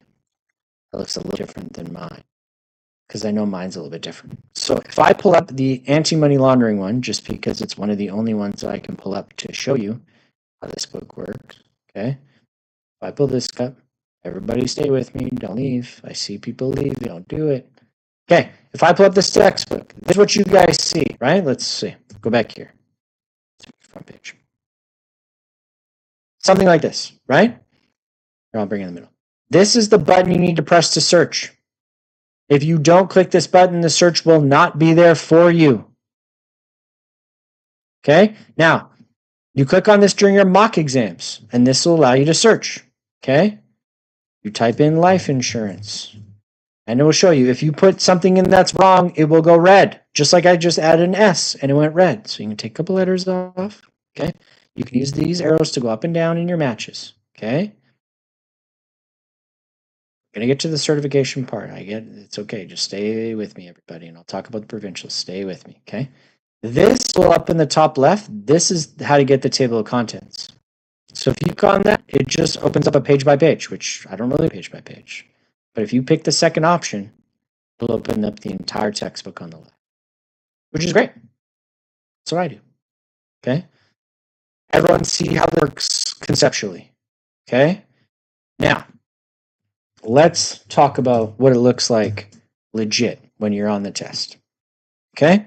This is what a certification exam looks like when you're in it, except it's not in the top right anymore, in the bottom left. Now, this is anti-money laundering. Stay with me, that it's a concept. Okay? If you're opening a file on a web, so to Elijah's question that says, Eric, I open it up on the web browser. It's different when I open it up in a PDF viewer. Let me say this clearly. You should always be opening it up on the Chrome browser because this is how it looks on the actual exam. See how it's got the same thing? Here, I'm going to show you. It's going to seem a little ridiculous, but stay with me. This is where you click to search. Here, this guy, right here. Here you go. Don't worry, I got you, red, green, colorblind people. Blue, coming at you. Here, this one, this guy, here. Do you see it? If you can't see it, tell me. Different color? I got you. Green, here. This is where you click. So in the certification, hear me very clearly. When you click on the exam tab, it shows you the exam. When you click on the textbook tab, it shows you the textbook. If you open up any application before you try and get into the exam, it will close it. And if you're saying to me, well, Eric, I'd never had a textbook the first exam I took, that's true, because the Canadian ethics, there was not a textbook. But the ethics and professional practice and everything after that, there is a textbook. But you can either look at the textbook or the test, not both at the same time. And unfortunately, there's no side-by-side anymore. It's one or the other. One or the other. When you click on the search bar, hey, it looks exactly like I just showed you. I just had it on dark mode. Okay? Where you can search things, right? You can take code number in here to search if you want. That's true. The one thing you can't do is you can't take the page number and put it in here. Everyone that keeps asking me about provincials just needs to wait 2 minutes until I'm done explaining one thing. Okay, we'll get there. You don't do that because it will not be the right page number. And it works and sometimes it doesn't. Okay? This is how you open up that side textbook like I just talked to you about. You click on the left top, you click on the second option, and it'll put the entire table of contents there. The reason I like doing that is because I have this whole section doing nothing that I just put the textbook there or the table of contents. I just do that. Then it's there the entire time. Okay? The last bit, for those of us asking, this is the calculator they give you. The reason why I use this calculator when I'm going through the test is because it reminds me of their calculator. And you need to click on the screen to learn how it works. Now you might notice the calculator looks a little bit different than mine. But you know what is the same? This part, where you do simple calculations. It's always there, all of the time. For those of us asking me questions on how we work it just stay with, okay? The calculator sometimes doesn't work. I passed the certification 4 modules. How do I proceed with the financial?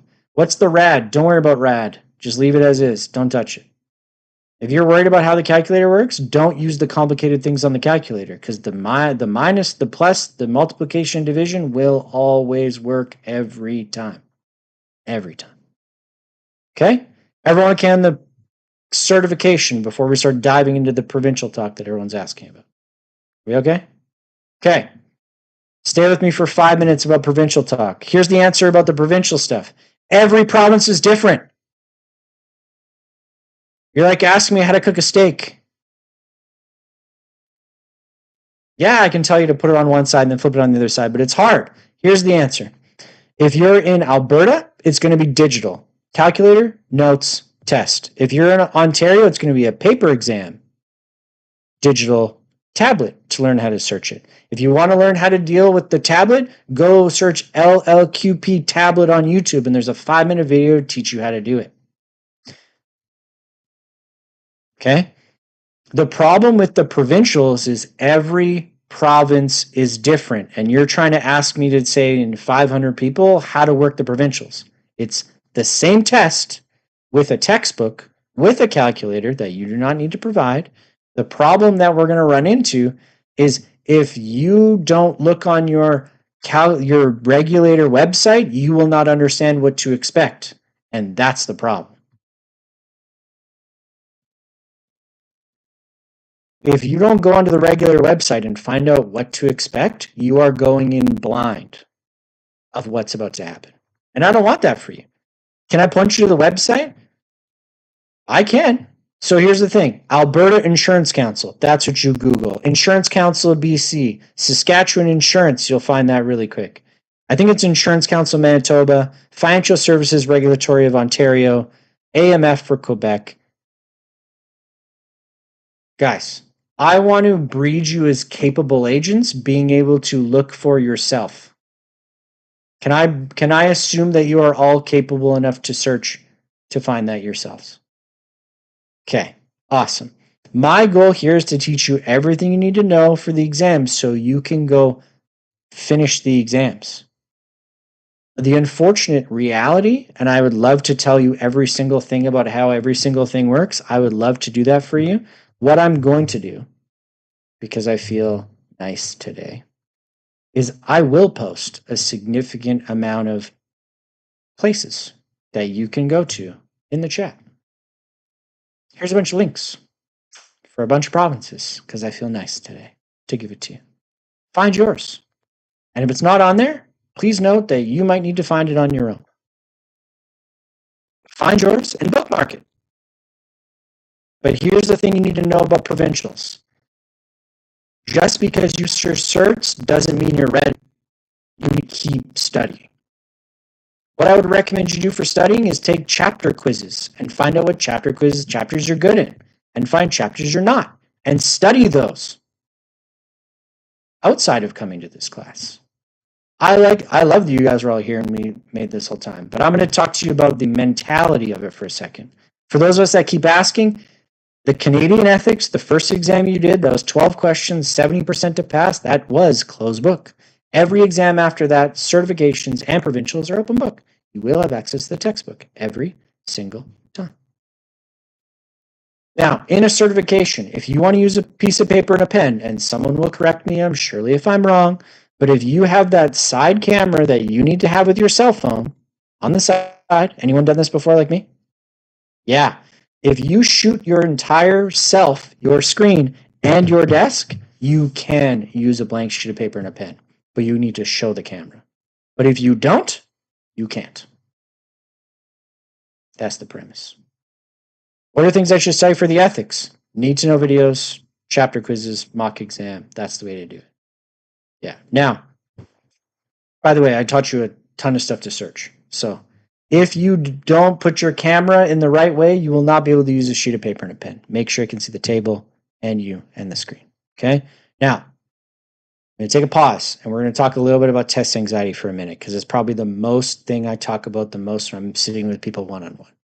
People are like, teach me content, teach me content, teach me content. You get 80% on your mocks and then you fail the cert. Why? Because you're stressed, you're scared, you're worried, and it has nothing to do with how much you study. Because if you're 10 out of 10 stressed, your brain, you pull the e-brake on your brain and all of a sudden you can't remember anything you learned before today. That's not fun. So let's have that conversation. For those of you that may not know, there is one thing that I do that is way more stressful, worrisome, or fearful in my entire life. There's one thing above all else. And I usually ask people to tell me, what do you think my biggest fear is? But you don't need to worry. It's teaching this class. I'll tell you why. I'm an introvert. If you call me and I don't know it's you, I'm probably not going to answer. If I know it's you, you got like a 50% chance. I went upstairs today and with people in my house and they're like, hey, how's the meeting going? I'm like, good. Because that's like the most descriptive I get because I don't want to talk anymore. But here's the thing. I know what it's like to be stressed, to be worried, to be fearful in the test. And here's the kind of the conversation I want to give you. Please stop asking it to be easier. Just go get better. For those of us that may not know, when I first started doing weekend boot camps like this, I was in a room of 25 people in my own office, and I taught for the same 9-hour session we're teaching today, and I was shaking in my boots the entire time. And to be honest with you, this is by far the biggest meeting I've ever done, by like 10x the amount of people. And whether you think I did a good job and you noticed that I was stressed or you didn't, you noticed the entire way through, that's my point. Whether you're stressed, worried, or scared, your test should never know the difference. We're adults. You can shelf how you feel for a limited period of time. You do it all the time. When you got to put on the customer service voice, even if you're having a bad day, you got to put on that customer service voice and be pleasant. Or your kids are freaking out in the grocery store and you got to pick them up and take them out and you can go cry in the car. What I'm trying to tell you is you can still do things well, even in spite of those things. But people say this. I'll tell you why. People ask, Eric, how do you get motivated? How do you keep excited? How do you give the energy to do this class? You want to know what it is? I'm like a duck. Above the water, calm. Under the water, I'm like flapping. My legs are flat. I use anxiety, stress, and worry to fuel me all day. If you were to look at my heart rate, it was like 100 most of the day. Because I'm like using it as fuel most of the day. So please understand that you can feel all of these things. Don't ask it to be easier. Go be better.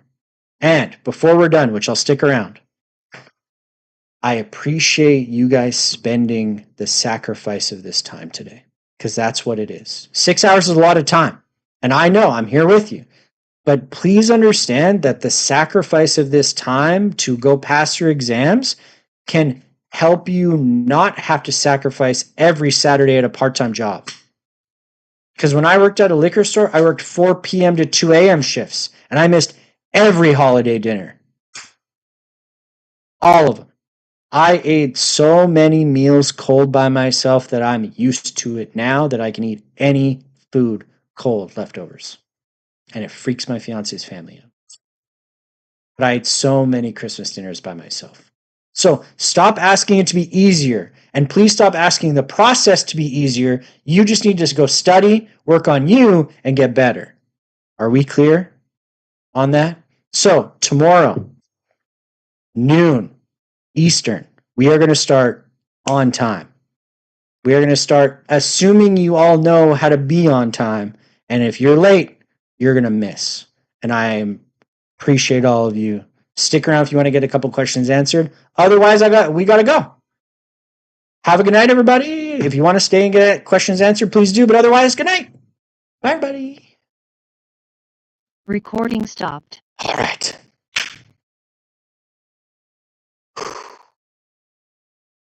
Now I can breathe a little bit of calming air and brain. All right. So what I'm going to do for the question and answer part, usually I would open it up to questions as far as people can unmute themselves. But that could be a little bit of a crazy time, and I appreciate everybody saying nice things in the chat. What's the time for Pacific? Pacific will be 9 a.m. It is 10 a.m. Mountain Time, 12 Eastern, 9 p.m. Pacific. If you don't know that, how do I know it? A good question is, how do I recommend for time management before I open it up? Time management, the best way to do it is set a timer before you do your mocks. Aggressive. Try and do a mock in 60 minutes or less. Try and do a chapter quiz in 15 minutes or less. Why? Set yourself up with a time frame that's hard for you, so when you go to the cert, it will feel easy at that time frame. 9 to noon Pacific. You got it, Banush. Okay. Everyone relax. I'm going to open up the ability to unmute, but don't all unmute at once. Otherwise, it's getting turned right off. Okay? You're going to put your hands up if you want to talk to me. So Benedict is going to go first, and then I'm going to slowly work my way through. Is that okay? All right, here we go. Benedicta, you go first. Thank you, Eric. Thank you so much. The class has been amazing. And we've been listening to all your tips. Everything you give us, we do. So I've been going through the mocks in about 45 minutes, which I wouldn't believe it was possible if you didn't say. So thank you.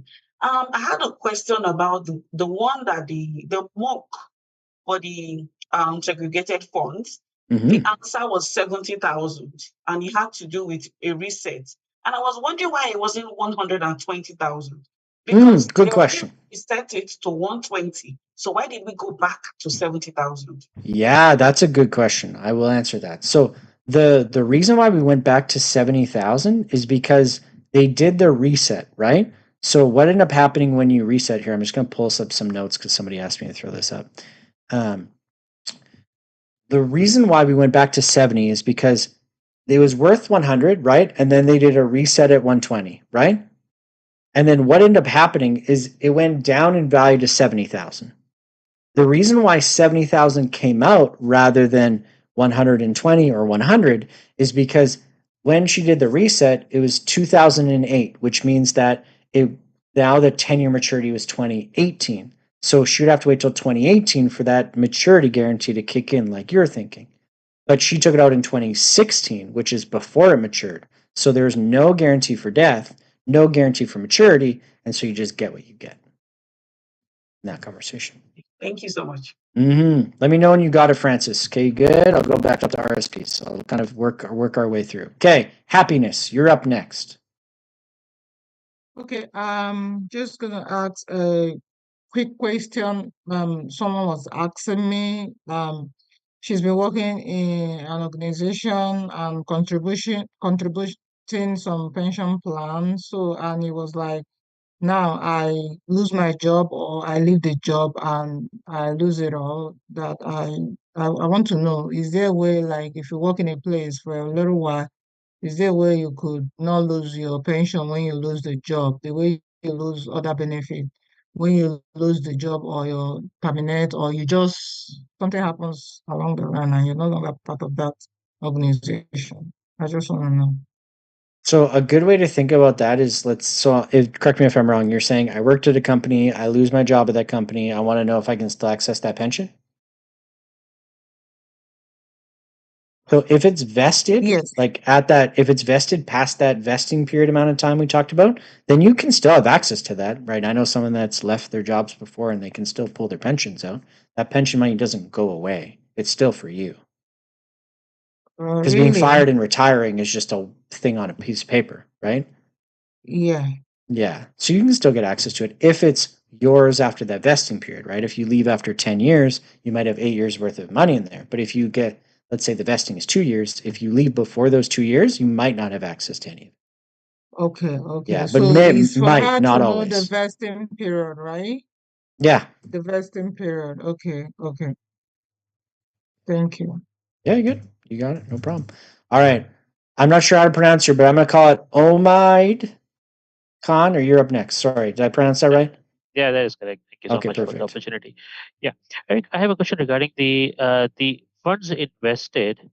When will they get reduced in the scenario of segregated funds? The person has invested, let's say, 100,000, and same he has invested 100,000 in annuities.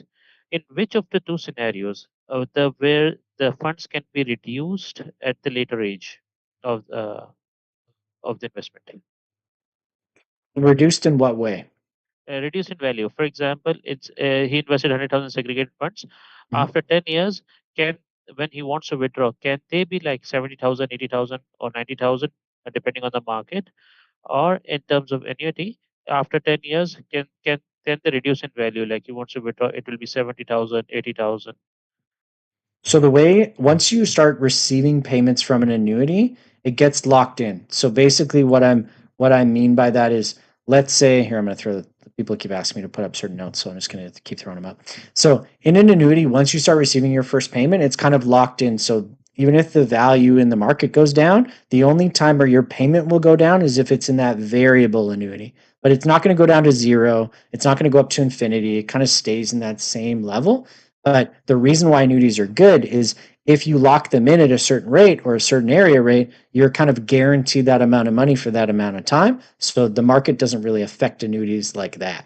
Segregated funds, on the other hand, the market can affect it, but that's why you have that maturity guarantee after 10 years or the death guarantee if you pass away to make sure that you're not losing more than that 25% or so. Does that make sense?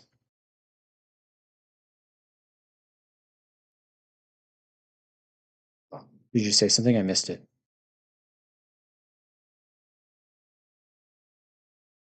Am I the only one that can't hear? Oh, I don't hear you here. Okay. Now is it audible? Yeah, I can hear you. Yep, yep. Yeah. Sorry. Sorry, I had just a follow-up question. The maturity period you talk about on the segregated funds, and now after the 10, let's say I've invested 100,000. After 10 years, maturity is 70%. So will I get 170,000 back or only 70,000 back? So it depends on the value. If the value of the money is more than the guarantee, you get what the value of the fund is. If it's less than what the guarantee is, they'll top it up to what they guaranteed you. They don't stack on top of each other. Thank you. Yeah, you got it. No problem. Irene, you're up. Thank you, Eric. Hi. I have a question. Mm-hmm. to do with the bundles. That is the certificate bundles. I started this course a while ago, not for long. I've not taken maybe 4 months. I've managed to pass ethics and accident and sickness. That time I was not working. Now I got a job and I'd started to read for life insurance, which I attempted but not passed, but I still have one chance. Yep. I still also have a chance for accident, for sec funds.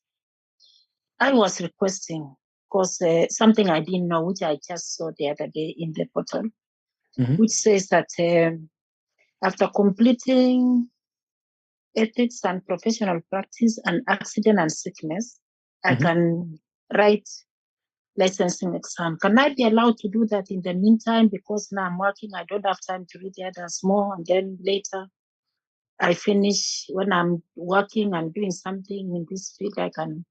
Yes, so you'd have to reach out to the province about that. I would get your field trainer to potentially help you, but once you pass ethics and accident sickness, technically you could go and attempt those provincials. More often than not, from my experience, people try and do all 4 of them at the same time because the accident sickness will only allow you to do what's in the accident sickness module, critical illness, disability, long-term care, whereas you won't be able to do the investments or the life insurance yet until you pass that other license with those 2 modules completed. Yeah. So how can I get the person to assist me? It's not been easy because I paid all of them once, not separate. I paid as all of them together, the 4 modules in one. Yeah, so you could just go take those 2 tests. You just have to book them online. I'm guessing with Alberta Insurance Council, if I'm guessing, if you do pay for all 4. Who can I talk to? You would reach out to Alberta Insurance Council directly if that's your province. Are you in Alberta? Provincial? Yeah. What province are you in, Irene? Ontario. Ontario? So you should reach out to FSRA, so Financial Services Regulatory Place. Thank you. Thank you so much. And then they'll be able to help you mitigate when you can, and book it. Yeah, sure. Thank you. So I can get in all of you if I don't manage to succeed. Do you have a number or email? Please. Yeah, I'm not going to send that out right now, but yeah, I for sure do. Because I really want to sit for it, and that's what has given me a lot. Yeah, I'll send it to you in the chat for sure. Yeah. Here, I'll give it to you. I just know if I open the floodgates, it's gonna be an interesting day. Thank you, Eric. All right, Emma, you're up since you're unmuted already. I'll give you priority boarding. Oh, hi. Thank you. Hi, good evening. Thank you. Oh, sorry. That's okay. You're good. Oh, so just my question is, if an annuitant put in 100,000 for a 10-year annuity and with guarantee of 12,000, so overall in 10 years, the total payout comes to 120,000. How does the 20,000 get taxed, or it is a gain? How does it get taxed? You mean? Yes. Okay, so if it's a tax-free savings account, it would not be taxed because nothing in a tax-free savings account is taxed. No. If it was an RSP, for example, not just the 20,000, the entire 120,000 would be taxed because RSPs are always fully taxed, right? The only time it gets complicated is when it goes into a non-registered, where some of it's taxed and some of it's not, and that's when you should look up the 2. There's accrual annuities or prescribed annuities. If I give everyone a little bit of a short form on that. Prescribed annuities is like a prescription. The tax is the same every month for the rest of the plan. It's like a prescription. Take this pill for this amount of time. It's the same. Accrual is the other way around, where it changes every single year. And so it's worthwhile to just search those if you need them. So say, for example, it's in prescribed, so which means, say, for each month, he receives 12,000, so 2,000 would be a gain. So overall for the whole year would be 20. Oh, sorry. Is that correct? No, you're right. 2,400. For the whole year, that 22 times 12, it would 24,000 would be taxable. Correct. The registrant would receive, the annuitant would receive a tax receipt for that, or a Correct. T5? Correct. I see. Okay, that's about I was curious about how, if it's going to be taxed at all or not, because I don't know. Yeah, it won't have tax on that though. It's going to be full tax on that bit, on the profit, income, interest. On the income, on the interest. Yeah. It's not like a dividend or interest income. You got it. Okay, perfect. Thank you so much. You're so welcome. Yeah. Manuel is up next. Thank you. I have two questions. The first question is concerning the language, because I'm French and like I did a registration in French, but the textbook appeared to be in English. And I was like, oh, how is the text going to be? Will the text be in English only, or will it be in French? And I then would just reach out to Oliver's to confirm because they can switch. I'm pretty sure, and I don't know if they can, but I've had them where they can switch from French to English and vice versa as far as the textbooks. Yeah. Yeah. So you can do the one you're more comfortable with, French or English. And I heard some people asking whether they bring the paper and the pen or they will give paper and pen. Is it online or on site? So provincials, it depends. It depends on what province you're in. Quebec. So Quebec, I don't know. I think it might be online, maybe, but that would be just probably a good time to check with the AMF to know that for sure. I am not 100% sure either. Sorry. Okay, thank you. Thanks, Mono. I don't know how to pronounce your name. Anurag, is that right? Yes, this is Anurag here. All right, perfect. How are you? Hi, Eric. Thank you for the insightful session. Of course. I have two queries. Actually, I appeared for the certification exam for A&S, and I failed first attempt, second attempt, third attempt. Two of them were major because of the technical fluctuations. So I had to, but I didn't get any extra attempt. So then they told me to go for the last one, and I had paid $20, and then I paid and I appeared for that also, but I failed that as well. And then I paid the $200 again and to rebook the course. Yeah. So now I have changed my strategy. I'm preparing for life insurance first because I think life insurance I can do better, and That's then a I good will idea. go again for A&S. So is my approach correct? Yeah. I would do the one that you feel the most confident with to get out of the way for sure. Once you kind of go through all the modules, I just say do life insurance last as far as study because there's a lot of flow through. You're going to see tomorrow. I'm going to be like, remember we talked about this yesterday. Remember we talked about this yesterday. There's just a lot of flow through. But once you've kind of seen everything, I would recommend just going with the one that you're probably the most comfortable with or the most confident with to just get it done. Yeah. All right. Thank you. Got it. Of course. Irene, you're back in. Unless you just left the hand up. Otherwise, Claudette, you're in. Oh, and Irene's in. No, I'm in. Oh, there's two Irenes.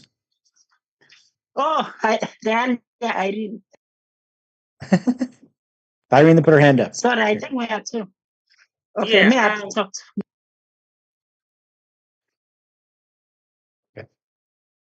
Hey, can I can hear you. Yeah, I can hear you. All right. So I have a little bit of a peculiar situation. I am currently in the United States. Okay. I registered when I was in Canada for the internal exams. Now, when it gets to the provincial exams, can I pick any province to write in, or I have to write in the province where I have my PR? I would say you should write in the province with your PR, but there would be some confirmation with them for sure too. But I would say that'd probably be your best bet. Yeah. Okay, because I was hoping to do it online, and Ontario is in person. So. Yeah. I don't know. I'm not going to say this out loud to too many people, but I've had agents do their provincials in different provinces than where they live from time to time, but there has to be like special permissions. So either way, you'd have to reach out with Ontario. Either way. Okay. And get permission. Sounds good. Thanks. Ontario's not online. Quebec's paper. I'm getting back end information to help me. This is great. Okay. So Quebec's paper for those who ask Manuel, I think it's paper. Claudette, or the other Irene's in. Whichever one wants to go first. Am I coming? Yeah, you're good. Okay. Thank you so much. Thank you, Eric, for the lecture you've given us today. I wanted to ask because I have no idea how the provincial exam is being written because it seems I'm learning from the questions that you can write a module at a time, because I've always thought that I have to study the modules, pass all the certificates, and then go for the provincial. That is true. So usually you either have to pass the ethics and acts and sickness if you wanted to go for, say, the acts and sickness license, which is separate from the life insurance license. More often than not, people do all 4 modules in the certifications and then do all 4 modules in the provincial, because what ends up happening is you need to pass certifications to take provincials, but you can't just go ethics, acts and sickness, segs and segs. You can't do that. You need to pass some certifications first to qualify for certain provincials. So provincial is like different parts? They're not necessarily different parts, but you need to understand that provincials are in the same 4 module tests. So there's an ethics, acts and sickness, seg funds, and life insurance provincials, just like there's certification exams. And you have to pass the certification exams, certain ones, to take certain provincials. So most of the time people just do them all at once so they can take the provincials all at once. It makes it simpler if we're just being out loud. Okay, thank you so much. Yeah, you're welcome. Anybody else? Oh, I can see if you just want to unmute, you can. So put your hand up in like the chat, because if you don't know how to put the hand up, there's like a gesture you can do. But it's okay. We'll work our way through. I'm gonna go Thea, and then I'll go Belinda, and then I'll go Ragesh after. So we're gonna work our way through. Okay. I have 2 questions to ask. Sure. First of all, thank you so much, Eric. You cleared off a lot of things that I've gone through all the certifications, but I still had a lot. Congrats. Thank you, but it wasn't really easy. I had a lot of challenges with sec funds, which you have actually cleared most of them today. I just have a little worry. When is the next boot camp coming up in June? Oh, that's a good question. So there's probably going to be one next month, but we haven't released the date yet, so it hasn't been finalized. Plus, if I'm just throwing it out there, we only had like 550 people here today, but we got 1,000 registered. So some people registered early that aren't showing up. So we might not release it until closer to the date next time. But you know what? It's all a mystery of when it's going to come. You just got to stay watching your HLQP. But there'll be another one, I think. I not catch because I'm preparing for my provincials on the 7th. So I guess I might not get an opportunity again before then. Well, the good part is if you pass your provincials, you won't need me anymore. But if you don't pass some, then you can come back and see me. I don't wish to come back. It'll be good to see you, but it's okay if you don't want to see me again. I'll take it. It's okay. How many attempts do you have for the provincials? So depending on what province you're in, usually you have 3 attempts before you need to have a certain amount of time before you can take again. It's Ontario. I think you can take 3 attempts and then you either have to wait 3 or 6 months. It's really hard to keep track for me, at least, how everybody goes. But just passing the 3 and then you don't got to worry about all that stuff, right? Yeah. No, I don't want. Just do it in one and then you don't got to worry about it. Okay. Yeah. Thank you so much. I think of course. I was hoping to have one additional time with you before I write, but it's not possible. That's okay. Thank you. You're welcome. Good night. Yeah, good night. Jacqueline, you're up next. You're already unmuted, but I can't hear you if you're talking. No, I'm good. You there you answered go. the Hi. question right away. Okay. No problem. I was just wondering when you have the next boot camp, but it's okay because I'm going to do my provincial, but the last one is the life insurance. So I said probably I would wait and then do the life insurance later on. But just come tomorrow. Yeah, I will come tomorrow.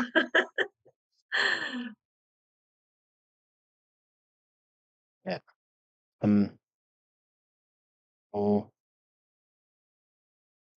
All right, I just got something. All right, who's next? Ragesh. Is that how I pronounce it? Rajesh. Rajesh, sorry. I'm not that cultured. Look at me. I don't know how to pronounce names. That's okay. Raj is simple. So Okay, if somebody comes again, you can simply call Raj. Thanks, Raj. Appreciate easy, it. right? What's up? What can I do for you? Eric, first of all, thank you so much for your very thoughtful insights. They were really excellent, like Thank you. very helpful for like I've been trying to like right now I'm in the process of like going through the mock exams. Like I'm preparing for that, all that. And hopefully I'm trying to see how quickly I can do the mock exam. And my concern is only one, like when we go for the certification, I'm in Ontario.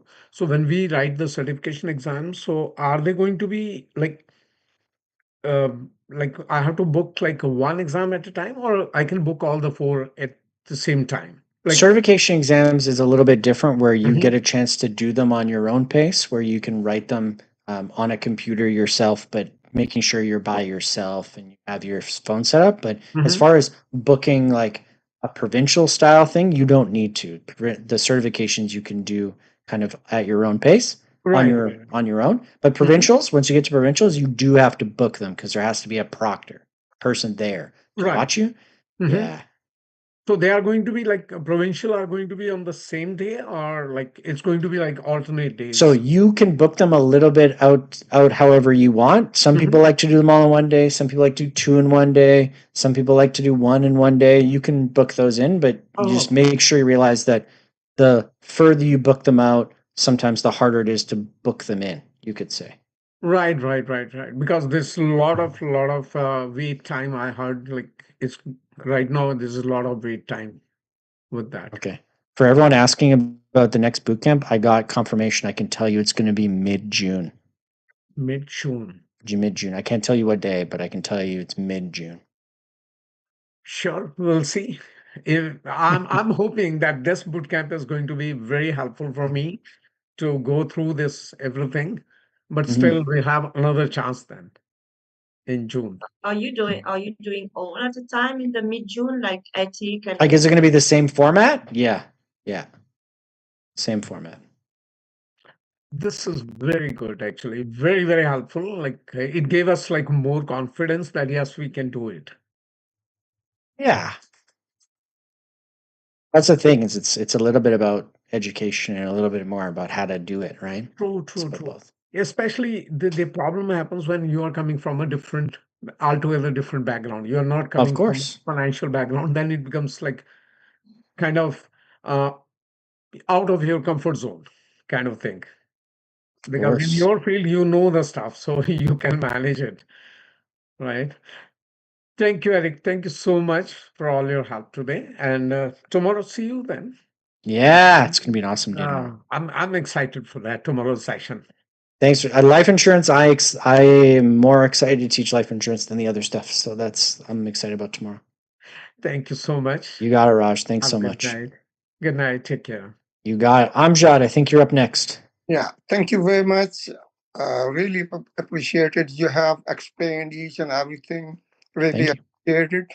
And basically, I have passed 2 certifications before, but I have to go out of the country, and the time was lapsed. Now I have to re-register, and now the first 2 I have already passed. But I just want to start with the life insurance first, and then segregated funds, and then the other 2 certifications I have already passed. I think there will be okay, but I just wanted to, you have explained already, but I just wanted to use the textbook if I want to use during my exam, because it will be very easy, not to remember, just to know. Yeah, you can use the textbooks every step of the way through.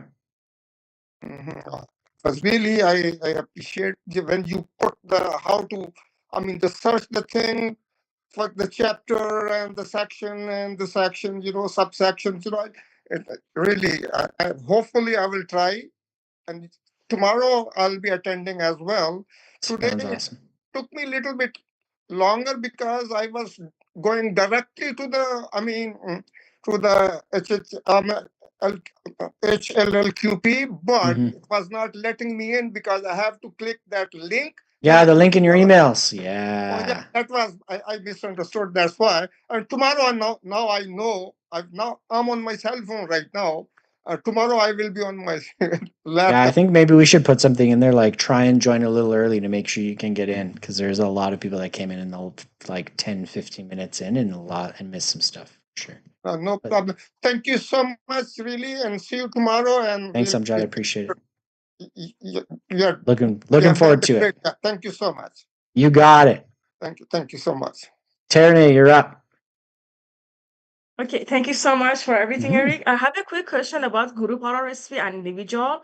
If Sure. someone has group or RSP and individual, the contribution is totally different or it's going to be the same? So they're both in the same pool of contribution limits, right? Of that 18%, whether they put in group or individual, it still adds up towards that 18% or the carry forward room of RSP. Is that what you mean? Yes. Can I have both individuals, both they have group RSP and individual? It should be only one. Of course. You just can't put in more than that limit per year combined. Okay, I got you. Thank you. Yeah, you're so welcome. Anybody else? Okay. Feel free. My dinner's not ready yet, so the fiance hasn't sent me the text yet. Familia, sorry, my bad. Hi, Eric. Hi. Thank you for today. And it's good. It's really awesome because we learn a lot. And the question that I have today is for tomorrow. You are sending the link, another link for that. Same link, same email, same text join, same thing. Okay. Yeah. Okay. And second one, I have a group insurance, and it's like a full retirement pension plan. Now, I ended with that company that I have that insurance. Yeah. So, because I joined to another company and I got another group, but they don't have like a pension. So I don't know where I will put that old pension, which is best that you can recommend to me so that I know what to do. Yeah, that'd be good to talk to your trainer and an SMD about. I don't like to give recommendations